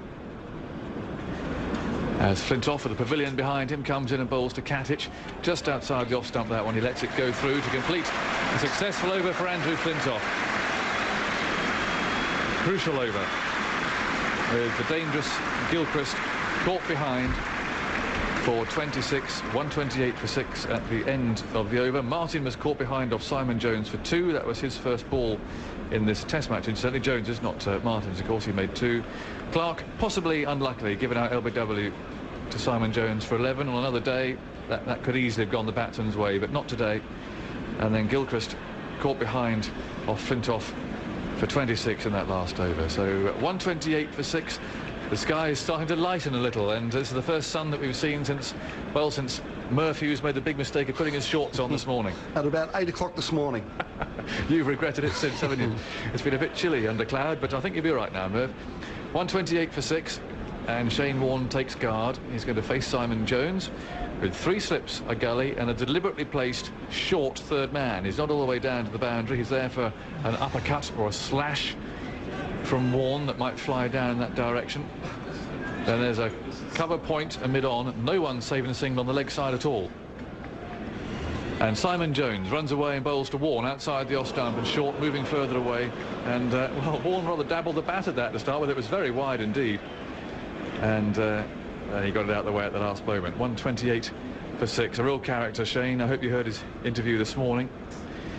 I was remarking on his earrings and his new little goatee beard and the sunglasses he was wearing. I said, "What's all this, Shane?" And he said, he looked at me very dismissively and said, "Fashion, mate," and walked off. And that was how the interview ended. It was an interesting ball, that short outside off stump. Shane Warne, I think, was tempted to play that the fly shot that goes down to third man, but knowing there's a third man in place, pulled out of the shot. Jones over the wicket, bowls to Warne, who pulls down towards long leg. He's going to get 4 there. There's a little short arm jab, and he timed it very well. And with 2 men down there on the hook, well, he still took it on. It was sort of a poke rather than a pull, wasn't it? It was a funny little shot off his ribs. But we have a look at that. That's an amazing shot. England could do some damage here by trying to bowl Shane Warne out. What they should do is maybe take a defensive step and just say, right, top of off stump, because Shane Warne gets out there, he will play his shots. There's no doubt about that. And if you give him the balls to hit, he will hit them. So just go a little bit defensive, bowl top of off stump, and just make him play a few defensive shots and get him thinking about where his next run's going to come from. Well, there's no change in the field. Still those 2 men down there. 3 slips and a gully. Warne is on 4, 132 for 6. Racing in from the deep square leg boundary. Well done, the Hogster, throwing that in there to Geraint Jones and keeping him down to 1 run. 133 for 6. Warne to 5. And so Gatting comes down on strike on 12.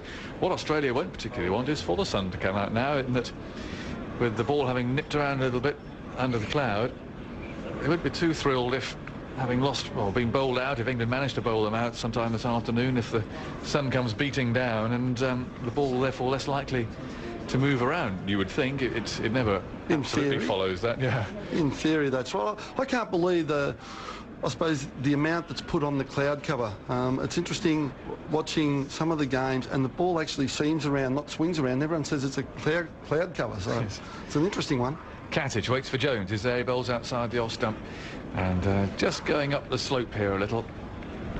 And I think Jones has bowled terrifically here today, probably the pick of them in terms of consistency. He's bowled at a good pace. Hogarth there warming, or Giles is it, in the gully warming up. I wouldn't have thought Hogarth was in the gully, would he? 133 for 6. Gatting 12 not out. In goes Jones, and he's there, he bowls, it swings, it is a good stroke from Gatting, driving between mid-off and the bowler, and all along the ground for 4 runs. 137 for 6. And well, James don't mind to be driven particularly. It's when you're cut and you're pulled, but you know you haven't quite got your length right. So that was a pretty good stroke too. It wasn't a half volley, but a good shot from the left-hander. 137 for 6, and Gatting settles down again. He's on 16 now. He's faced 52 balls, and Jones runs away and bowls to him. Well, that swings in, and Jones interested there for the LBW shout. But it was going, I think, down past the leg stump. And so just a yelp of enthusiasm, really, from a man who is full of enthusiasm, Simon Jones, who's slapped on the back there by Marcus Trescothick. He's bowled 8 overs now, taken 2 for 34, and just 1 maiden over has been bowled by England today. It does reflect the way that Australia come out and take the game to you. But, in 30 overs, just 1 maiden is quite unusual. Harmison's taken 1 for 32, Hogarth 1 for 33, Flintoff 2 for 33, and Simon Jones 2 for 34. And still the sun tries to come out from behind this white cloud. 137 for 6. And Warne takes his time here for looking around the field. 3 slips, 2 gullies, 2 men out for that hook if he's tempted, and a short leg. In comes Flintoff, rushing in. Oh, he didn't like that very much, and he gives up a bit of room outside the leg stump and fended that one off. It was short, it was aggressive, it was hostile, and it was aimed for Warne's throat. And he got the bat there and managed to control a jab in the end. The ball going down into the gully. I don't think Shane liked that one very much, Mervyn. I would suggest with this field placing that Shane Warne's not going to get too many pitched up. Now, what Flintoff doesn't want to do here is get wide outside off stump, because there's no third man here. 137 for 6. Warne's on 5. Down go all the slips again. Flintoff's there. He bowls to him. It's short. Oh, he's got it away over the slips. And down to find third man, but it was a fend again. It wasn't an aggressive stroke. He was just protecting himself there, really. Self-preservation. And fortunately for Warne, the ball kept going up. So that could easily have gone to any of the slips or the gullies, and he'd have been gone. 141 for 6. That's pace, just the pace. The pace that Flintoff is bowling. It was a good ball. It was at Shane Warne. Shane Warne, as he does, just backs away a little bit, opened the face of the bat, and quite right. It wasn't a controlled shot. It could have gone anywhere, but luckily enough, boundary 4. Here's Flintoff outside the off stump. Not a good ball. And there we go. He's put away by Warne easily. Cut away through square point, and you've read that pretty well, Merv. And as soon as he gives him any width, he's asking for trouble, and that was not a good delivery. Warne played it very well. 145 for 6. So if you're going to bowl short with this field, it's got to be in at the ribs. It's got to be straight at the batsman, Shane Warne. He even gives himself a little bit of room. If you bowl it over leg stump, normally you bowl it over middle stump off stump to a player of Warren's calibre, but because he does give himself a little bit of room, it's more middle and leg stump. Anything outside off stump, he's virtually got a free swipe of the bat at. There's no one deep, although the gully fieldsman now is moving back to a deep backward point, about halfway to the boundary. 145 for 6. Yes, that's an interesting place. That's Harmison standing there. And up comes Flintoff, and he bowls to Warren. Oh, that was wide outside the off stump and full. He went for an enormous drive. The feet weren't really going in the same direction as the bat was. And again, a moment of fortune. Had he hit that, it would have, well, there been scorch marks all the way up to the grandstand, I think. Or, alternatively, a nick to the slips. But it beat the bat this time, and now Harmison's on the move again. He was out at sort of deepish point halfway to the boundary. Now he's dropping down to more of a short third man, again 20 yards inside the rope, so he's not all the way down on the boundary to save the 4. He's there for the catch. 145 for 6. In comes Flintoff, and he bowls a Yorker, and Warren digs that out. Well played. Good cricket this. It really is excellent. Competitive, with no side giving either at the moment, anything at all, and England certainly in a very good position indeed, having lost the toss today. 145 for 6. I have to say though, Merv, should Warren get out caught short third man in this situation, I'm not sure he'd be entirely popular in the dressing room. There are ways of getting out in this situation, but that wouldn't be one, I wouldn't have thought. In comes Flintoff again, running in hard. He bowls to Warren, who pick up 1 here, turning it away off his pads. And that's picked up at deep backward square leg by Simon Jones. It ends Flintoff's over. He's now bowled 9. He's taken 2 wickets, and it's a terrific contest. 146 for 6 after 31 overs. More from Merv Hughes and then Jim Maxwell. Interesting over that from Flintoff. A couple of short ones, one off the bat, and not controlled shot, but overslipped for 4 runs, and a cut shot, a severe cut shot for 4.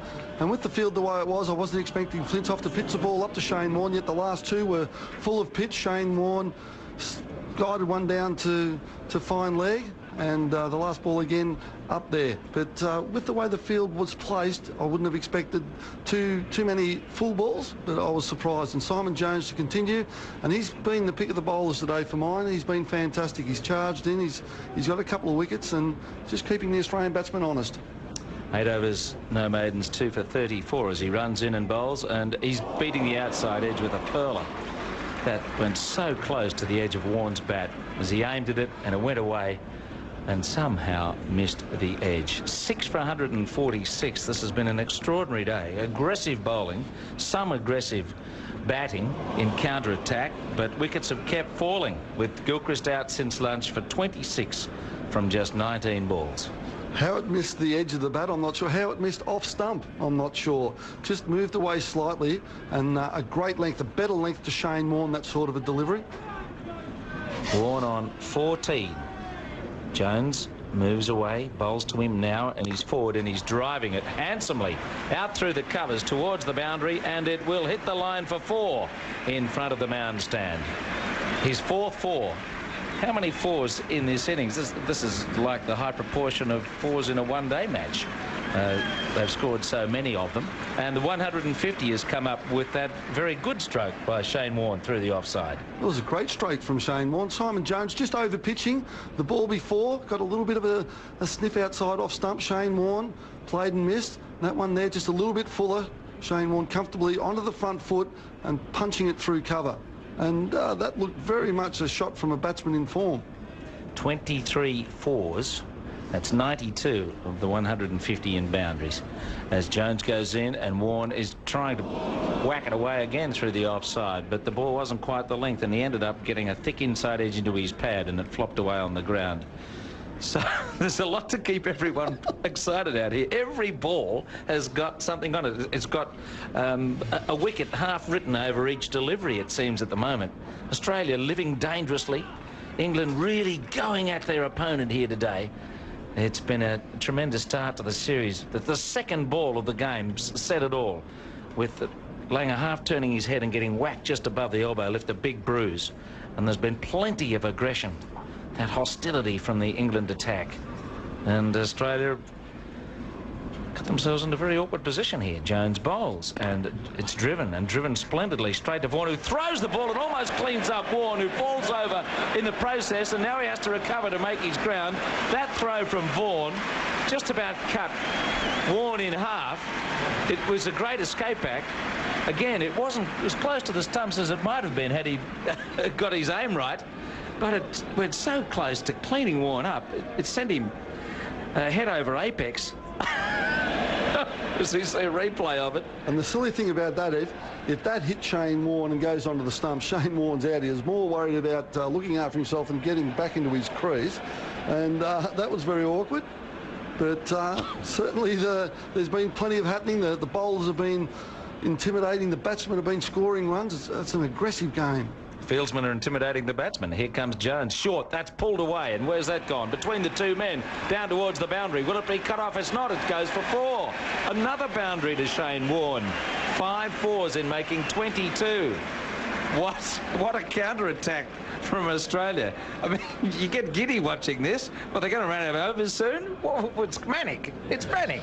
It's amazing cricket. 25 boundaries, 6 wickets down, and we're not 3 hours into a game.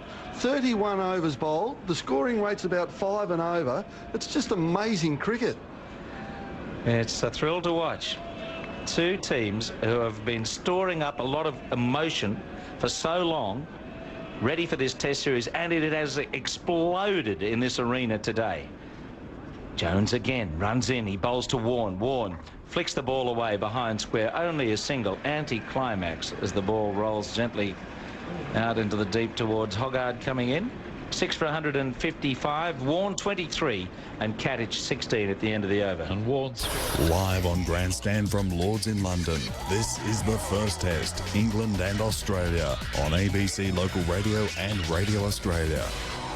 Back to Jim and Merv. Australia 6 for 155. It's either Adam Gilchrist. So obviously the Australians are thinking that the best mode of defence is attack, and they're certainly taking it to England, as we see a change of bowling from the pavilion end.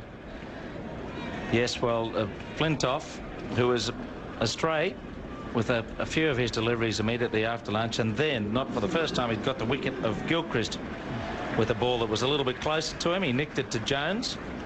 Earlier, Hayden out for 12, Ponting 9, Martin 2, Langer 40, and Clark 11.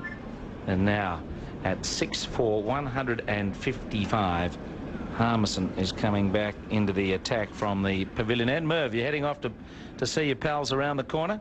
Have a little session with Fleming and Miller? Yes, just to head up with the group that I've got over at the moment and sit with them, and I'll be back in about an hour or so. Merv Hughes, who's one of many people inside this ground, although a lot of them still seem to be having lunch. Quite a few empty seats in various quarters here as Mike Gatting settles in alongside me, and Steve Harmison, who bowled a hostile opening spell, is going to bowl to Shane Warne. They've got the fly third man about 10 metres in for his uppercut. 2 slips gully, point, a mid-off, a short leg, and 2 behind square. Now, Harmison rolls in and Warne pushes forward, getting right across and sending it away towards mid-off. It has been a manic day, hasn't it? It has, yeah. I'm disappointed with the reception they gave Shane Warne, to be fair. I wasn't quite sure what all that was about. Was it a friendly boo? Maybe it was a respectful boo, I don't know, but I was a little bit disappointed. I mean, it might have been a respectful boo because they think he might cause a few problems, which he is at the moment. Mind you, did get 100 just a short while ago against Middlesex. He's made 2 this season, including the fastest of the season. So he's got a little bit of form. Harmison trying to disturb him, bowls now, and he gets a short, awkward ball, and it's going over gully. Almost brilliantly caught one-handed as he flung his bat at that lifting ball. It was a nasty, nasty delivery that climbed on him, and Strauss, it was. Yes. Not tall enough. Flung up his hand. He got his hand to it in the gully as it went overhead. It was right up near the splice, almost on the handle of the bat, but he could not haul it in. Had it been Giles, he may have been able to get up the step ladder. Warne survives. A chance. He's 24. I don't think Giles would have got that far off the ground. No disrespect to Ash. He might have been able to catch it standing, but that was a great effort by Straussy. But a very finely directed straight ball, which Shane obviously found difficult to play that. Well, there'll be a few more of those at him as Harmison now bowls to Gatting, and Gatting goes forward and he plays the ball off his hip. He's had a chance for one, he wants the second, and he's on the way back as Hoggard comes around from long leg to backward square. And Gatting is the cool man in the crisis, it seems. He's just leaving and playing and accumulating. He's 18. And it's 6 for 158, 61 runs added in under 50 minutes of play since lunch. It has been frenetic, isn't it? And you've got someone like Brett Lee coming in as well in a minute, who's not afraid of playing a few shots as well. Harmison to Gatting. Gatting leaves the ball across his bows outside the line of the off stump. But the game has just exploded today. It's been wonderful just to be here for the occasion of the Test match. We've been speculating about it all for so long now. But with the commencement of the series, we have seen an enthralling day of cricket. Attack and counter-attack. England are hurling themselves at Australia like two heavyweight boxers having a go at each other. Away goes Harmison. In at Gatting. Gatting moves across his stumps and pushes the ball quietly back down the pitch. So, 6 for 158. Can Australia wobble through with their tail? Normally they only do that when Gilchrist is blazing, and he blazed for a short time, but it was short-lived. 26 from just 19 balls. Yeah, and it was a very timely wicket, certainly from an England supporters' point of view, in the fact that Flintoff again bowling well at the left-handers. Could have had a match just before lunch, but finally got his man. Harmison goes in at Gatting. Gatting comes forward and glides around the corner to Peterson behind square, and that completes the over. So Warne again will be the focus of some attention here. He's scoring freely, living dangerously. He's 24. Gatting is 18. It's 158 for 6. Harmison back on 8 overs, 1 for 35. Hi, I'm Corbin Middlemass. And I'm Ed Cowan. He played Test cricket for Australia. And Ed Cowan gets his first Test match century. And he commentates the cricket. This is greatness uninhibited. Together, we're giving you your weekly cricket conversation.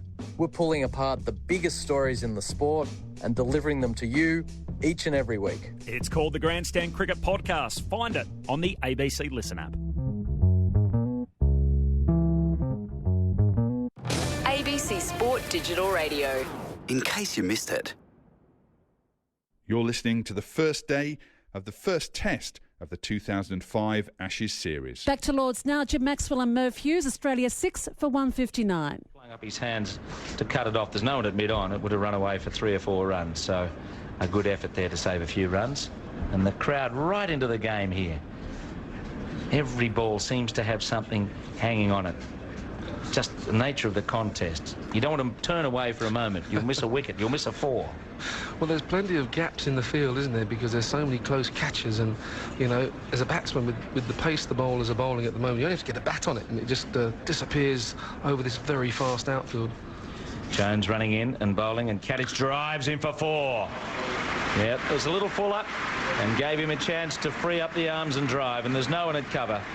And it went zinging across the turf as Rudy Curtin indicated the boundary. 6 for 163.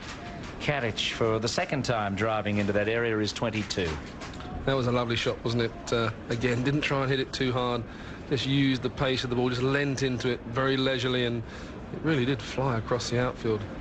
Could have had 2 4s in 2 balls there had Jones not fielded off his own bowling. Jones again, 3 slips, a gully, a point and a cover. Goes up and bowls at Gatting, who walks across and tries to whip it away behind square. Went just a bit too far as the ball moved after pitching and was tidied up by Jones. So an exciting day for everyone to enjoy here. Those that have been able to get in, there were a few last-minuters at 8:30 this morning. They've been waiting and waiting and waiting, but only got their tickets at the death. And a long queue out there. Hopefully all of them managed to secure a seat, some having waited for the best part of a day, sleeping overnight outside the ground to pick up a ticket. Jones goes in and bowls now, and Gatting is walking across and then forcing the ball, or trying to, towards Vaughan, who picks up at mid-off. So Gatting 22. Warren 25. 6 for 163, which from the Australian perspective is a lot better than 6 for 126. Yeah, I think Michael Vaughan's going to have a bit of a think now. Does he keep Simon Jones on, or does he get Matthew Hoggard back on, with Simon Gatting playing really well? But if Matthew Hoggard can find a bit of swing, because Gatting does get across to the off stump there, gets in front of his stump, so he might well find himself shouting for a few LBWs. But England now have really got to just keep the pressure on. They don't want to let Warne and Gatting get this partnership going. They've got to try and just rein themselves in, just try and get the balls in the right area and try and pick up another wicket. I mean, Harmison's just come on for a really good fresh spell. I was a bit unlucky not to have Warne caught in the gully, and he's going to have another go, I'm sure, this over. Big thrill for Simon Francis from Somerset. He's just come on as the sub. I think Hoggard went off the field as Harmison bowls, and Warne goes a long way across and gets 4 lucky runs down to the boundary below us. 4 buys. I'm sure the bowler could see at least leg, if not midland leg. Warne was so far across, the balls hit the pitch and kept going. I thought there must have been something on it, but it missed the lot, and it missed the glove of Jones. Yeah. Just flicked his fingers as he tried to drag it in, and it's gone for 4 buys. Another boundary, 6 for 167. Yeah, I think so. Poor old Geraint Jones was a bit unlucky there, because it actually seemed, and he might have been slightly unsighted about the movement, because Shane Warne had walked across the stumps, and he probably didn't see it till very late. But rather expensive ball. As Harmison bowls again, and Warne walks right across. He's hit on the pad, but he's probably 2 stumps outside the off stump. He's got to be a chance of losing his leg stump here, if not losing his wicket to a popped-up cat somewhere on the offside. But he's still going at the bowling, getting right across, and he's being a bit creative here, and he may get away with it for a bit longer. But Harmison's bowling at good pace. 2 slips in the gully in, and Warne has made 25, somewhat spectacularly, as Harmison bowls, and again he walks across, and the ball bounces on him, hitting him up near the thigh pad, and flops away towards Bell, who's at short leg. 2 men behind square, with that mid-off and a squarish cover. This is good batting by Shane Warne. He knows that if he tries to bat properly, perhaps against Steve Harmison, he's going to eventually get one ball that, as he did last over, he might just fend off to gully. But he's now trying to walk across the crease, try and disrupt Harmison's line, and perhaps trying to make him do something different. Here comes Harmison from the pavilion end. He bowls to Warne, who walks a long way across, and he was trying to clip that through mid-wicket from outside the line of the off stump, and it hit him on the pad, but again outside the line of the off stump. Well, how long before Harmison bangs one in again? He disturbed him in the last over, and Strauss almost took a catch overhead in the gully. Yep. But he's trying to hit that gap through mid-on. I mean, there's a whole area of the field there where last short leg, you just get a bat on it, it's 2 or whatever. Harmison strides up and bowls, and Warne does clip it away from the line of the pads. Very fine, down to, it is Hoggard below us, who fields the ball as they get a single. That was taken from about middle and off, with the angle of the ball from Harmison. Warne's 26, and it's 6 for 168. Now Simon Gatting dabbing away at the pitch. He's been the reconstructor, the anchor man lower in the innings quite often in recent test matches for Australia, and he's trying to do it again. Harmison goes up and bowls to Gatting. Gatting walks across to leave a ball alone outside the off stump. So that completes the over. On a sun-drenched afternoon now, Bill Frindle at 6 for 168. Peter Baxter has solved the mystery of the unidentifiable substitutes. They're both from Somerset. The one we can see now with dark hair and sunglasses is the left-handed James John Francis, and the one we saw earlier on a couple of times was James Hildreth. Right, thank you. So Simon Francis isn't here? No, he's the one that's not here. Oh, good. I'm glad you sorted it out. Because I had no idea. I'd seen Hildreth because he made runs at the death when Somerset beat Australia. Chris Tremlett presumably has gone back to Hampshire. That's the normal way in England, isn't it? It's slowly getting the message through in Australia that they should release the 12th man. It's getting back into state cricket. Yeah, you've got to play. There's nothing worse than if you want to be playing cricket sitting around a test match when you're not even playing it. It's really hard work. So And you get that sort of situation when you're on tour and you don't get a game, and you have all the nets and everything else, and you want to get out and play. So certainly at home here, you've got every opportunity to go back and play for your county, which is must be used. So Hoggard takes over at the nursery end. He bowls and Warren gets a Yorkerish ball, but he squirts it square of the wicket on the offside for a single. Just opening the face of the bat and going off quietly to move to 27 at 6 for 169. So England, having had Australia at lunch at 5 for 97, and they picked up just one wicket for the addition of 72 runs in an hour of play. A very exciting hour, and it's been Gilchrist hammering boundaries to start it. Then he lost his wicket after hitting 6 fours, and Morn came out and did exactly the same thing for a couple of overs at any rate, living fairly dangerously. Hoggard bowls and Kadich plays square of the wicket, and he doesn't score. Well, there's confusion in the field, and he will score now, because from Gully the ball was deflected away from Peterson towards Jones, and in between them there was a bit of a muddle, and as a result of the misfield there was a single. Kadich 23, 6 for 170. Partnership here, invaluable partnership of 44. It's just turned it around, and now for Warren. Takes fresh guard from Rudy Kurtzen with 2 slips of Gully. There's no third man, points deep, there's a short cover, there's a mid-off, a mid-on, and 2 men behind square. Now Warren sets himself. A man in form, 2 first-class centuries this season.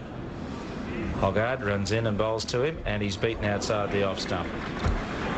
That's what we need to see a bit more of, and it's good to see Hoggies come back in and got it in the right area. And you know, if things like this start running away from you, you just got to go back to that old adage of just getting the ball on a good length, somewhere around about off stump, and let the batsman make the mistakes. But once you start bowling short balls and Yorkers and everything, the ball starts flying around as it's done today. So let's hopefully Hoggard will bring back a little bit more sensibility to it. He's bowling to Warren on 27. He goes into him now, and Warren plays another good stroke, manoeuvring it from the line of the leg stump. And if nothing else, Warren has just put the bowlers off their line a little bit with all his dancing around, and he has continued to keep some momentum in this innings. I mean, it's always an innings that's had momentum. They just kept losing wickets. Indeed. As you say, it's much more like a one-day match, isn't it? This has been going through here, that, you know, you think, well, when's the 50 overs up? Well, in fact, there's 15 to go, but we've had, this is a 36, so there's 14 after this.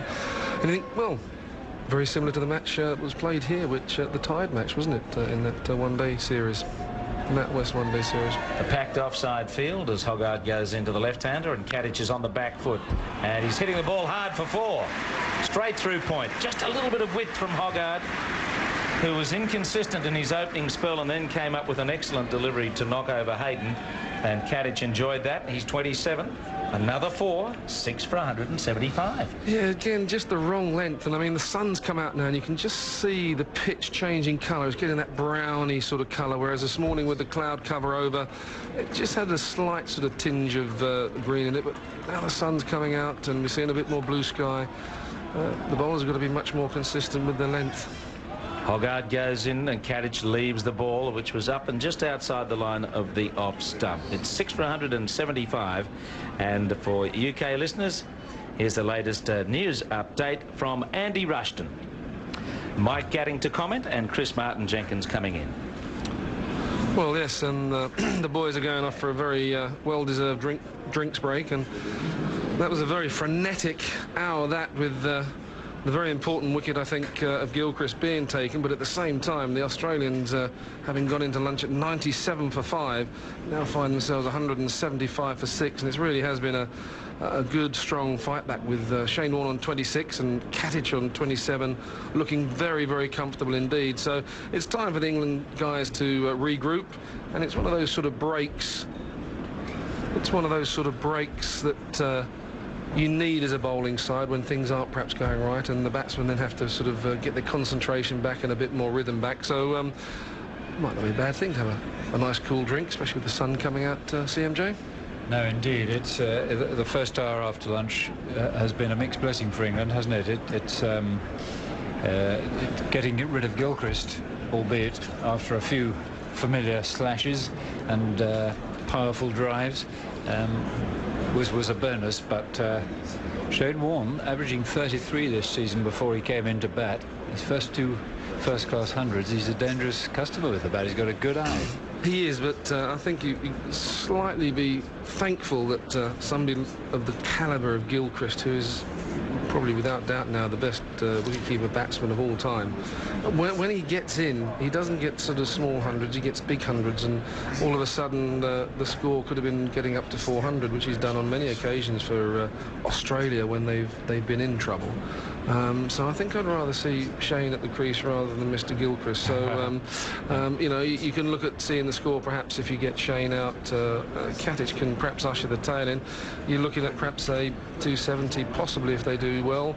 But if Mr. Gilchrist was 370, not 370, 470, exactly. Yeah. Well, Warne is 28 not out. Gatting is 27 not out. It's played very calmly and well. And of course, at Edgbaston in 1997. When Australia were even worse placed at lunch, and it was Warne who gave them a measure of respectability. He got 47 on that occasion. Yeah. So, Bill, can you tell me, please, how many runs we've had since in that hour since lunch for the loss of Gilchrist? In the first hour, there were 67 off 12 overs, but we've had another over since then. Right. So, drinks being taken. 7 more scored. The sun is out. And as Mike Gatting says, time for England just to calm down a bit and think about what they're trying to do here. One option is Ashley Giles, I suppose. Yeah, I suppose it might be worth flirting with that for a little while just to see what happens, but I think Steve Harmison's bowling in the right areas, and I think he still has a chance of getting the likes of Gatting and Shane Warne out. And as I say, his confidence must be really high this morning from Steve Harmison. He's bowled extremely well with a lot of direction, a lot of pace, a lot of bounce, and he's really caused the batsman problems. So I would think Steve will probably have a fairly decent trundle, and if perhaps when Matthew Hoggard has finished his spell down here, if nothing happens, then perhaps we might see something of Ashley Giles. But I'm sure that Michael Vaughan is well aware that he's got to keep the pressure up. The ball is only 36 overs old, so still quite hard. The third 50 came off 43 balls, and Harmison is indeed going to continue from the pavilion end, but with a rather more restrained field now, and an interesting backward short leg as he comes in and bowls to Warne, who's bowled leg stumps. He came across in front of his stumps and is bowled. Good bit of thinking by Harmison. That was the way Warne was doing it. Often he comes inside the line and carves towards the offside, and in this innings he'd more often gone the other way and tried to work the leg side, a bit like a poor man's Dennis Amiss in that famous innings of his at the Oval in 1976. But this time just simply went across in front of his stumps too far and lost his leg peg. Well, I have to say, Mr. Jim Maxwell said that would probably be the way that Mr. Warne could go, the way he was trying to play, getting right outside the off stump, and there we had it. He just clipped the top of the leg stump, went flying out the ground, and a very, very deserved wicket for Steve Harmison, who I think has without doubt been the pick of the England bowlers here this morning. So, not before time, England getting the wicket, because that was a dangerous partnership, and all credit to Warne for his enterprise in his 28 before being bowled by Harmison at 175 for 7 now. Hit 5 fours and got those 28 off just 29 balls. Gatting, meanwhile, goes calmly on. He is 27 not out. It might have been the astute Ian Chappell, I'm not sure. Somebody writing in one of the many articles one's read in the papers in recent weeks said Gatting might be Australia's man of the series. I think Steve Orr, again, Jim Steve Orr said that Gatting could be the man that will get more runs than anybody else. But yeah, he looks very solid. He looks organised. He seems to have plenty of time, and he doesn't look too worried about the situation. He seems to be going about his business very calmly. He's been playing on possibly rather less good pitches than this, generally speaking, at the Rose Bowl, so he may be finding this quite comfortable. Yes, he might be. But again, the drinks break, whether that actually...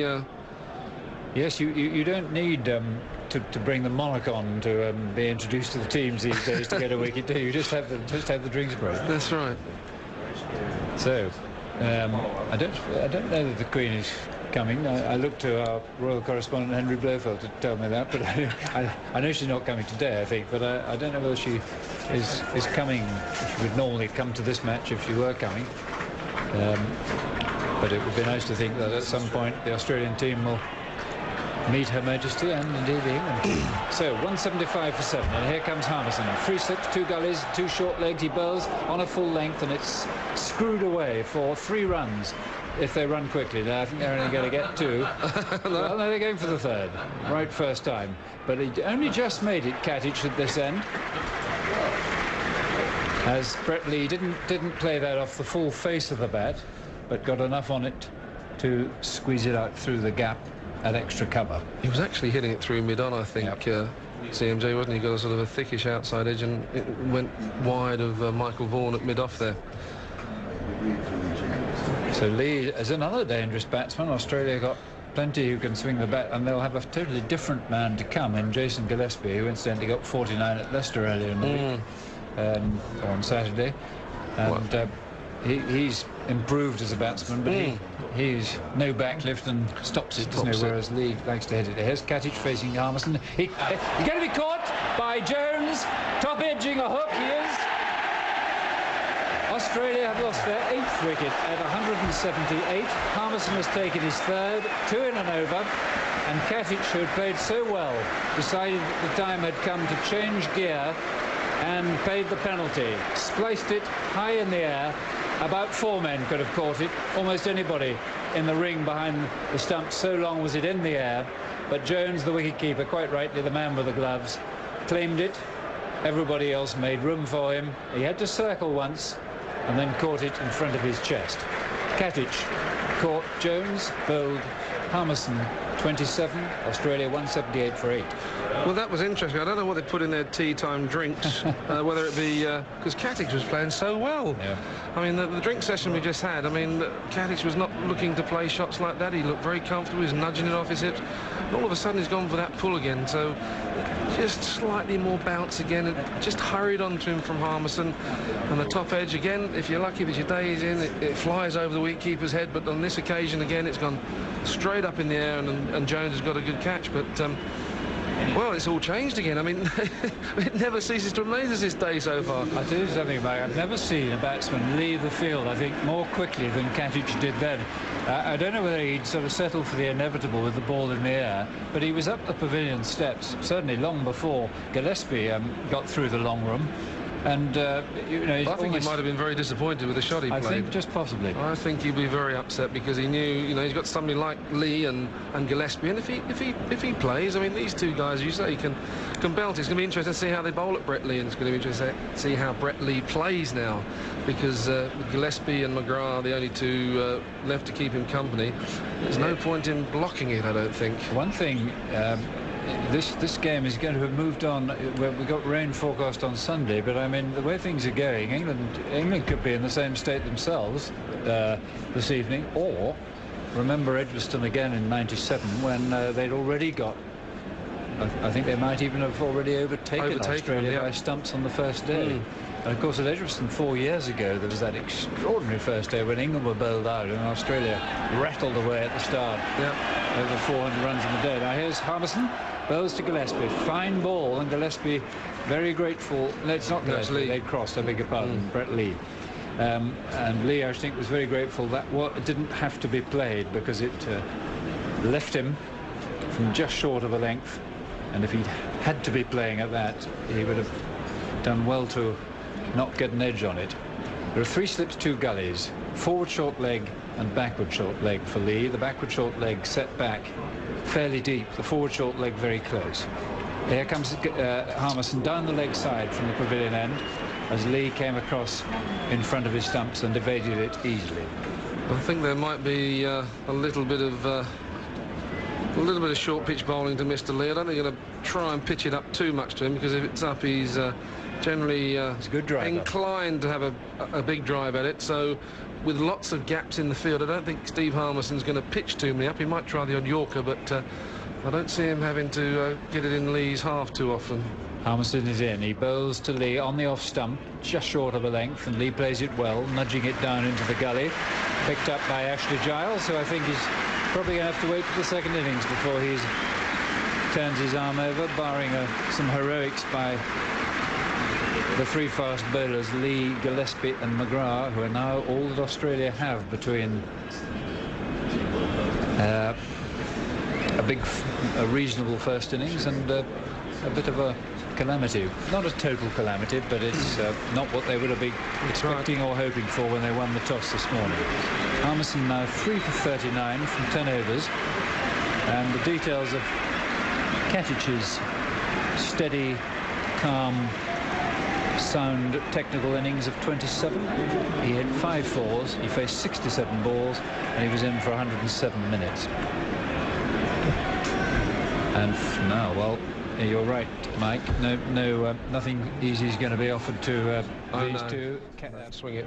And he just realised that people like Brett Lee and Gillespie, it's their one sort of area they can hit the ball really well. So he's immediately brought back Flintoff just to keep the pressure on, keep the pace up, and say, I want to wrap this game up very quickly, this innings. I agree. Flintoff comes in for the nursery end, and Gillespie calmly, again with that minimal backlift, just nudges it down into the gully where it's picked up by Simon Jones. The other thing is, Mike, I mean, you can be the most inventive captain in the world, but if you haven't got the bowlers to have different plans, but he's got a really nicely varied attack, hasn't he? He has indeed, and that's really why I think there's the huge optimism that we can actually compete this summer with the Australians, because we have got almost a West Indian type attack.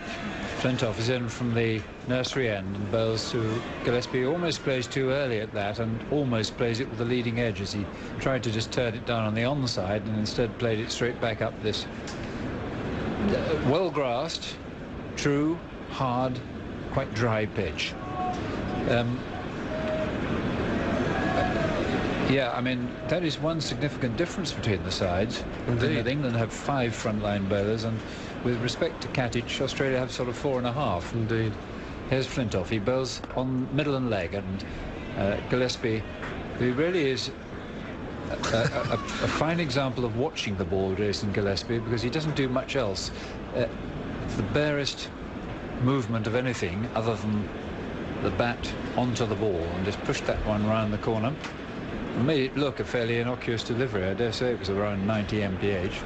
I'll try and look at the speed of the next one. As Flintoff bowls to Gillespie.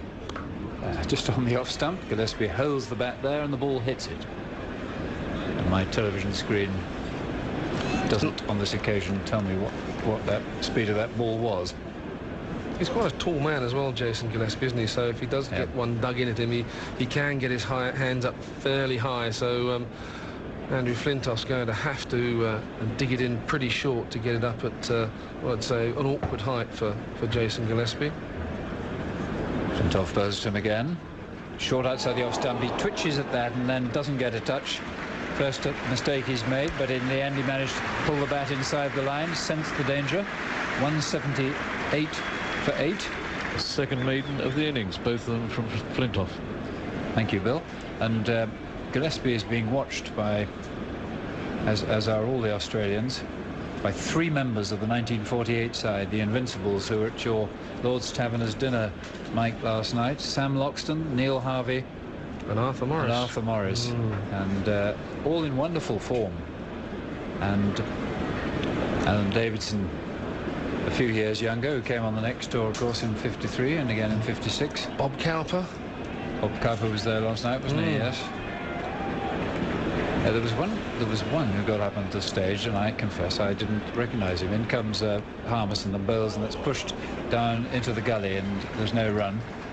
Who was that? Well, he was shortish and baldish, and I just couldn't, for the life of me. Colin McDonald? It was Colin McDonald. It must have been. Yes, Colin McDonald, of course it was. He has changed a bit. He wasn't instantly recognisable. Of course it was. Thank you. That's all right. Nice to see Colin again. And a lot of them, I'm sure, if not all of them, will be up in Tom Graveney's box, the president of MCC this year. I'm sure they're having wonderful yarns as Harmison comes in and bowls. And that's dropped in the gully by Peterson, who for the second time today has dropped a catch, and that he really should have caught. It was straight at him at waist height, and overexcited, he almost caught it on at the second attempt. It wasn't a good shot by Lee, he just followed it and sliced it, and that was a pretty straightforward catch by Peterson, whose first day in Test cricket. He will not look, well, he will look back on it with great excitement, but so far it hasn't gone according to plan. So Lee, 3 in the 39th over, dropped as Harmison bowls a bouncer, which Lee plays very well. It was a bit to the leg side, and he just came inside the line a bit and let it go over his left shoulder. Well, it's a shame. I mean, that's just catching practice, that. I mean, Lee just sort of stepped away and just sort of almost steered it straight to Peterson. And I mean, they practice it all day long, these boys. I mean, it's not from lack of practice, but it just looked like he sort of snatched at it a bit. And he did snatch and it. it hit his hands hard, and, you know, very keen to do the right thing, I think, Kevin Peterson. But Harmison bowls to Lee, and it slices him in two. It is caught behind, so England thinks, and so the umpire confirms. He got an inside edge, I think. It came snaking back at about waist height in between bat and body, and it wasn't 100% obvious which it had hit. But umpire Alim Dar, after a pause, having given Lee the opportunity to walk if he wished to do so, we're now seeing a replay. I think he got the bottom of his gloves, didn't he? Bottom of his gloves, if anything at all, yes. I mean, it was... certainly there's a big gap between the bat and the ball, but it might well have clipped his gloves as it went through. But again, Peterson, very lucky man again. Brett Lee hasn't added to his score, as when he dropped Ricky Ponting on naught, he only went on to get 9. So I think Kevin Peterson's thanking his lucky stars, and perhaps he will have a good day with the bat when it comes his turn. Yeah, well, let's hope he's got his mistakes out of the way early, and as you say, inexpensively. I'm going to pass on to Henry Blofeld. Mike, so if you'd keep the ball rolling, please. Well, it's, again, good pressure by the England bowlers, and Harmison in particular today, I think, has bowled tremendously well, but with good direction, good pace, good bounce, and he really has led the England attack from the front. And I think one of my old enemies, Merv Hughes, would have been proud of the way he's been bowling today, and not that he'd like it, I'm sure, but he really has done very well. And now we got Glenn McGrath striding to the crease, who actually knows Middlesex reasonably well, and has he played here for a little while, Blowers?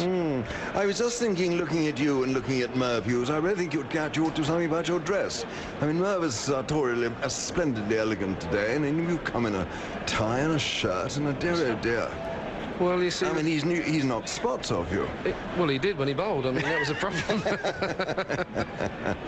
Anyway, Glenn McGrath's walking rather methodically, rather purposefully towards this end, the nursery end. He's going to do battle there against Harmison. 3 steps, 2 gullies, a mid-off, a forward short leg, and a rather deep leg slip, or backward short leg. The fashion nowadays is to call it leg gully. I suppose to show how dated I am, I talk about backward short leg, and there's a fine leg. And Harmison now, to the roars of the crowd, is charging in now to bowl to Glenn McGrath. He's up to he bowls McGrath. Oh, he holds his bat out at that. He took it away. But I should think, as almost invariably happens when batsmen take the bat away in those circumstances, he did it after the ball had gone by.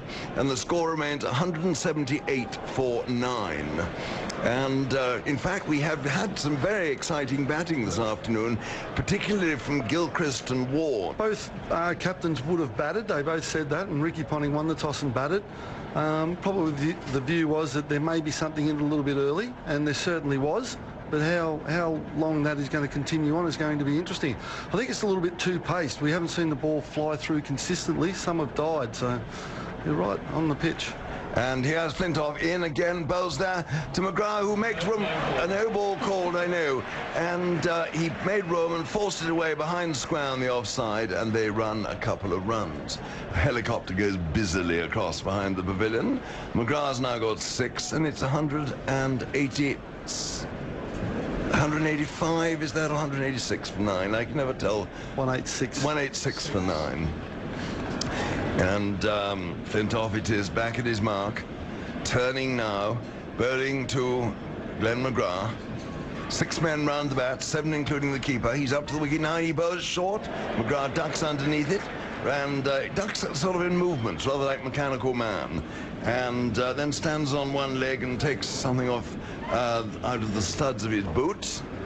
And then looked briefly across at Father Time. I wonder if he felt a little bit like Father Time. Father Time taking the veils off there in the away to our left, to where the tavern stand joins the new mound stand.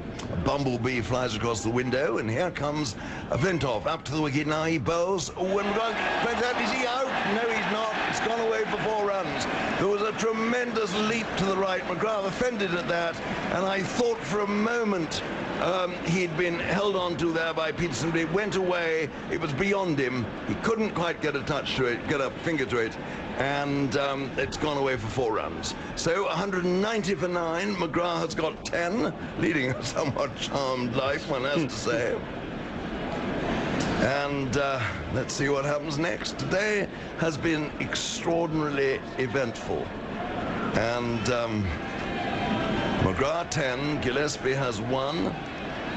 And that Bill's given me some figures. I'll read them in a moment. Flintoff is in, bowls. Oh, my goodness me, that one got up at McGrath. He didn't like it at all. He took his eye off it, but somehow he managed to keep it down. It could have gone anywhere. It was very uncomfortable. He didn't enjoy it at all, but he survived it. Well done him. 190 for 9. McGrath has 10, and Gillespie just the single. Well, certainly the rules of the game have been thrown down by the English bowlers. They're bowling short at the Australian tail. Flintoff was brought back into the attack to do that. McGrath, we saw then, fending to save himself there at one stage, over the slips for 4, and that last ball was a brute of a ball and would have had a better batsman than Glenn McGrath in a little bit of trouble. But all credit to Glenn McGrath. He does get in behind them. He watches the ball. He prides himself on his batting, and you'd be enjoying this. Well, in a way, did you never bowl short stuff at tail enders? Oh, all the time. Here comes... well, he doesn't actually. He's taking a bit of time about it. Armisen, who's going to continue from the pavilion end. He's going to bowl to start with to Gillespie. We might have a look at the bowling figures during this over. And Armisen it is. He's in. He bowls to Gillespie. Gillespie is in front. There's a tremendous appeal there. He played it from the crease. And umpire Aleem Dar remains absolutely stationary. And he's not out, but not a bad shout. Harmison's just started his 12th over, 4 for 43 so far, no maidens. Hogarth 1 for 40 in 8 overs. Flintoff 2 for 42 in 10. 250 now in 11. Sorry, thank you, Bill. And Jones 2 for 48 in 10. And here's Harmison in, bowls. Oh, and again hits him in front. He's out. He's gone. That was a full length, and it must have hit him in the line in the middle and off stumps. And that is the end of the Australian innings. Gillespie has gone for 1. Australia 190 all out. And Harmison taking the wicket. He's now got 5. Fourth time in test. Thank you very much, William, who's on the ball as ever. And England will be extremely pleased. Now comes the interesting part of the day. I wonder if it would be a brave man who would have prepared to bet on what the English score would be when we all go home this evening. He's certainly right there. Harmison, 11.2 overs, 5 for 43. That's a magnificent effort. He's bowled well. He's deserved his wickets. You wouldn't say that it would have been his best bowling performance, but he certainly did bowl wicket-taking balls. He was aggressive, and he kept the Australian batsmen on the back foot. Runs came. They certainly came. There was a lot of boundaries hit, but Harmison, he gets a warm applause from the crowd here for his 5 wickets. Certainly deserved that. Also, Flintoff, I thought, was a key, and Jones, Simon Jones, I thought, bowled particularly well today. Well, 5 for 43. That means Harmison goes up on the honours board in the England room. I wonder, is it his first haul of 5 at Lord's, Bill? That's my next testing question for you. And, well, the ground staff in their green jerseys are all out there working like beavers. And Bill's about to answer that question. His others have been at Kingston, Port of Spain, and the Oval, so yes, it is. It is, so he'll go, his name will go up and Chester Street. Sorry, it's actually his 6th 5-wicket haul. Oh my. 6th 5-wicket haul. I think I was probably looking at the 2005 averages. We'll forgive you. We'll forgive you on balance, I promise you. Yes, it's the 4th time he's taken 5 wickets this season, and the 6th time he's taken it in Tests, and the first time at Lord's. So there we are, Australia 190 all out. And Merv, we'll bring your well-balanced viewpoint to all of this. Australia won the toss, they batted, and how do you see it now, looking at in terms of the pitch, in terms of the Australian bowling, in terms of the general situation? Well, yes, Ricky Ponting won the toss, had no hesitation in batting. Some would have thought with the cloud cover over this morning that whoever won the toss may have, it wouldn't have been surprising if they had a bowl. But as it was, the pitch looked very good, and I don't think that it played as well as it looked. Certainly the ball didn't come through evenly.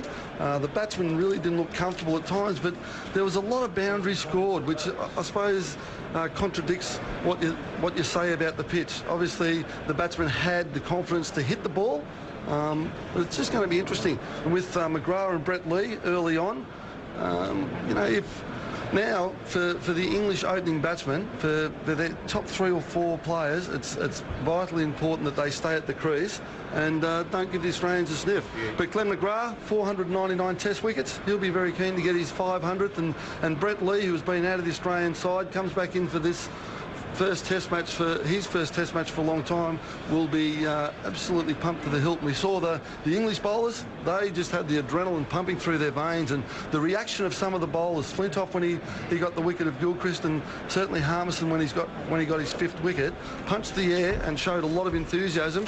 And I think if the Australians are to do well here, their bowlers will have to show the same sort of enthusiasm.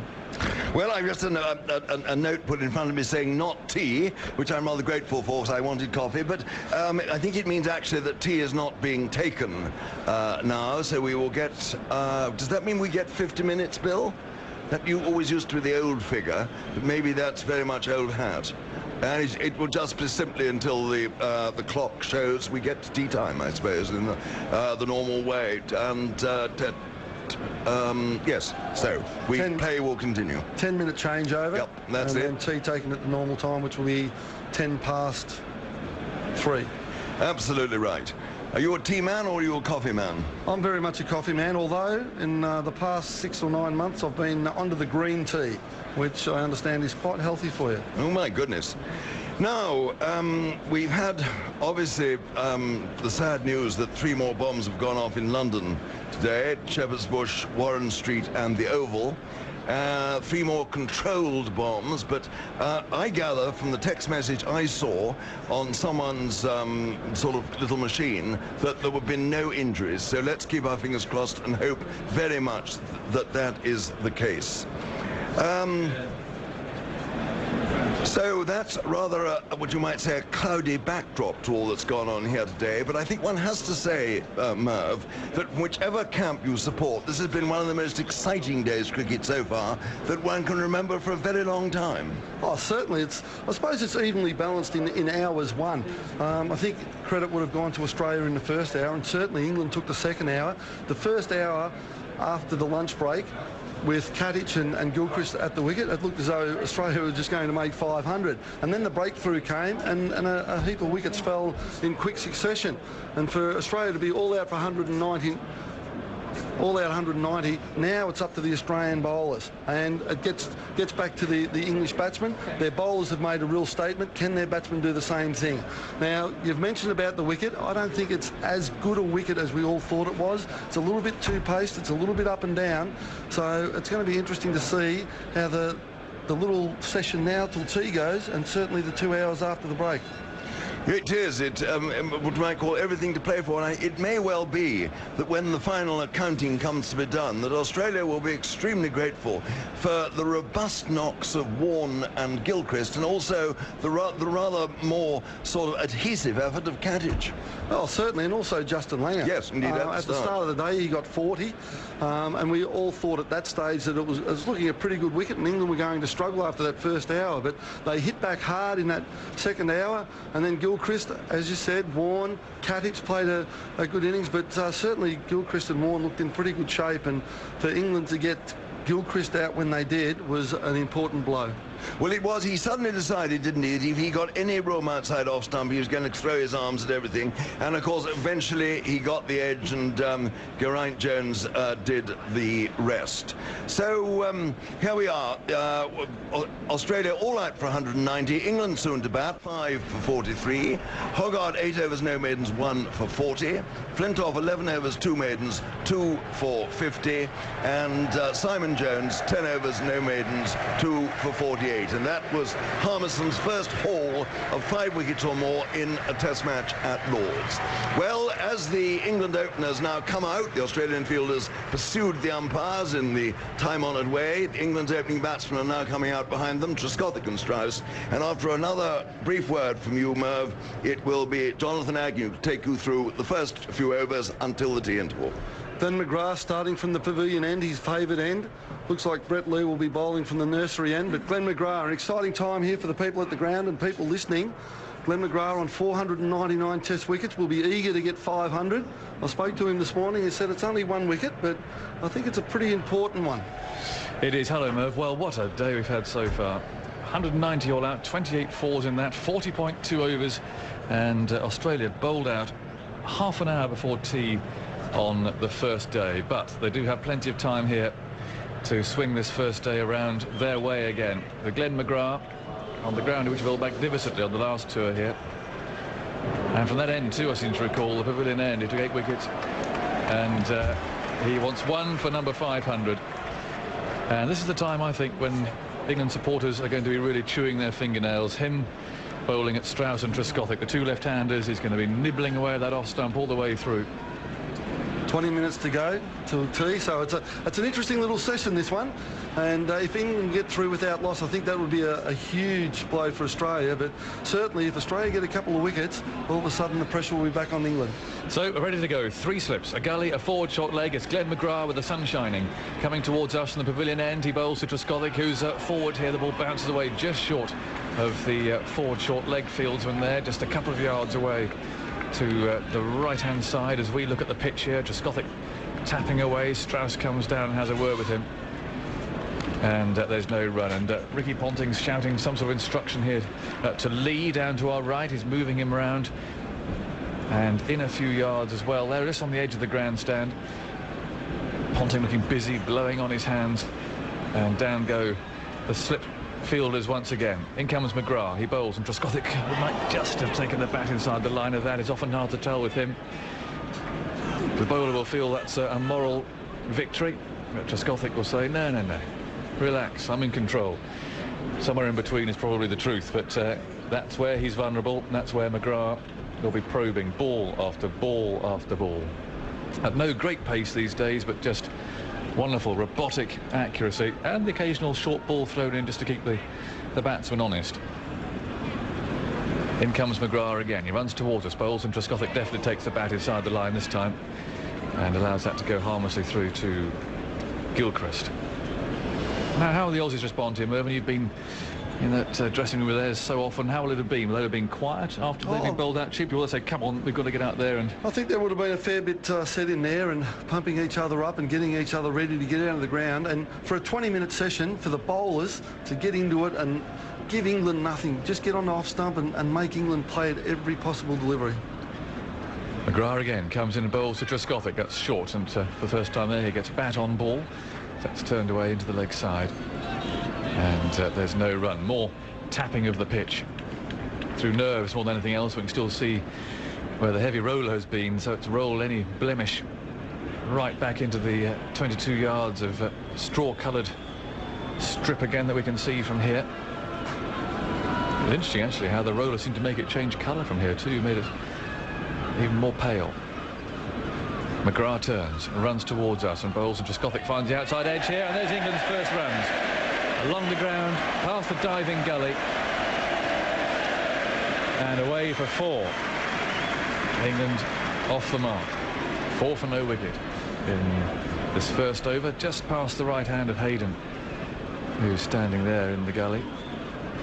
I saw him a lot at the slip, of course, in the one-day games, but that's what Shane Warne territory these days. Ponting is at second slip. See Clark there, brilliant point fielder, loosening up, swinging his arms. And down goes Katic at short leg as McGrath comes in and bowls him. Trescothick, oh, did he play that or not? I'm not entirely sure. But it was a typical McGrath over. The only runs scored coming from a thickish outside edge, behind square in the offside, through the slips. And England are 4 for no wicket in reply to Australia's 190 all out. And we'll keep an eye on that clock with tea due at 10 past. So about 16 minutes or so to go until the break. And England certainly don't want to lose any wicket in that time, but it's a perfect time in which to go out there and to bowl. You can give it everything with the new ball, have a sit down, and then come back out again, and the ball is still hard and new, and you can have 2 goes with it effectively. The batsman has to play himself in again, so it's a good opportunity here for Australia to get themselves back into the game. The double whammy for Australia, as you said. Brett Lee bowling from the nursery end, but a good probing over from Glenn McGrath. The outside edge, I'd like to give the benefit of the doubt to Trescothick there. I think he just opened the face and he looked pretty well in control of that shot. Just got it wide of gully. So I'll give him the benefit of the doubt on that one. Very kind of you, Mervyn. Thank you. 4 for no wicket, and Strauss is going to face his first ball. It's Lee, who hasn't played a test match for 18 months.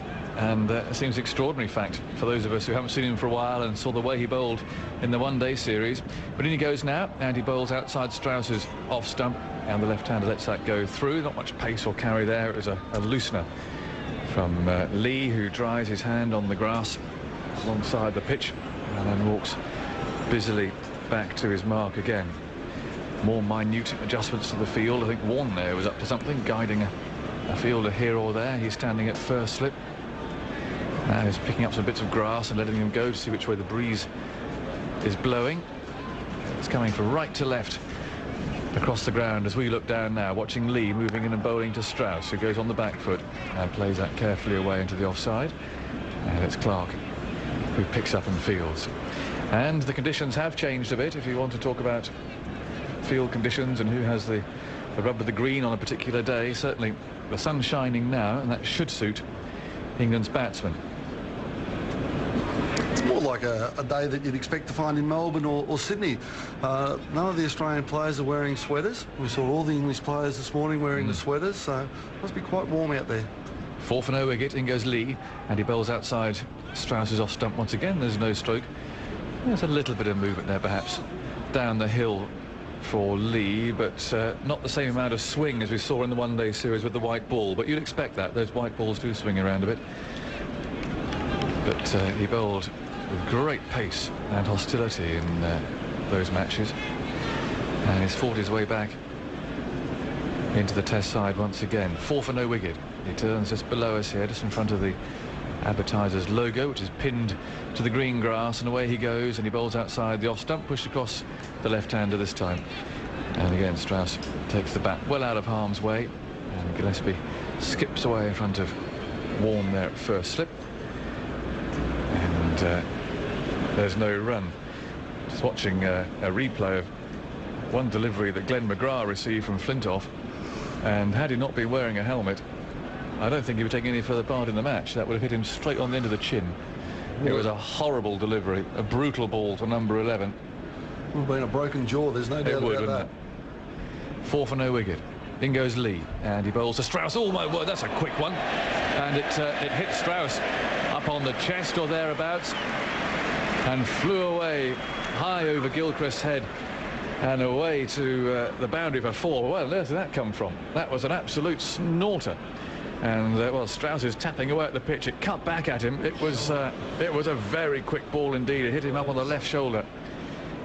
And well, there's some hostility back from Lee. We expect that, of course, after some very aggressive fast bowling from England today. You can be sure that Lee in particular will be giving it back. 8 for no wicket. Strauss not yet off the mark. And in goes Lee again. He bowls to him outside the off stump. Strauss keeps the bat out of the way again. The ball flies through to Gilchrist. It was a maiden over, although there were 4 extras from it. And it's 8 for no wicket. Trescothick 4. Strauss yet to score. Australia bowled out for 190, with Harmison taking 5 for 43. Flintoff 2 for 50. Jones 2 for 48. And Hoggard 1 for 40. And I love seeing top quality fast bowling. Merv, I'm sure you do too. It makes the spine tingle a bit. I still get very excited by it, and Brett Lee certainly charged in there, kept the ball up, and then that short one just came out of nowhere, took Strauss by surprise, hit him on the back shoulder trying to avoid the ball over the slips away for 4-leg byes, but certainly a brute of a ball, but Strauss handled it pretty well. 12 minutes to go until tea, and in comes McGrath. He bowls to Trescothick, who does keep the bat out of the way this time. But again, McGrath absolutely where he'd like to be, maybe just 2 or 3 inches further outside the off stump than he'd absolutely choose to be. But, he's like someone playing the golden shot. Do you remember that in Australia, Merv? The golden shot, the old game on television where you'd line up an arrow and shoot the target for the prize. Well, that's as accurate as McGrath seems to be. It's extraordinary, isn't he? Ball after ball after ball. And in fact, so much so that they've now reinforced that slip cordon. There are 5 slips. 5 slips all lined up. Down they go. In comes McGrath. And Trescothick gets one that's short enough for him to go back to and play up to mid-off. It's fielded by Martin. And there's no run. 8 for no wicket with 10 minutes to go now until the tea break, and you can bet your life that Trescothick and Strauss will be counting down every minute. And so too those up there on the England balcony. Michael Vaughan, I can see sitting there just outside the open doors to the balcony, looking out. He'll be next in. New from ABC Books. Contested stories are to be expected in a murder trial. When everything is black and white and nothing is. From ABC journalist Stephen Schubert, Death in Yindamu. Book and audiobook from bookshops and online. ABC Sport on Social is your sports conversation on the go. Video, player insight and analysis. This is the content you never knew you needed. Get ABC Sport wherever you scroll. You're listening to the first day of the first test of the 2005 Ashes series. You're listening to Grandstand Test Cricket, the first test between England and Australia, coming to you from Lords on ABC Local Radio and Radio Australia. Very shortly, we'll be able to take you back to our BBC team with play to resume in just a minute or so's time after tea, the final session of what has been an extraordinary opening day of an Ashes series, and so apt to be at the home of cricket, the sport's biggest venue at Lords. England to resume at no wicket for 10, trailing Australia's first innings by 180 with Trescothick on 4, Strauss on 2 and Glenn McGrath that 1 wicket away from a magical milestone of 500 test wickets. Just a reminder, we will bring you another full 5-minute bulletin of ABC News in just under half an hour's time from now. So that will be 1 a.m. Australian Eastern Standard Time. That's 12:30 Central Time and 11 p.m. in the West.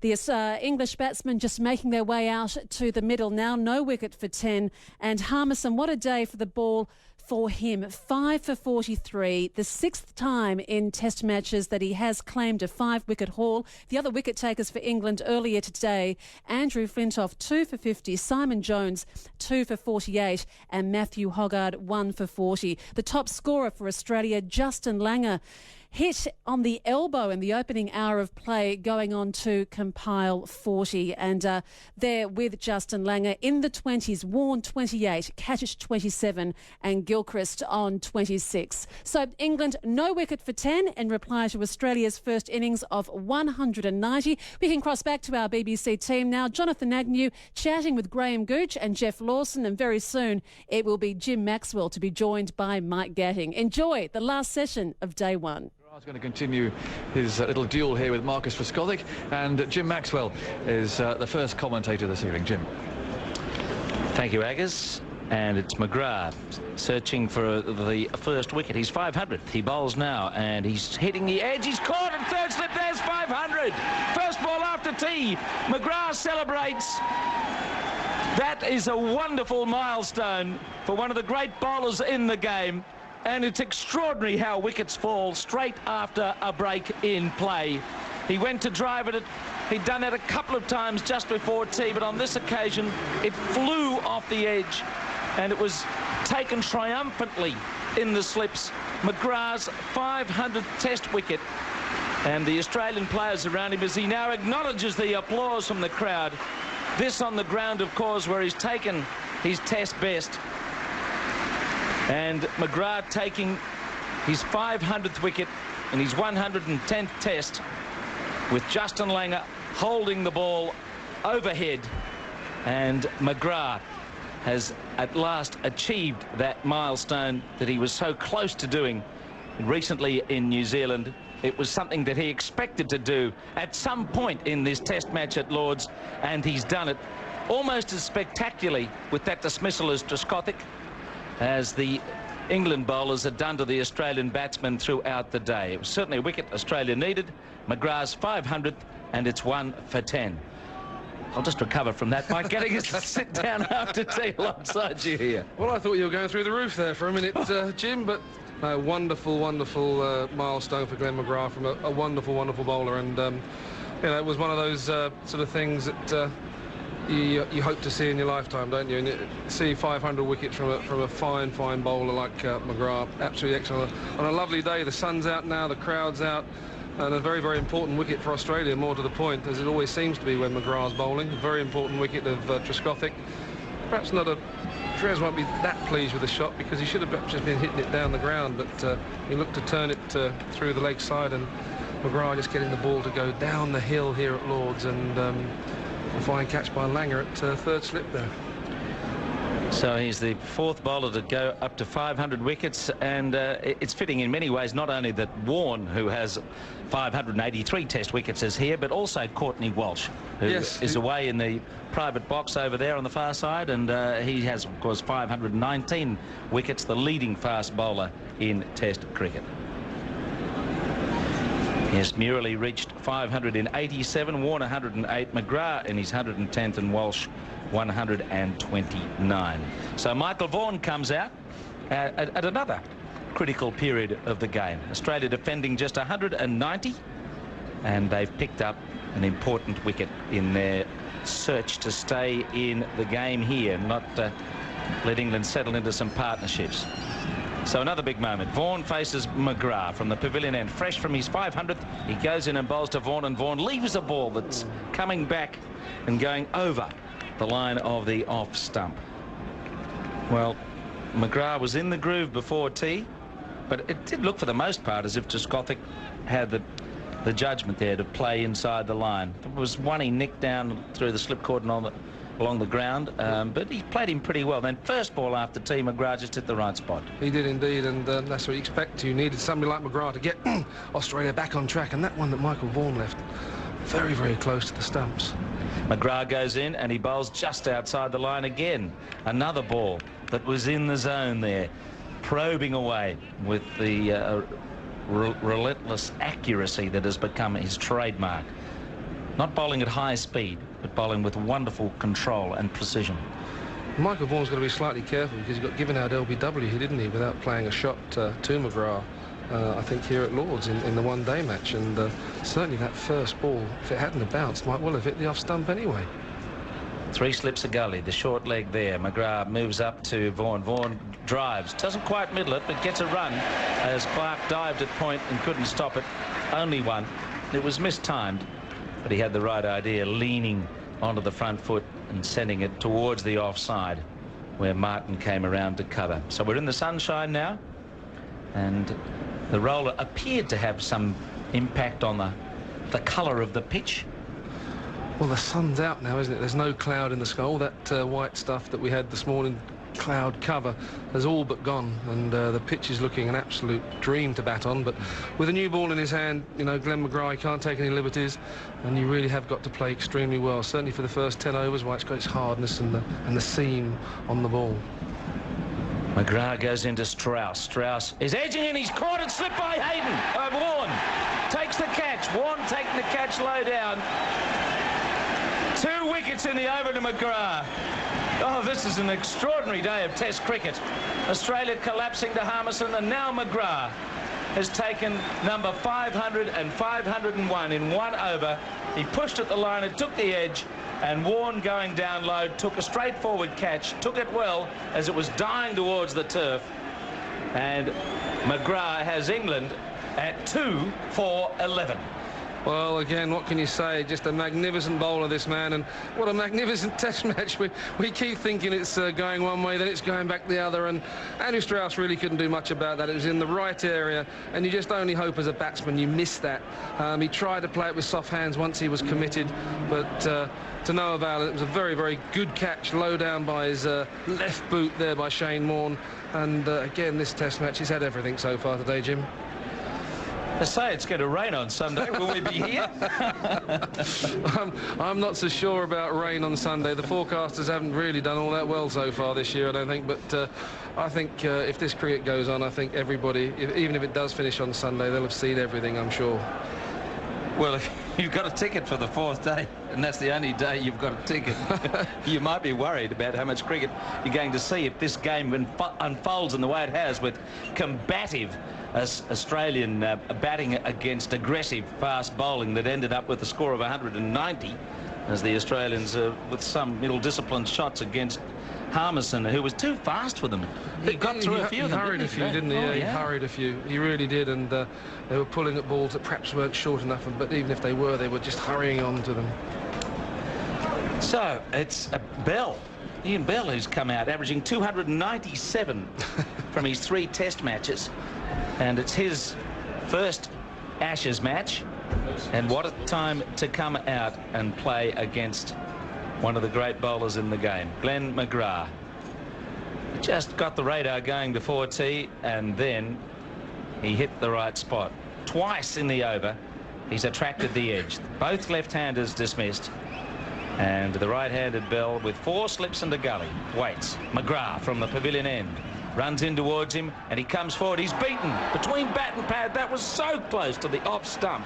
What a sensational over from Glenn McGrath. And there's back-slapping and high fives.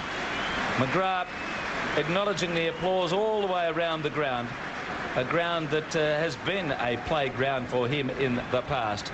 2 wickets in the over, wickets 500 and 501. England stumble at 11 for 2, with Vaughan 1 and Bell yet to score, and the details of those men out. Trescothick caught Langer, bowled McGrath 4. Strauss caught Warren, bowled McGrath 2, and McGrath 4 overs, 1 maiden, 2 for 6. Well, it's brilliant. And I think when you first face Glenn McGrath, he sort of ambles in at the crease, and all of a sudden it hits you. And I think that first ball that Ian Bell got, it was through him before he'd actually got down it. And he does that, McGrath, because he gets to the crease, you think, oh, it can't be coming out that quick, and all of a sudden the long leverage, and it really does nip at you. And Ian Bell will have to get his radar and his feet moving and everything going if he's going to survive a spell from him. Here's Lee bowling now, and it's just outside the off stump at Vaughan, who watches it closely, and it goes through to the keeper without any offer from the right-hander. So the sun is just beaming in on this ground now, and it's shining off those blonde streaks of McGrath when he runs into bowl. It's some halo effect. He seems blessed by the sun when he comes here to Lord's. He's had some marvellous achievements And today he'll be delighted and relieved, I think, in many ways, to have taken that 500th. It's behind him, and now he can look ahead, as he does so well. McGrath bowls short, and it's pulled away by Vaughan. Top edging it, skying it out on the onside. It lobs through mid-wicket as Gillespie comes around to pick up. And that was almost the Vaughan we saw in Australia when he made 300s. But more often than not, when he played the shot, it went out of the middle of the bat and rocketed to the boundary. There, it just got up on him a bit, and he top-edged it for 2. Yeah, Michael Vaughan's not quite in that same sort of form, isn't he? He played magnificently that summer, but he's still not quite in that sort of form. I just like to see him just take his time a bit, get used to the pace of the wicket and get himself in, because he really needs to play an important knock here from England's point of view. 2 for 13. Vaughan is 3. There's a man at square leg now as Lee runs in. He bowls to Vaughan, and Vaughan leaves a ball that's well wide outside the off stump. Lee bowled a couple of very sharp deliveries at Strauss just before the tee adjournment. One hit his shoulder and went for 4 leg byes. It was rapid. But so too were a number of rockets from Harmison, who took 5 for 43 after Australia won the toss, and they floundered really in being dismissed for 190. They didn't even bat their 50 overs, 40.2 overs.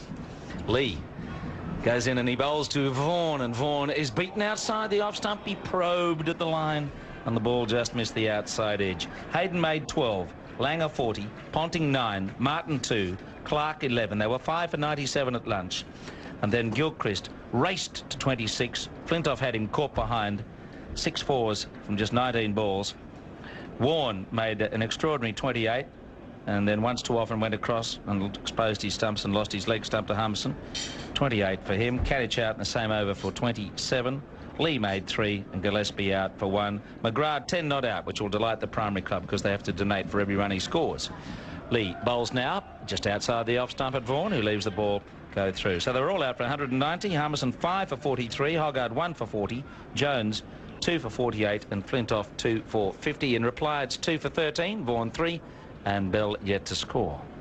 Yeah, and Brett Lee's just starting to work up a bit of pace as he did just before tea. Just a couple of little looseners after tea, which Michael Vaughan managed to pull at one, but not really successfully. But again, the spearhead of the Australian attack, and his apprentice, Brett Lee, just starting to work up a decent head of steam. Now Lee on the charge goes in at Vaughan. Vaughan gets a good delivery, which somehow he plays softly at the end to stop a catch going to Langer. It went in front of him, well in front at 3rd slip.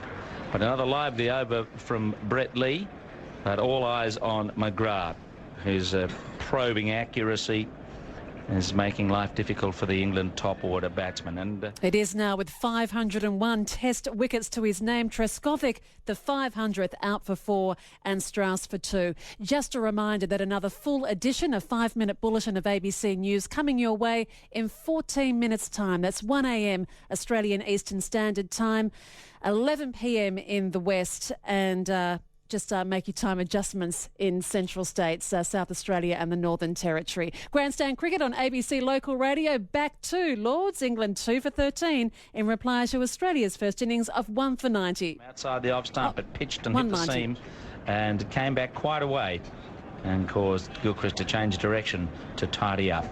So Australia all about the England batsmen, just as England were when Australia was out there.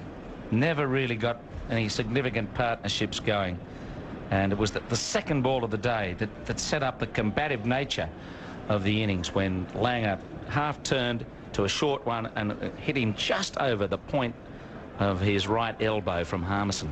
McGrath goes in again at Bell. Bell forward, pushes the ball away on the bounce to Hayden, who's fielding keenly to his right in the gully.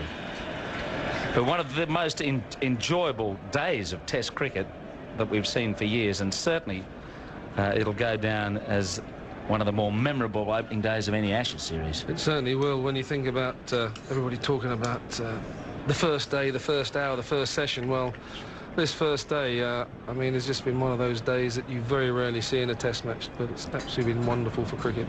McGrath bowls. Bell comes forward, he gets an inside edge and he gets a run, and that'll please him, because that ball was zeroing in towards leg before, even perhaps bowling him off the inside edge, but he managed to get it a little thick inside edge via pad and around the corner for a single. So he's off the mark, 2 for 14. It's the highest partnership in the Australian innings, 49, between Gatting and Warne, who played an amazing innings.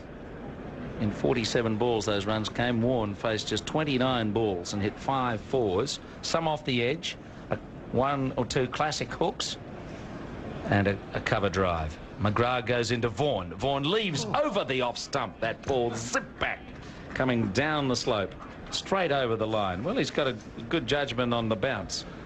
Well, I'm not sure what's going on out there. I know McGrath's a fine bowler, but the sun's out and the pitch looks good, but he's getting it to zip around. He's getting it to come a long way down the hill there. And Michael Vaughan's going to have to be very careful, because that's the second time he's left a ball that perhaps had it not bounced as much as it did, it might well have knocked the off stump out.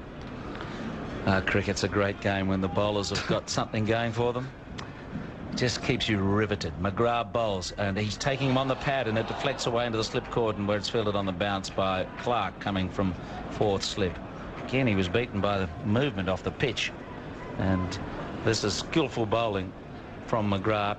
And at the moment, the way he is bowling with such precision, a wicket could fall at any moment, and the batsmen are going to have their wits and some luck to survive it as they make another little redeployment of the field. 3 slips gully. Clark's coming out to mid-off, and Gillespie's going down to mid-on. They don't want Vaughan to take an easy single. From the look of that, as McGrath goes in again and he bowls to Vaughan. Vaughan is tucked up and he's taken on the body, and it drops out at his feet. Gatting fields to end the over, and Lee will have the opportunity to bowl to the relatively inexperienced Bell, averaging 298 just at the moment in Test cricket. Bell 1, Vaughan 3, 2 for 14. Yeah, Ian Bell, well, he's had a couple of testing times. He batted with his captain at the Oval against the West Indies and got a very good AT, and the West Indies certainly tested... Sorry, he got 70 with him, I beg your pardon. And he was certainly tested out by the West Indian fast bowlers. But again, different proposition. A man with a new ball in his hand, Brett Lee, who's bowling very, very well and very rapidly at the moment. It's going to be another young... Well, another test for this very talented young man, who I hope he does show people at some stage during this series how good a player he is, and hopefully today he will keep his captain company for a little while.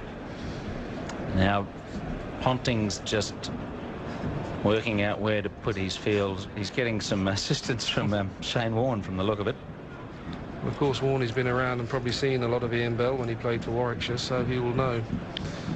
So 4 slips in the gully there. Lee bowls, and Bell goes forward. He's beaten outside the off stump, and the ball didn't go through quite as sharply as some earlier in the day. It was taken low down by Gilchrist. Have we seen some variable bounce in this pitch, or has just some of the pace gone out of it as the day's gone on? I think possibly a bit of pace might have gone out of it. It just looks a little bit too pace, and that perhaps might be the reason why some of the guys perhaps got 1 or 2 balls that hurried onto them, having played balls before that. But certainly the bounce seems to be slightly indifferent at the moment. Gillespie's just rolling about a la old Merv Hughes, doing some stretches on the ground as Lee goes in and bowls, and Bell is taken on the body by a ball that bounced, took him on the leg and deflected away into the slip cordon. Again, he was beaten by a little bit of pace and maybe some movement off the pitch, so he's playing a little late here. He needs to take care. You don't want to be playing too late against Lee. You could lose the lot. You could, but, you know, they say good players do play the ball very late, but there's a very fine line, isn't there, Jim, as to how late you play it. And especially with somebody bowling at this pace, about 93 miles an hour. As you say, you can't be too late. Here comes Lee from the nursery end. He bowls to Bell, and Bell is leaving outside the off stump. He just played inside the line. That was quick. Moved a little bit, but it was the bounce. It's been the story of the day. The bouncing ball, aggressive bowling, hostile bowling from Steve Harmison, now from Lee. And that went through very quickly. Looked like he just played inside the line. I think he did. I think he'd lined that one up, and the length gave him a little bit more of a chance. And again, another delivery around 92 miles an hour. So he's working up a head of steam in this very bright, sunny day here at Lord's. They all go down in the slips. Lee goes up and he bowls to Bell, and Bell's forward looking for the ball and finding it on his bat. Or the ball whacking into his bat as he was searching for it near the line of the off stump. And Lee's bowling with pretty good rhythm, and it's a good support act here for McGrath. But of some interest when it occurs will be the support cast, because that's one of England's strengths, it seems, in this series. Harmison, Hogarth, Jones and Flintoff, 4 fine, fast bowlers. That's right, and that's why really England could have possibly done with getting through the opening salvo, really, but with somebody like McGrath about, that's very difficult.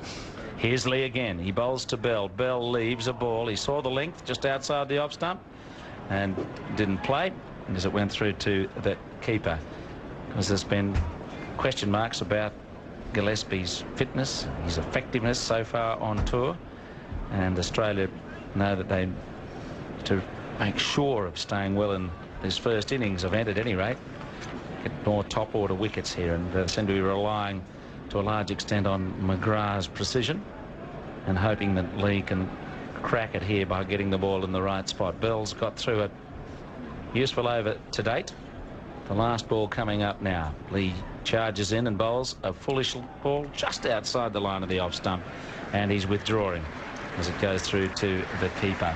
So that's the completion of the over. I'm going to make way for Chris Martin Jenkins, Mike. It's 2 for 14 with Vaughan 3 and Bell 1. Yeah, that's right. It's going to be an interesting decision for Ricky Ponting, having only 3 what I'd call frontline seamers.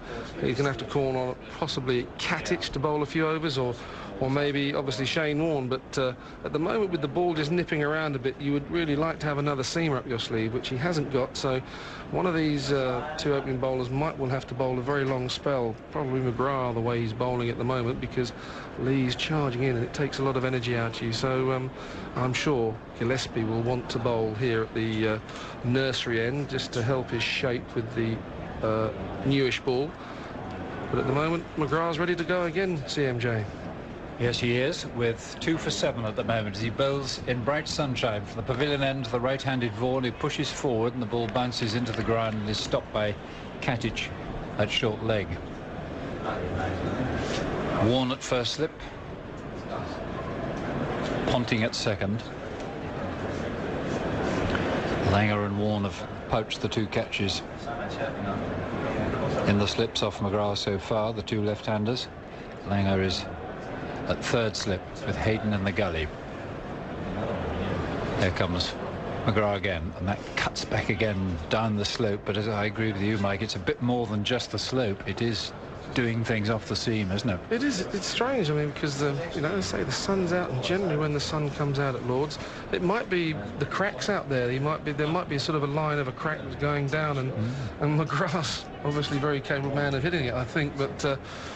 It's doing something. There's no grass on it. Did you notice that when they put the heavy roller on between the innings, it definitely changed colour? Yes. What do you deduce from that as McGrath bowled outside the off stump? That one goes straight through and is left alone by Vaughan. Well, like any sort of test match pitch, the groundsman leaves, obviously, there's a little bit of moisture in there. And this morning, when I felt the pitch, it was a bit cold, and that just gives you an indication there's something just on the top of the surface.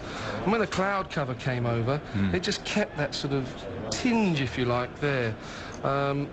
And obviously when the sun came out just before tea time, it sort of just took it away a bit. And when the heavy roller comes on, it just takes the total colour out of that the grass. McGrath again, high action from the pavilion end. Vaughan maybe a bit unlucky not to get runs there as he played with soft hands and steered the ball down into the gully, but Hayden swooped to his left. No one behind him. If it had gone through the gap, it would have been 4. No third man. 3 slips, gully, cover point, mid-off, mid-on, forward short leg, and long leg is the field for McGrath. It never alters very much for Glenn McGrath, really, frankly. Well, great bowlers always able to do it at most wickets. That's why they're great bowlers. There he comes, even strides, high, easy action, goes outside the off stump. The ball's still climbing as it passes Vaughan's bat as he stabbed at it, missed it, and taken by Gilchrist.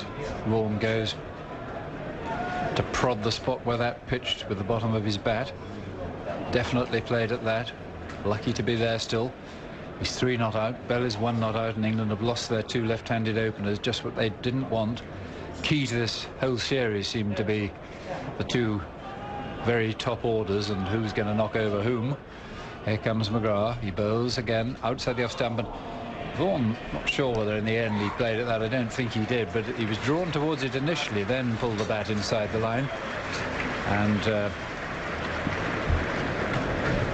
McGrath content for the moment with his 2 wickets. Trescothick caught at first slip by Langer, and Strauss caught at first slip by Vaughan. Yeah, and we just saw those last 2 balls. We were talking about the ball seaming back down the hill, and just those last 2, they've actually just stayed up the hill. And, you know, as a batsman, that makes it awfully difficult. Michael Vaughan was playing for it to come back down the hill, as it all have done. But, no, they just stayed up the hill. Great bowling, great bowling. But does even McGrath know which he's going to do? I don't think he does. I don't think anybody does. But he bowls it in the right areas. Exactly. The seam does the rest. Here comes Lee storming in now from the nursery end. Almost the first ball he's bowled on the leg stump, and maybe Bell thought he had a chance of scoring through the onside there, but it just straightened a fraction, and in the end he could only play it away high on his bat. There are only 2 leg side fielders, a wide mid-on and a long leg. McGrath having a drink down there in front of the Warner stand with a big portable fridge. Forgotten the name I'm looking for, not porter cabin. They're not eskies. This is what an esky is. What used to be called an esky, anyway. Container for cool drinks. In comes Lee from the nursery end, on a full length on the leg stump again, and Bell, if he'd got 20 in the bag, might have been a bit more ambitious with that. Might have tried to flick it away off his legs through mid-on, but he was basically playing it defensively. Suspiciously like a leg stump half volley, that. And England can't afford to get completely tied to the crease here. But on the other hand, they have got to get their heads down. Nothing flashy will do here. Bell is 1 not out. Playing against Australia for the first time. Lee, fair-haired, tall, athletic, bowls a fast, short ball which has Bell rocking back. The ball passes harmlessly over the top of the stumps, but it was quick. I can't tell you at the moment how quick, but quick enough. And Bell had to shift very quickly onto the back foot there. And live on Grandstand from Lords in London, this is the first test, England and Australia, on ABC Local Radio and Radio Australia. And just moments ago, another England wicket falling. England 3 for 18, another wicket for Glenn McGrath. In comes McGrath from the pavilion end. Bowls Vaughan, possibly off an inside edge. As he jerked back, it bounced, and I think he played it down onto his off stump. Vaughan, who gave Australia such trouble in Australia, but now McGrath has got 3 wickets, and he's brought the match back even more than perhaps on an even keel back in Australia's favour. That is a massive, massive blow. Vaughan out for just 3, England 3 for 18. Glenn McGrath now with 502 test wickets. Let's cross back to Lords now. England 3 for 18 in reply to Australia's first innings of 190. I mean, middle and off his hit. The bat sort of came rounded a bit, didn't it? It didn't sort of come down straight. It did keep low, didn't it? I think that was the problem really for him. I think if he'd been forward, he might have kept it out. Anyway, here's McGrath from the pavilion end. He bowls again, full length, and Peterson drives pretty well, but it doesn't beat mid-off. And Peterson is yet to get off the mark. Damien Martin is at mid-off. Warren, Ponting, Langer, the slip cordon. Hayden, hands in pockets. In the gully, massive figure, gets down, hands on knees as McGrath bowls to Peterson, who lets it go by outside the off stump, lifting the bat high. And he certainly didn't look nervous and has negotiated the remainder of the over. But the formidable Glenn McGrath, having taken his 500th test wicket, has pulled his side back into the game and back at the moment into the ascendancy. 3 for 7 from 7 overs, 3 of which have been maidens. 18 for 3. This on a bright sunny afternoon at Lords with still 34 overs of the day to go. Well, I don't think we're going to get through them, are we? Because play has to finish at 6 o'clock. But it's interesting to see Peterson there.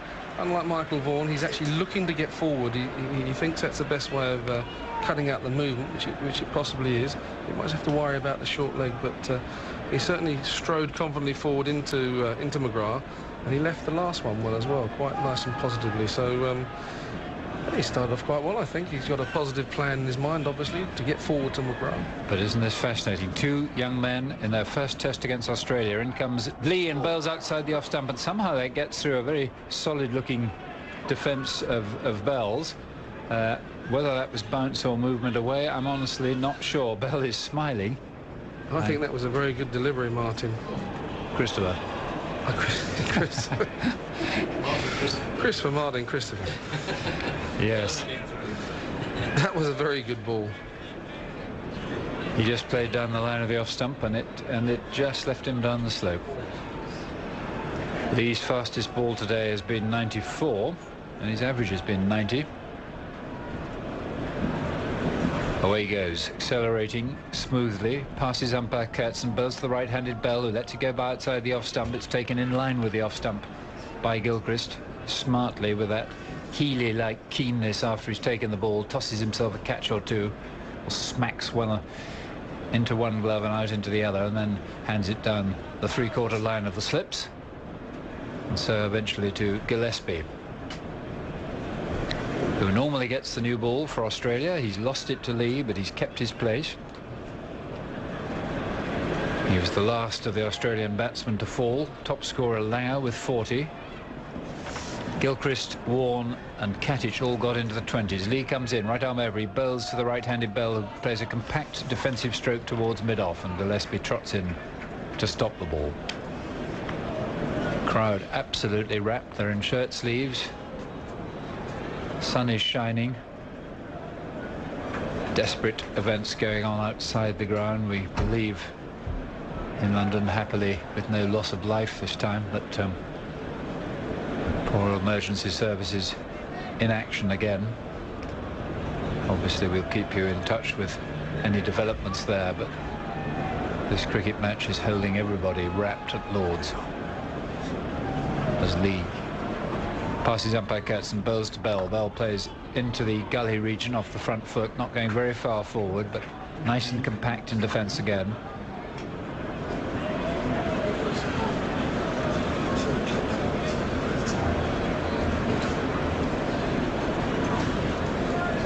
Australia must be greatly relieved that McGrath has come to the party when they badly needed to get early wickets. Remember Edgbaston 97, a few of them do, when England were in total command of the match by the end of the first day. Not so this time. Lee bowls to Bell, who this time gets a short ball and doesn't play it very well. He was thinking of pulling it, changed his mind, and therefore got caught betwixt and between, and the ball hit, I think, the outside half of his bat and just spooned away. Luckily for him, had there been a silly point there, he might have had a catch there, but it didn't go quickly off the bat or far enough to get anywhere near being a chance to Hayden in the gully. But that would have interested Merv Hughes had he been bowling at Ian Bell, and the reaction of Australia's captain Ricky Ponting is to put a deepish leg slip in for the one fended away off the body somewhere. Here's Lee, he bowls again to Bell, who this time gets one beautifully bowled for the fielder, but Bell played it well. Just rode back and turned it along the ground square on the onside for a single. So fascinating stuff. 19 for 3. I must congratulate the new Australian test selector on his acumen in picking Glenn McGrath. You must have thought of leaving him out of the side, Merv, but he's done you proud. Oh, most definitely. I'm going to hand to Henry. Excuse me interrupting.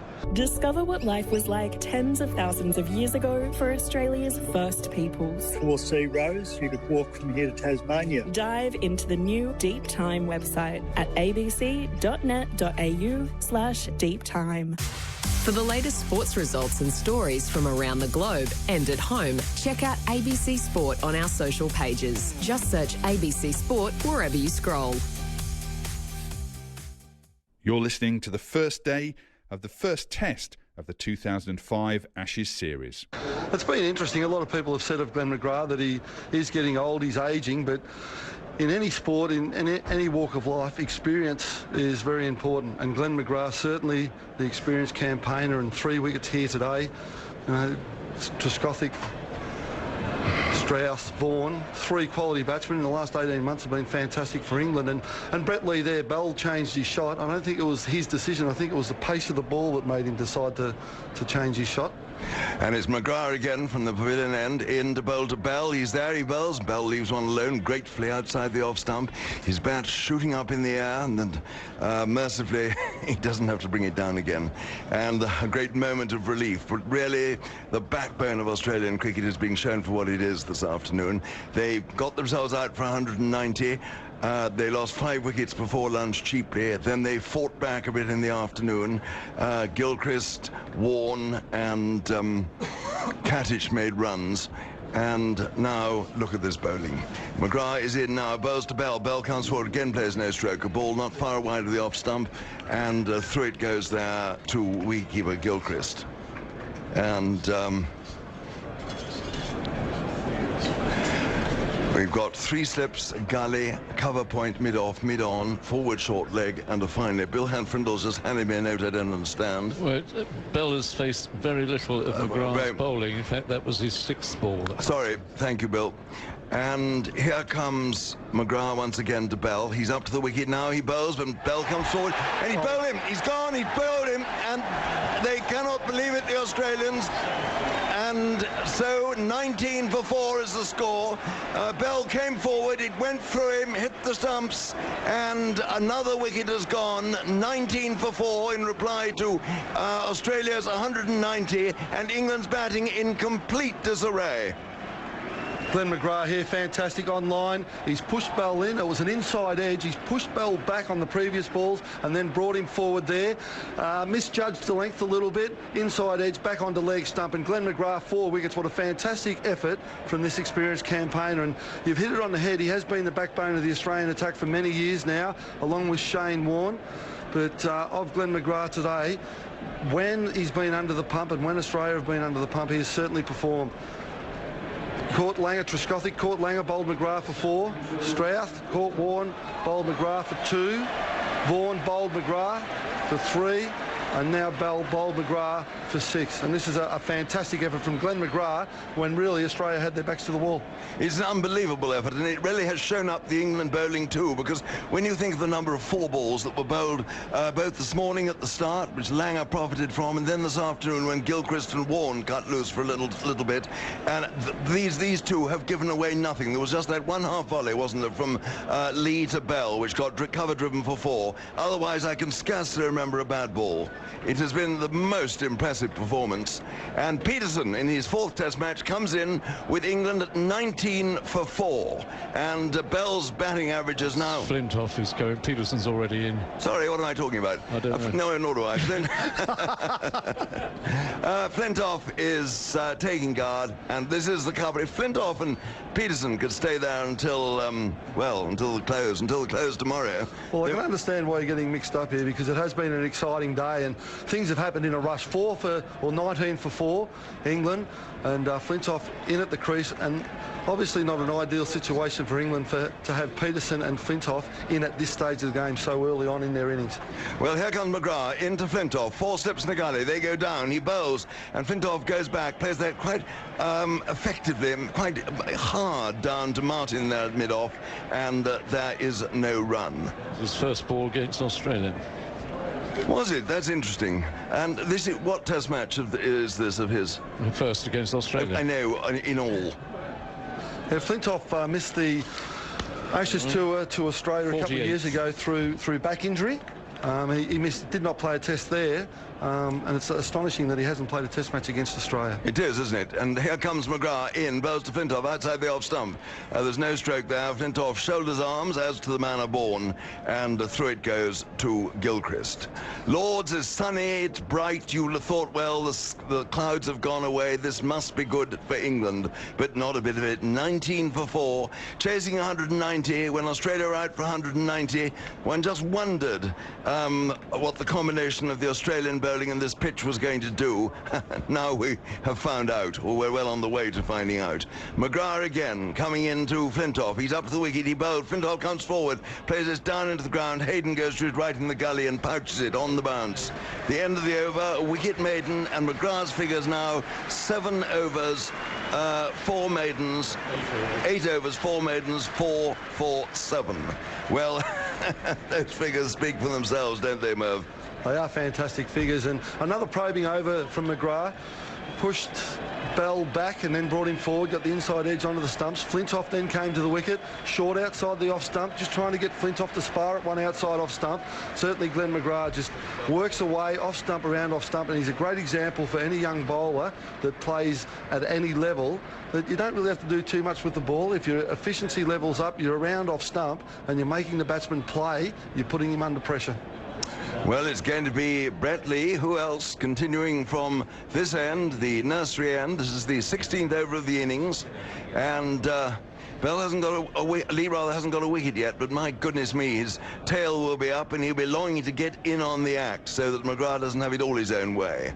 We've got 4 slips in a gully. And here he comes in now, bowling to Peterson, down the leg side, tries to glance it round the corner, doesn't catch up with the ball, and through it goes to Gilchrist, going across down the leg side. Well, this is a very big test indeed for Peterson. He dropped 2 catches on his first day in Test cricket, and can he now help mend the situation with the bat? We saw in that last one-day match at the Oval, when the conditions were very much against England, how he managed to put together a very well-composed 74. It seemed to me he showed then that he's got the technique, the capability to score runs at this level, but he's not often going to find himself batting under this pressure. It's Brett Lee again, in, up to the wicket now, bowls Peterson. Peterson shoulders arms. He was walking across his stumps to the offside as Lee bowled, played no stroke, and through it went there to Gilchrist. Both batsmen meet in the middle of the pitch, tapping it down. I don't know what blemishes they are finding. I don't know whether the cracks are getting a little bit wider. Umpire Kurtzen comes forward and just kicks at the front crease so that he's better able to adjudicate on no balls. A seagull comes planing across the situation, probably an Australian seagull. And well, it's a glorious day, but it's been wonderful for England for the first 2/3 of it. Now it's really Australia and all Australia. Lee it is, running away from us, thick-set, fair-haired. He's up to the wicket now, he bowls. No stroke from Peterson, with shoulders, arms, with something of a flourish, and through it goes there to Gilchrist. The crowd silent, really, the English element in it anyway, but it has been an astonishing full house crowd here at Lord's, and I don't think in the first part of the day I've ever heard a Lord's crowd back the England side in quite the way that this crowd did today. A huge jet airliner mistily in the far distance coming in to land towards Heathrow, going from left to right at the back of the pavilion. And Lee walks back down below us, turns now, and here he comes, sprinting up to the wicket, easily at first, accelerating. He's there now, he bowls. Peterson comes forward, driving. It was a nice shot down to Gillespie at mid-off, and there is no run there. And our seagulls now been joined by another, so maybe a flurry of seagulls we're going to see in the evening session. It's lovely weather for them, and I must say it's been one feature of latterly in this English summer. We have had some really rather splendid weather. You must have thought at times, Merv, we're back in Australia. Well, certainly, as we've mentioned before, the Australian players, not one of them with a sweater on. Amazing. Sleeveless, all long sleeve, and it is amazing when you think about the weather we normally get in England. Lee again, he's in now to Peterson, he bowls over pitch, Peterson drives, there's a run here, he didn't time it, he put into the covers, but such is, they're going for the second one, and they are going to get it too. Martin, the fielder, going back, and I thought for a time Martin had that covered, but the ball had rather more legs on it than I thought, and so Peterson's got a couple of runs, and it is 21 for 4. Balls his face through his first runs. Well, at least he's still there to face some more balls. And at this stage, pace, speed, this game is so far advanced, he can bat all evening and be 10 not out, no one would complain.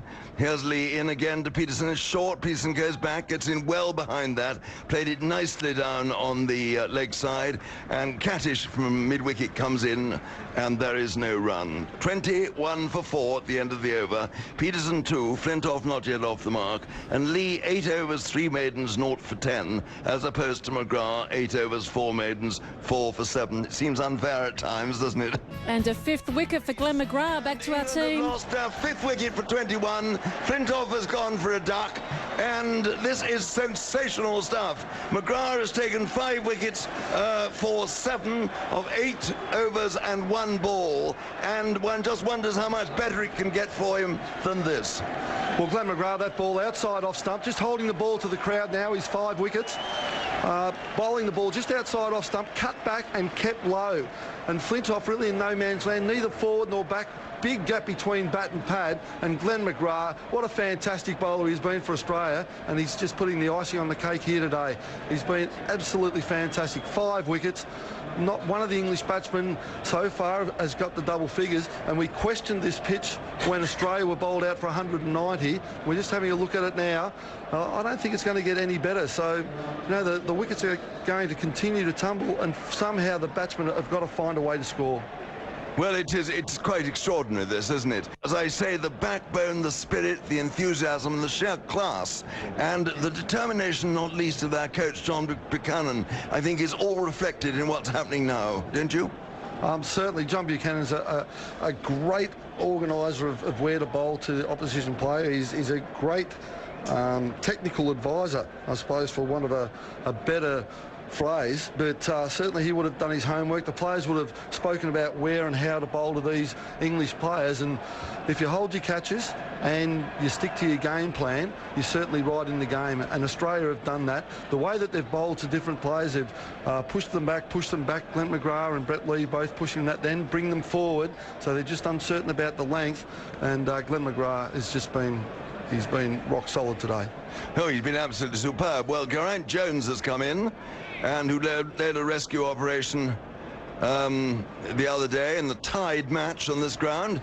And here is McGrath into Jones. Jones comes forward with no certainty at all, runs that down to Hayden, the square of the 2 gullies, and there is no run. The crowd are in a sense not of high excitement, but of almost total bewildered disbelief. You can feel them catching their breath as every ball is survived, and I think the England members of the crowd want to cheer, but there's nothing for them to cheer about, and the Australian contingent, well, they can certainly make themselves heard.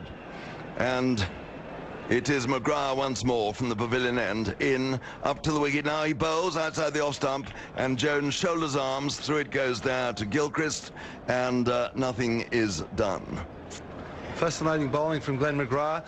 To the new batsman, he just starts outside off stump and a little bit shorter so the batsman can't get forward. And most batsmen, when they come to the crease, they like to field bat on ball, just like to hit the ball, and Glenn McGrath doesn't give them that opportunity. Just a few little siders outside the off stump, a little bit shorter than normal, and then he pings one fuller and straighter to put the batsman under pressure. And it's McGrath again now coming into Jones. He's up to the wicket now, he bowls, Jones goes back and plays that down, and it's fielded there by Clark, the finer of the 2 gullies, and there is no run. And a helicopter goes right across the ground, the closest, nearest helicopter we've seen all day, buzzing across from right to left. I dare say not unconnected with all the various bomb explosions that have been in London today, and there was news of yet another one not far from the Oval only a few minutes ago, I'm sad to say. And McGrath turns, comes in now to bowl to Jones. He's up to the wicket now, he bowls, Jones goes back, forces 4 runs. That was the first stroke of any aggression whatever against McGrath. It was shortish, he went back, he played it very well indeed, and away it went for 4. And Jones must feel much better. He and Peterson punched gloves. England are 25 for 5. It's not a question of from rags to riches, anything like it. It's still from rags to rags, but nonetheless, it was a good moment. 25 for 5, just rocked onto the back foot, picked up the length very well, just outside off stump, a little bit of room, freed his arms up, and a good shot through the point region. Shows McGrath's not totally, utterly and completely invincible. And here is McGrath again. He's up to the wicket now. He's there. He bowls Jones. Jones comes forward quite confidently, playing that down to mid-on. Gillespie is there. It's the end of the over. England chasing 190, 25 for 5. McGrath's taken his cap and has been given a tremendous round of applause, and also being congratulated by all his teammates. His figures at the moment: 9 overs, 4 maidens, 5 for 11, and quite astonishing. It's his 27th analysis of 5 wickets or more in tests, and he's 8th against England. And we've got a bowling change now. Jason Gillespie's coming on, and while he works out his field, I think my time is just about up, and so if Merv, if you'll say something else, then I can hand over to Aggers. Glenn McGrath, 9 overs, 4 maidens, 11 runs, 5 wickets. What a magnificent effort it's been since tea. Thought the Australian bowlers were a little unlucky not to get the breakthrough in the 20-minute session they had before tea. Each of the bowlers, Lee and McGrath, bowled 3 overs, and there was enough to suggest then that they were looking for wickets and probing for wickets, but nothing to suggest that England might fall to 25 for 5, Aggers. It's amazing, isn't it? A disastrous spell there by Blofeld on behalf of England. I think it took four for nothing there, virtually, I think, so we've got rid of him. 25 for 5, though, my word. And this will be an interesting little tussle, though. Gillespie, who struggled for form, struggled for rhythm throughout the tour, and he's going to bowl to Peterson, and this will be fascinating to see how Peterson responds in this situation. There are 3 slips and a gully waiting as Gillespie, long-haired, goes in and bowls a poor ball, a long hop outside the off stump, which Peterson tried to put away ruthlessly off the back foot. He missed it. It was a real gimme in the context of what we've seen bowled by Australia so far today, and Peterson missed out, and he'll be furious. And I wonder how much difference that makes to Gillespie's day. That should have been 4. It should have made a hole in the boundary boards at deep point. I wonder if he might consider that's his day after this. We'll see. But it was a pretty ropey first ball. It was an interesting shot from Peterson too. Just he tried to swat it. I think he just looked to hit it anywhere rather than into a specific area. 25 for 5 is the score. In goes Gillespie, and he bowls a better one outside the off stump, which is forced away. And a lovely throw there, which hits the stumps direct as Clark, just keeping Jones on his toes up here at the non-strikers end. It's brilliant cricket. All of what we've seen today has just been absolutely fantastic, and just every ball that passes brings something. Now there's Clark just hurling the stump at the non-strikers end just to get in the action. Jones stretching there to get his bat in, and of course the stump plucked out of the ground. 25 for 5. Change in the field. An extra man going into the offside. So there is 2 on the leg. There are 3 slips a gully, point, extra cover, and a mid-off. For Peterson, playing in his first test in his batting with England, up against it. 25 for 5. In goes Gillespie. He bowls outside his off stump, and Peterson stretches left foot down the pitch and lets that go through. And I just wonder how many people around the country, after all the debate there's been about the selection, would have been saying, "Cool, wish I had Graham Thorpe coming out to bat at this stage rather than Peterson." Well, it's not. It's Peterson, and he can't have any more of a rigorous test of his technique, of his temperament, and every aspect of his game than what he's undergoing here now. 25 for 5. Peterson is 2 not out as Gillespie rather thoughtfully turns below us here and then sets off again. Past umpire Kurtzen. He's there. He bowls outside the off stump. It's forced away firmly by Peterson off the back foot, but only as far as Clark. Tidy looking cricketer, although rather chaotic hair at times, spiky and bleached, but that's hidden under the baggy green cap of Australia at the moment. And there's no run. 25 for 5. McGrath's taken all 5 wickets, including his 500th. Trescothick 4, Strauss 2, Vaughan 3, Bell 6, Flintoff 0. We're talking about haircuts. Clark at point, Gillespie bowling, and Peterson batting. There are 3 decent haircuts out there. Yes, indeed there are. Peterson waits for Gillespie. He's there. He bowls on off stump. Fuller length this time. Peterson's forward and shows every inch there of the bat's blade as he plays the ball back to Gillespie. Rather wild-haired Gillespie. And there's no run. And what a day the crowd has had. And I feel so pleased for those who queued up all night, and indeed much of yesterday afternoon, to get into the ground today. They knew there were 150 tickets on sale. And as I was saying earlier, at 11 o'clock last night, I popped round to see how they were getting on. The atmosphere is pretty good round the back, outside the north gate. And if ever there was a day worth queuing up for and waiting for. Surely it has to be today. In goes Gillespie. Peterson allows that to pass by outside the off stump. Little hint of movement there from Gillespie, who recovered from a very poor first ball to settle into a maiden, and had that first ball flown away for 4, who knows, it might have been a different story. Now it's his turn to come on to bowl from the Nursery Street end, taking up from where Brett Lee finished off, and hopefully he can keep the pressure on for Glenn McGrath as well. 25 for 5. The players have had their drink. 3 slips on the gully weight and also a short leg. It's Jones on strike. In comes McGrath, and he's looking for his 6th wicket, and that gets a little bit low again. England have to get their footwork sorted out here against him. And Jones there rather late at the bottom of the bat, and is fielded there at short extra cover. 25 for 5. I'll correct your geography, Merv, just the nursery end. The nursery end. Oh, you have lots of streets at your your Australian grounds. Vulture Street being one of my favourites. Stanley Street at the Gabba. 25 for 5. In comes McGrath, and Jones plays a really sloppy shot there, not moving his feet at all, to a ball that was a little more pitched up, only fractionally more so than the previous ball. Got to get forward to that. But he wafted the bat, was just a millimetre away from finding the edge. 25 for 5. And well, Ashley Giles is due in next, so that just shows the inroads that Australia have made here in such a short space of time, in the 19th over. And McGrath again comes up and bowls to Jones. Oh my word, how did that miss the off stump? And again, his footwork, I'm afraid, is really poor, and McGrath comes down almost to within touching distance of Jones, his hands on his hips. He's smiling, he's shaking his head, McGrath, saying, well, how on earth did that not miss your off stump, Geraint? We'll just have a look at Jones there. Even when he finished, both feet were on the crease line. He's neither come forward or gone back. That ball's come through and could not have missed off stump by a whole lot. In fact, Adam Gilchrist took the ball that passed outside off stump, just cutting back, took it well down the leg side. 25 for 5. In comes McGrath, and he bowls to Jones. That's better. He's forward here, playing out to point, and there's no run. It's easy in the dressing room, isn't it, Merv? You see 1 or 2 keep a bit low, and they start saying, oh, it's keeping low, it's dreadful, it gets in their mind, doesn't it? I mean, Geraint Jones there, the previous ball, was suggesting that the pitch had done all sorts of dreadful things, where in fact it wasn't the pitch at all. It was his poor technique.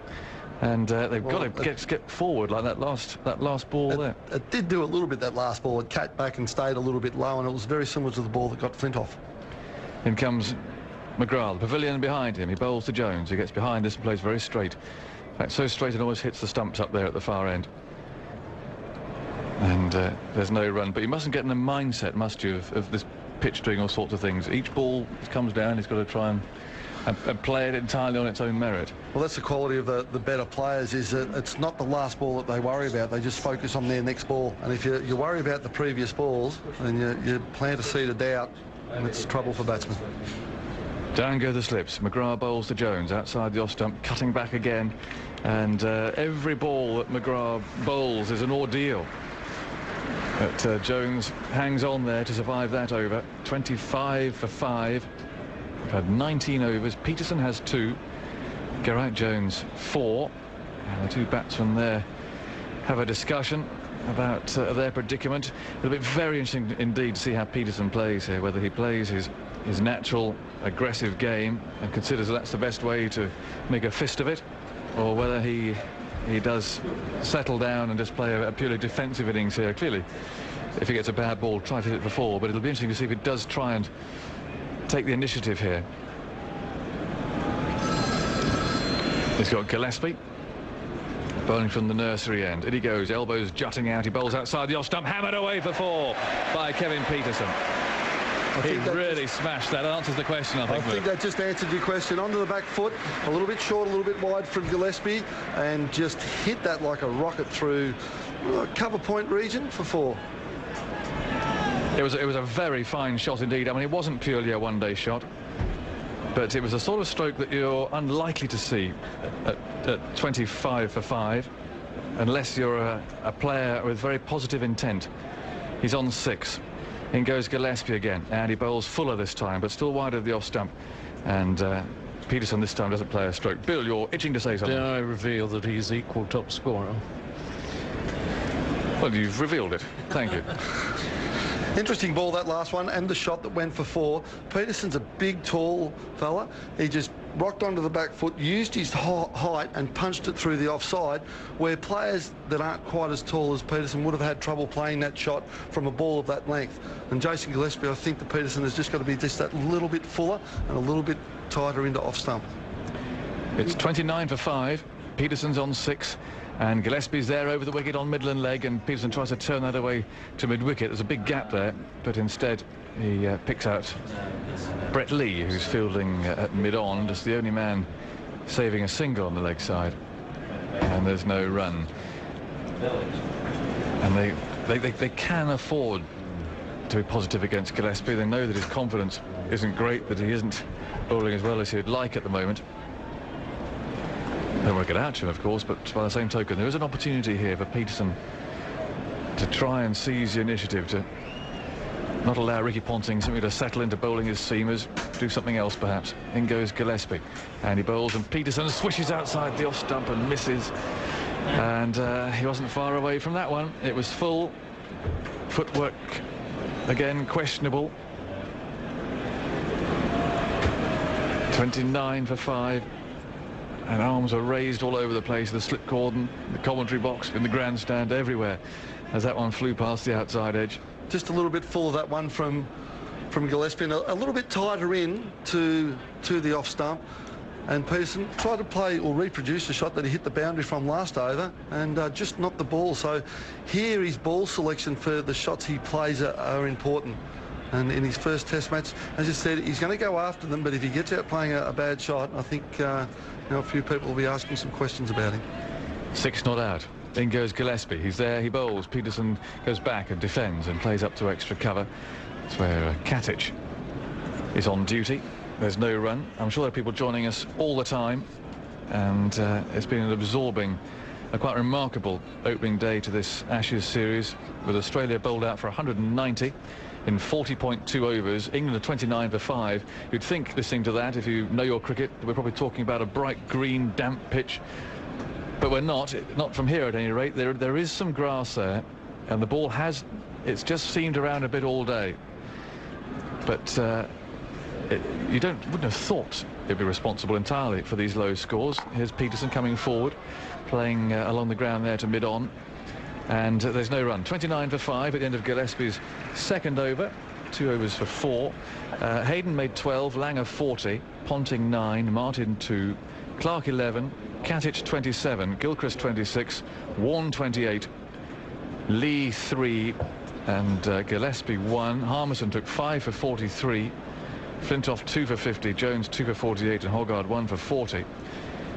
And England survived the 20 minutes. They had to do so before the tea break, and were pretty confident. But the first ball after tea, Trescothick became McGrath's 500th test victim when he edged him to third slip. Langer took the catch, and then it's pretty chaotic, frankly. Wickets tumbling all the time. Strauss for 2, Vaughan for 3, Bell for 6, Flintoff for 0, all to Glenn McGrath, who's coming in now from that far end again, and he bowls to Jones, who's forward, playing carefully up towards mid-off, and there's no run.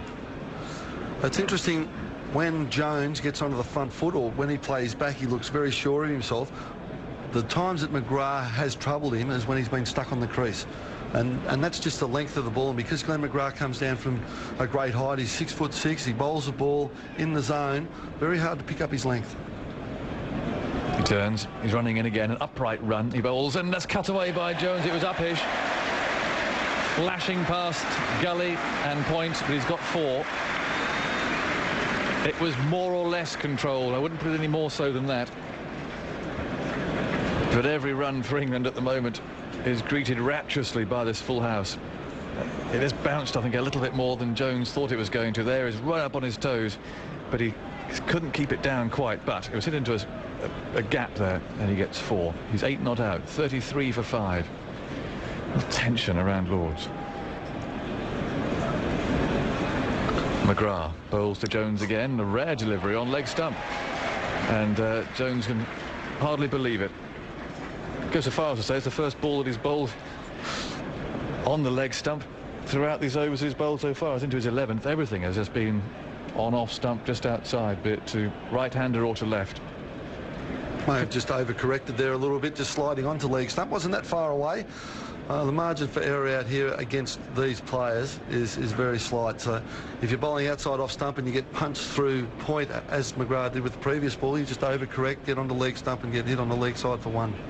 Now it's McGrath to Peterson. Up he comes. Peterson right forward as a tall man, and played that from off stump along the ground to Lee, who's at straight mid-on. And there's no run. 34 for 5. And I'm sure Peterson can feel there's sets of eyes out there from the slip cordon, gully, wicketkeeper, short leg. It's burning into the back of his head. They're all staring at him.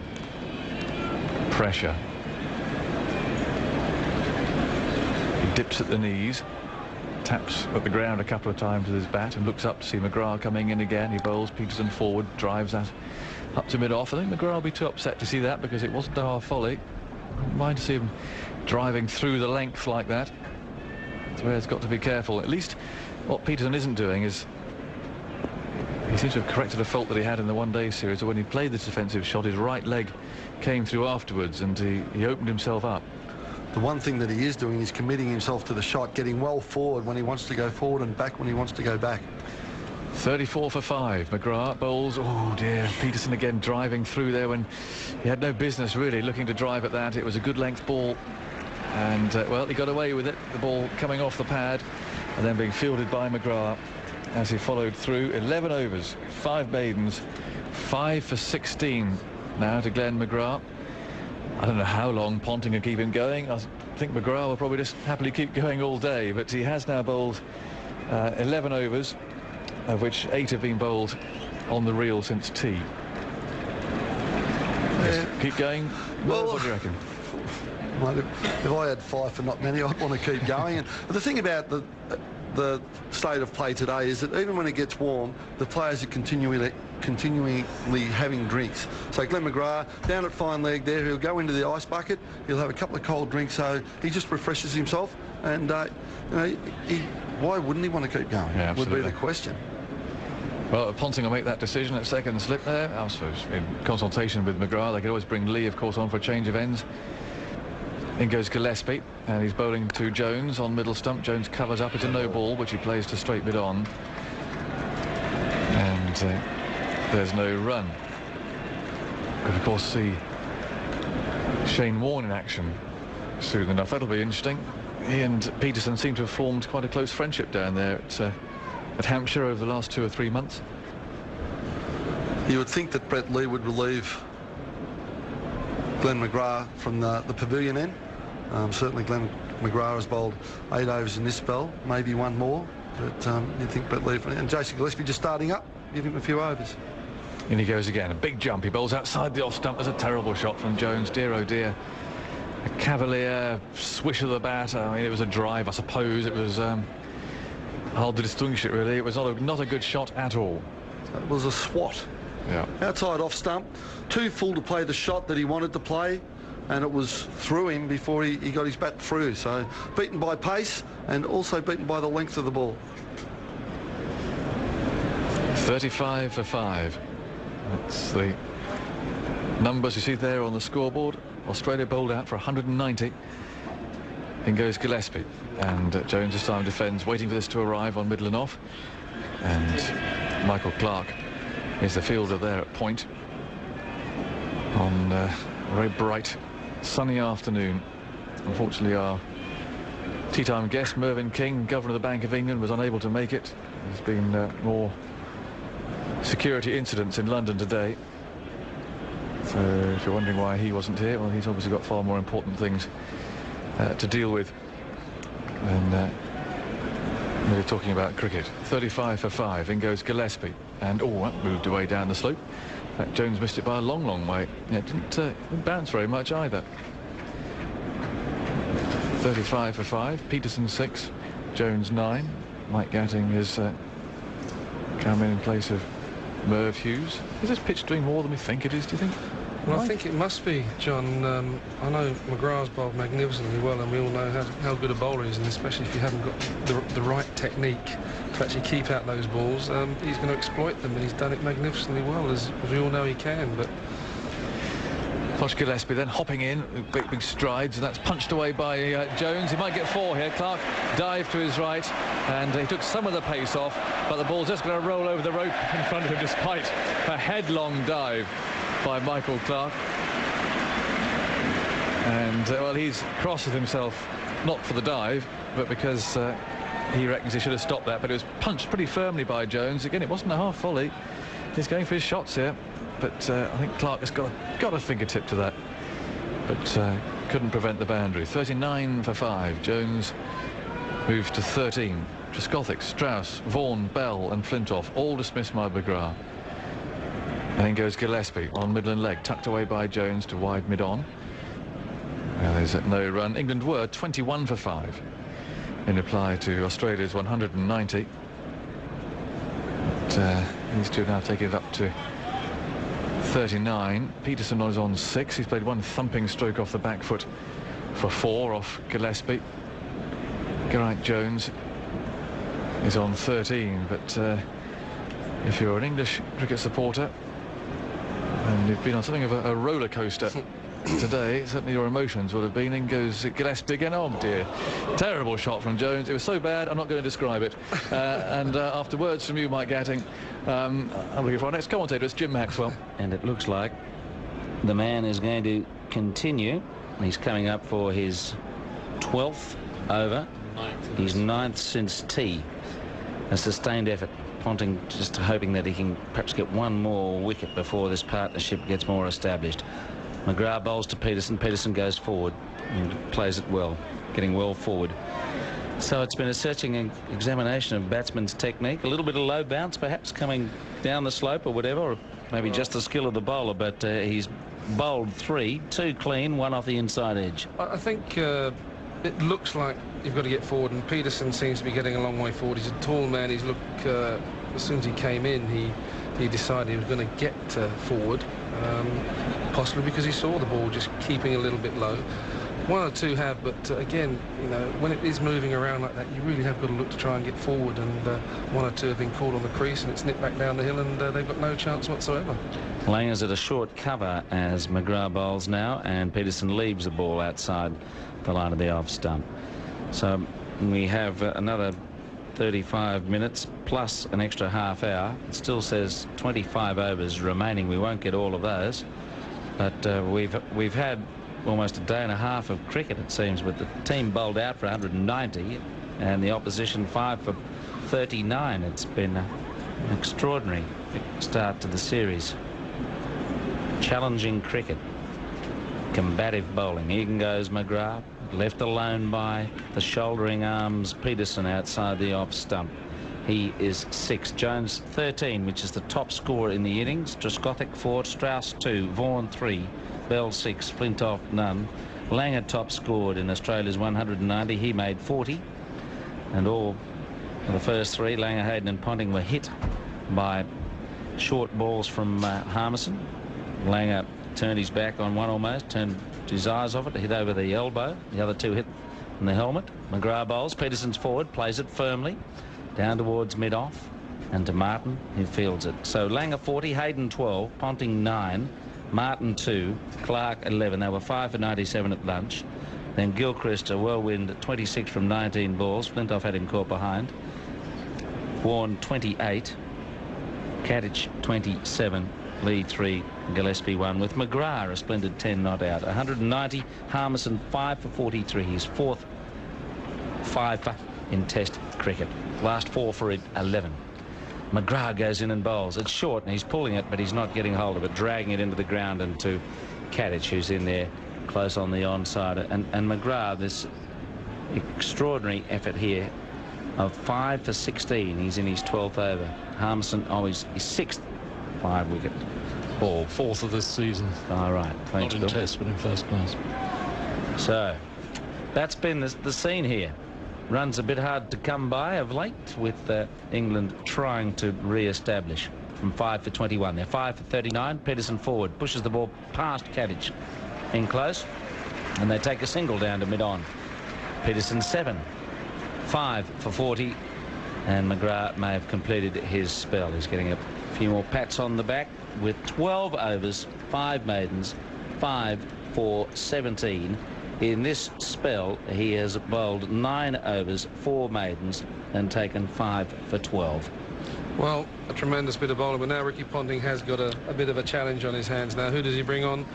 Well, he's only got another bloke who's got 500-odd Test wickets to bring on if he needs to, but just looking at the wicket, I don't know. I mean, it just seems to be doing a bit, certainly from that far end. Would he try Catich, do you think, Jim? Oh, I'd get Lee up that end, wouldn't he? You'd get Lee? I would think so, or Warren. I think he bowled Clark before Catich if it comes to that, but would he? Hopefully that'll be a way off. Yes. Now, Clark's the man who took the 6 for. But I suppose that's right. He'll give Brett Lee 3 or 4 more. In goes Gillespie now. He bowls a ball that's pushed away on the rise, square of the wicket on the offside, out to Michael Clark. And Peterson 7, Jones 13, 5 for 40.